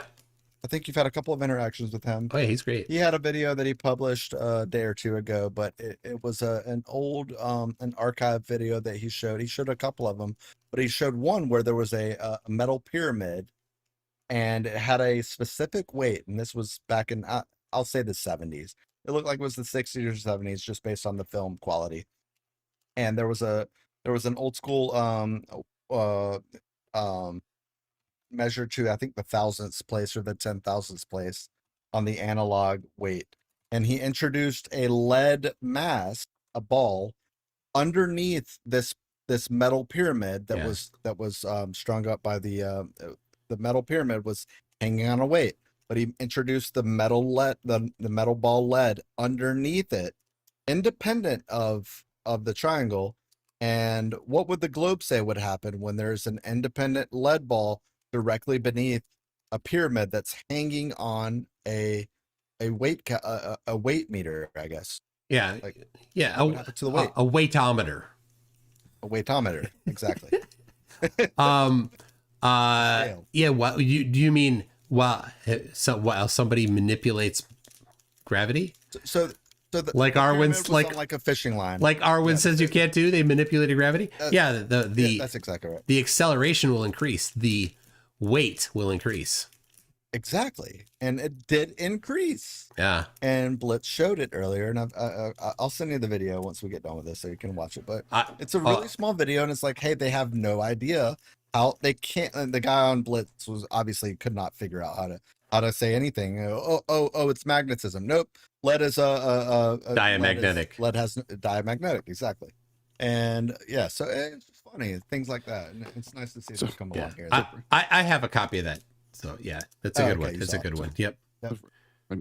Real quick, Roger Ledwell last night was talking about the Cavendish and actually admitted, he said, well, there's obviously some kind of pull between these balls, but it just must be electric or something. Must be electric. Oh God.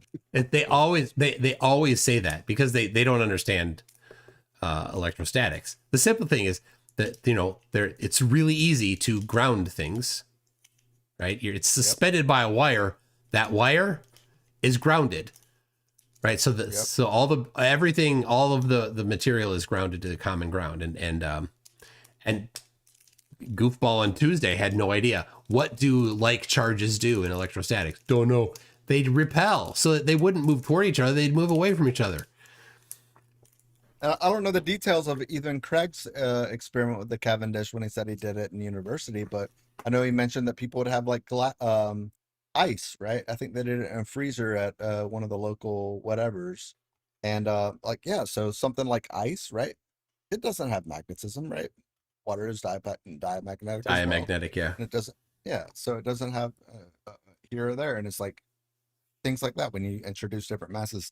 I think something like water, like frozen water, right? Like ice, yeah, would turn a lot of heads, like in that community, honestly, because they don't understand lead. They say they see metal, they see it shining on the screen, and even people like you and I might just be like, without having any other idea, be like, oh well, there's something they're hiding in the metal, like the metal's doing something.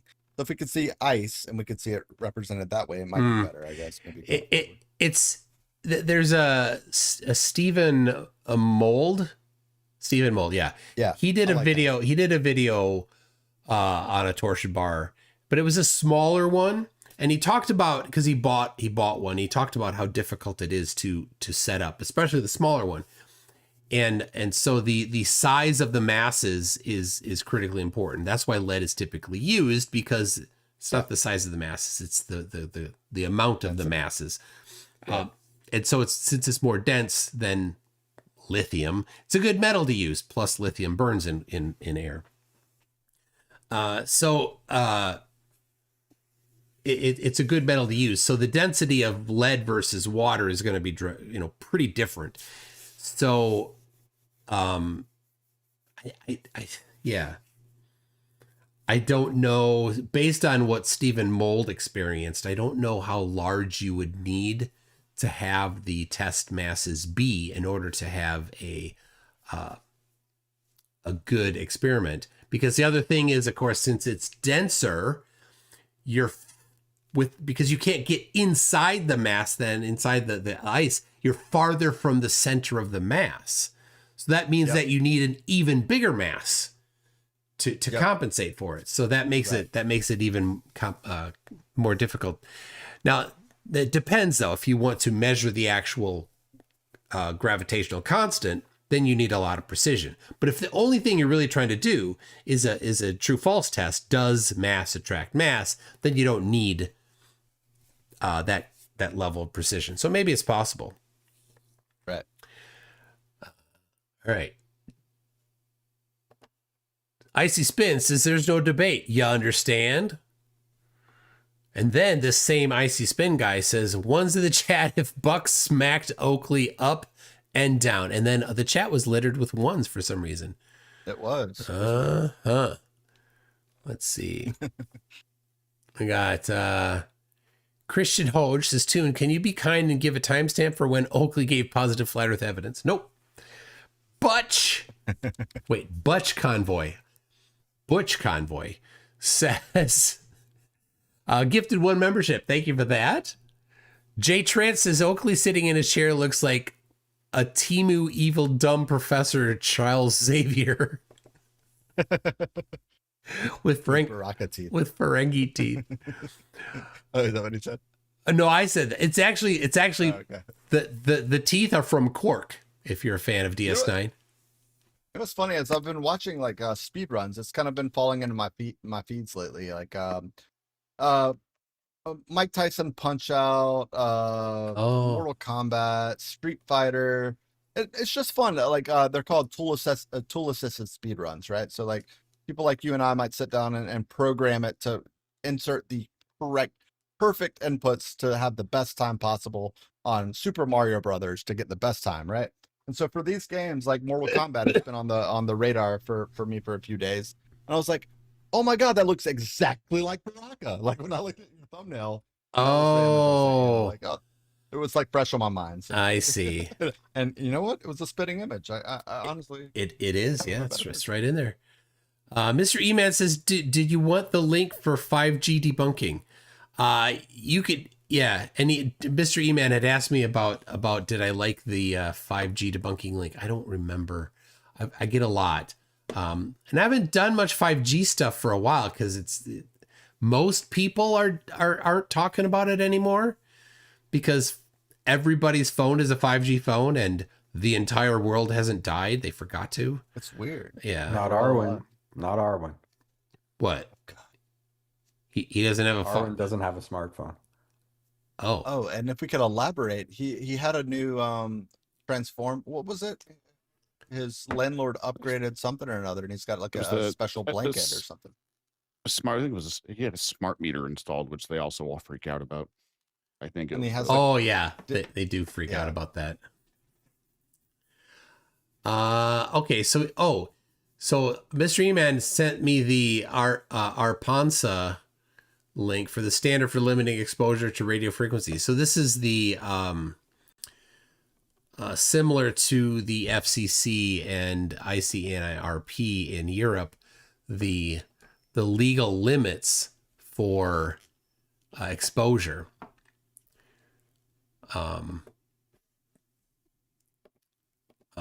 Which isn't, I mean, it's not strictly debunking, but the thing that the 5G people get is they're like, oh, it's, talking about, it's going to increase exposure, it's going to make it so much more deadly and stuff like that because of its how it's done that they don't understand.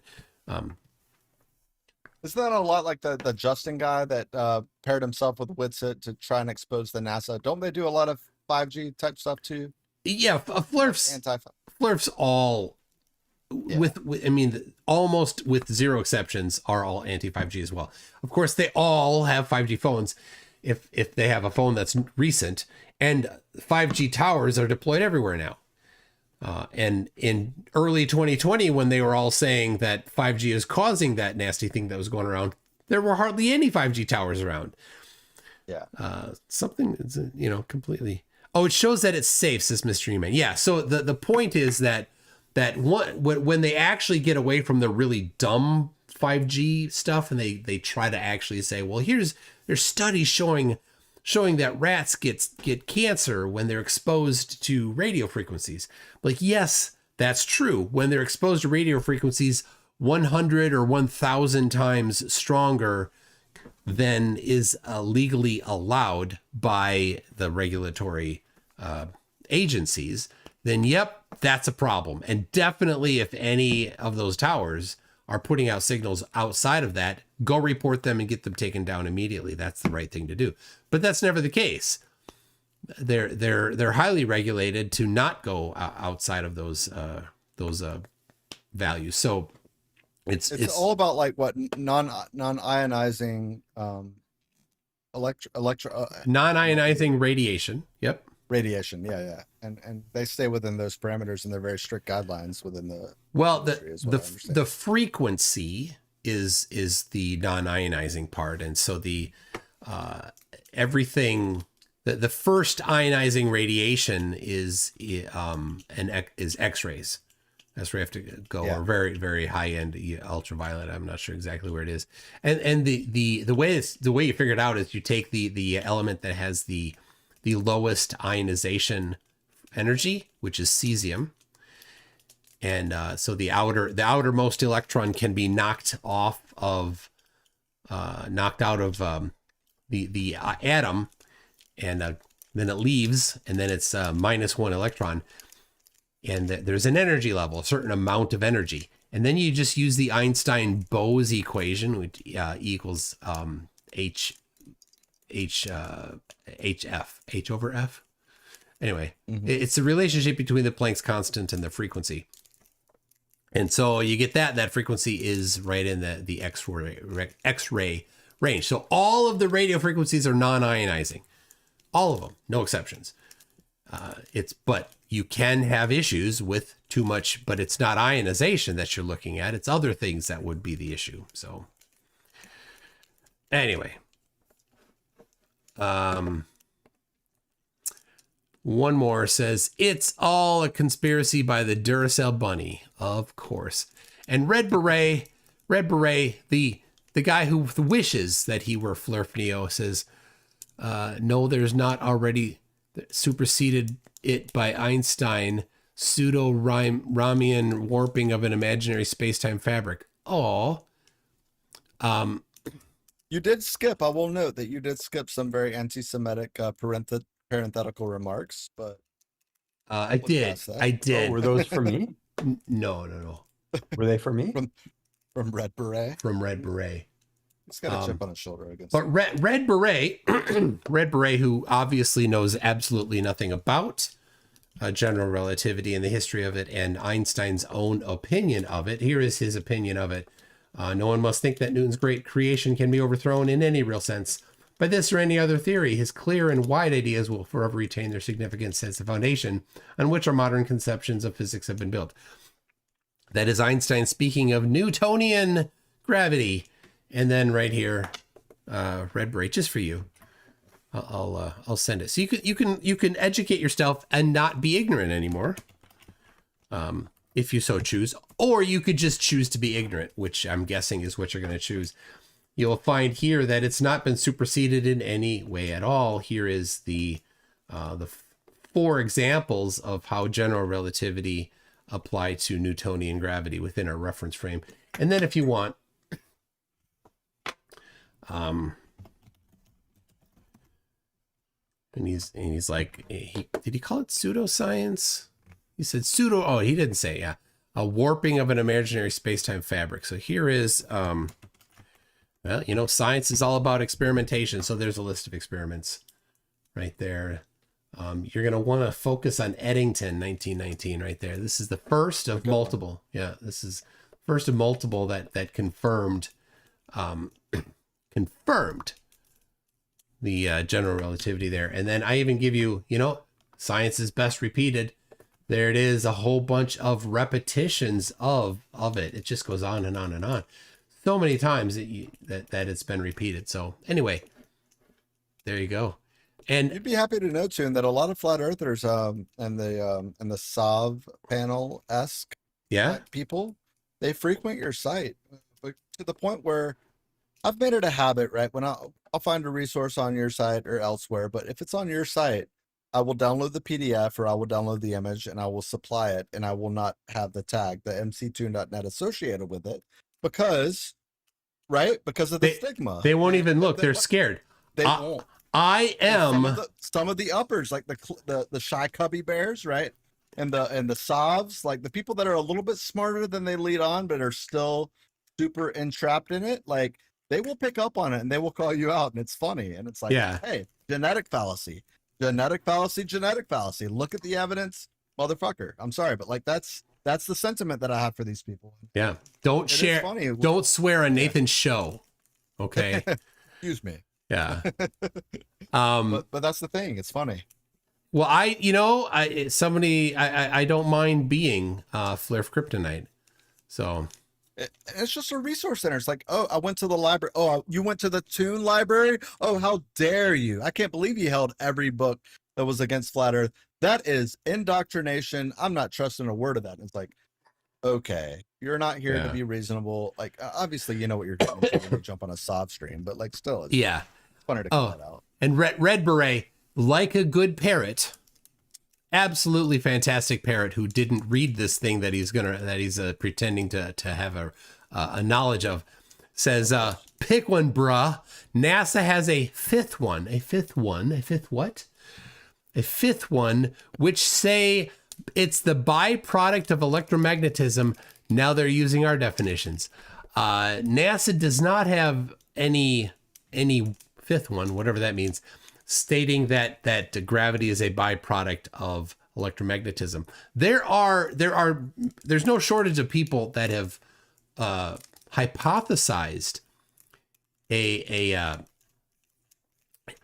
cause to mass attraction that is not the bending and warping of space-time, that is instead something else. There's many of them, and just because somebody publishes a paper proposing their replacement doesn't mean that anybody accepts it, even the person proposing it, right? It's a proposal, and once it's nothing until it's been empirically confirmed. This is what's great about flares. They don't even understand the basics of how science works. No idea. Somebody has a hypothesis, they publish it in a peer-reviewed journal, right? Dude, you and I are going to accept. We're going to accept that peer-reviewed journal whole cloth, right? Because we're indoctrinated and we're welcoming. No, come on, never, not at all. We're gonna try to rip it apart. Yeah, Like, we're insane. that's the We're gonna point. Rip it apart. Yeah. So it's a hypothesis. That's all it is. And so then that person will probably be hoping, hey, I would love to test it myself, or maybe somebody else would like to test it so there can be some empirical validation of this hypothesis. That'd be fantastic. Just because it's published doesn't mean anything. But this is the key. This is the key. They never get this. They are proposing a replacement or an alternative to general relativity as the cause for mass-to-mass attraction, which still destroys flat Earth. So even if it were the case, even if it were empirically validated, you know what? It still destroys flat Earth. And that's why they're so dumb when they do that. They just don't even understand that given if it's true, it doesn't help them. You ever heard of a guy named King Crocoduck? King Crocoduck? Yes. You've watched his videos about the truth tables and stuff like that, and how everything's sort of linked to one another, and there's a kind of a hierarchy about how I don't know if I've ultimately seen it. It's a really I'll go back and I'll find it and send it to you. It's a good watch, but it's a good understanding about, like, hey, like, if you're gonna crash relativity, guess what? All of these things are linked to relativity. So you've got a lot of answers to come up with, bud. Like, if you're gonna crash this, you better know what the fuck you're doing. Like, when you come in here with your and people are gonna tell you, they're not gonna treat you lightly, because science is it. You're not walking into the gambling hall and just saying, hey, what's up, bud? How you doing? Oh, hey, what's up, Tom? Hey, good to see you. Right? No, this is a dog eat dog world. And, like, it's about clout, right? It's about getting your name out there, and it's about being the best in your field. So yeah, and I talked to PhD Tony about this, yeah. and he confirmed it, and he will come on and defend what I'm saying right now about that. So well, and if you can take down somebody else's thing, you get their clout. You get all of it. Now you get their funding. You get their right. You're now king of the hill. So the established science guys, right? The people that are currently the king of the hill, that's hard to earn. And if it's good, they can keep it. And if it's not good, somebody else is going to take their lunch. But so Red Beret, after I asked him, said that rather than actually provide anything like the name or the author, he's like, they do. A NASA lead engineer said it himself. It's not just a published paper. Look it up or choose to be ignorant. Dude, it's a NASA guy said. How am I supposed to find this? Listen, I've seen this dance last week. I saw it the week before. I saw it the week before that. I've seen it. Come on, Red Beret. I've seen it for 8 years. Right. Red Beret. Every week, week in and week out. If it exists, then you just send the DOI. Don't know what a DOI is? I understand that you wouldn't know that. He's adorable. Mm-hmm. He just doesn't understand what he's doing. No, they never do. Get a clue, Brett. Poor wannabe Flurf Neo. Anyway, I only have one Oakley song. Talking to you, Conspiracy Music Studios in Harnold. I only have one Oakley song. Got it, Harnold? Just saying. We might. There's enough content there for another angle on that one. We're all over it soon. We'll Yeah. have something for you next week's stat. All right. All right. Thanks for hosting, Toon. We had a lot of fun. I think these guys had a lot of fun. Buck, fantastic. Hopefully get to do it again and cover the second part. I wonder if he's going to be on tomorrow or today, I should say. Man, if he is, I don't know. He looked pretty bad. It was a pretty bad look for him. Anyway, everybody, thank you very much. I'm back on Tuesday. We'll see you then. Pick it up, pick it up. Is it dirt? Is it potato? Watch the screen and wait for the show. What's revealed, we're dying to know. Is it dirt or a potato? Check it out. Dirt or potato? Yes, I'm right, let's go. Dirt or potato? It's the game that steals the show. Look at the picture, don't make a mistake. Is it a spud or is it a face? Out of the ground or from his own behind? Dirt or potato, what will you find? Right on!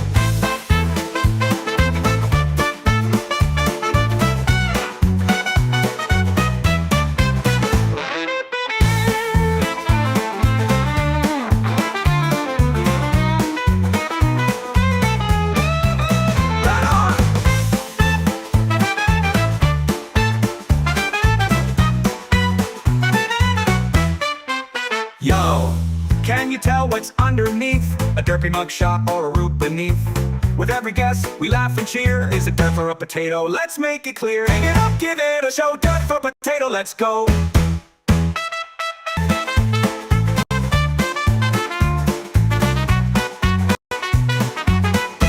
Skank it out. Is it from the dirt or a funny disguise? Could it be a tater or a pair of eyes? What's in the ground or lurking around? Dirt or potato, where will it be found? Could it be smooth or full of lumps? Maybe it's grown on someone's big rump. Get your guess in, let's see what's true. Dirt or potato, it's all up to you. 1, 2, 1, 2, 3, 4.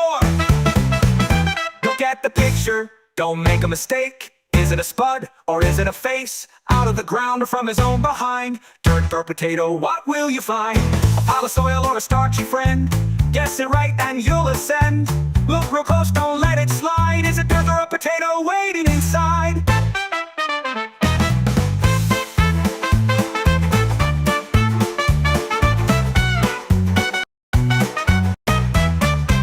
Let's go, rude boys.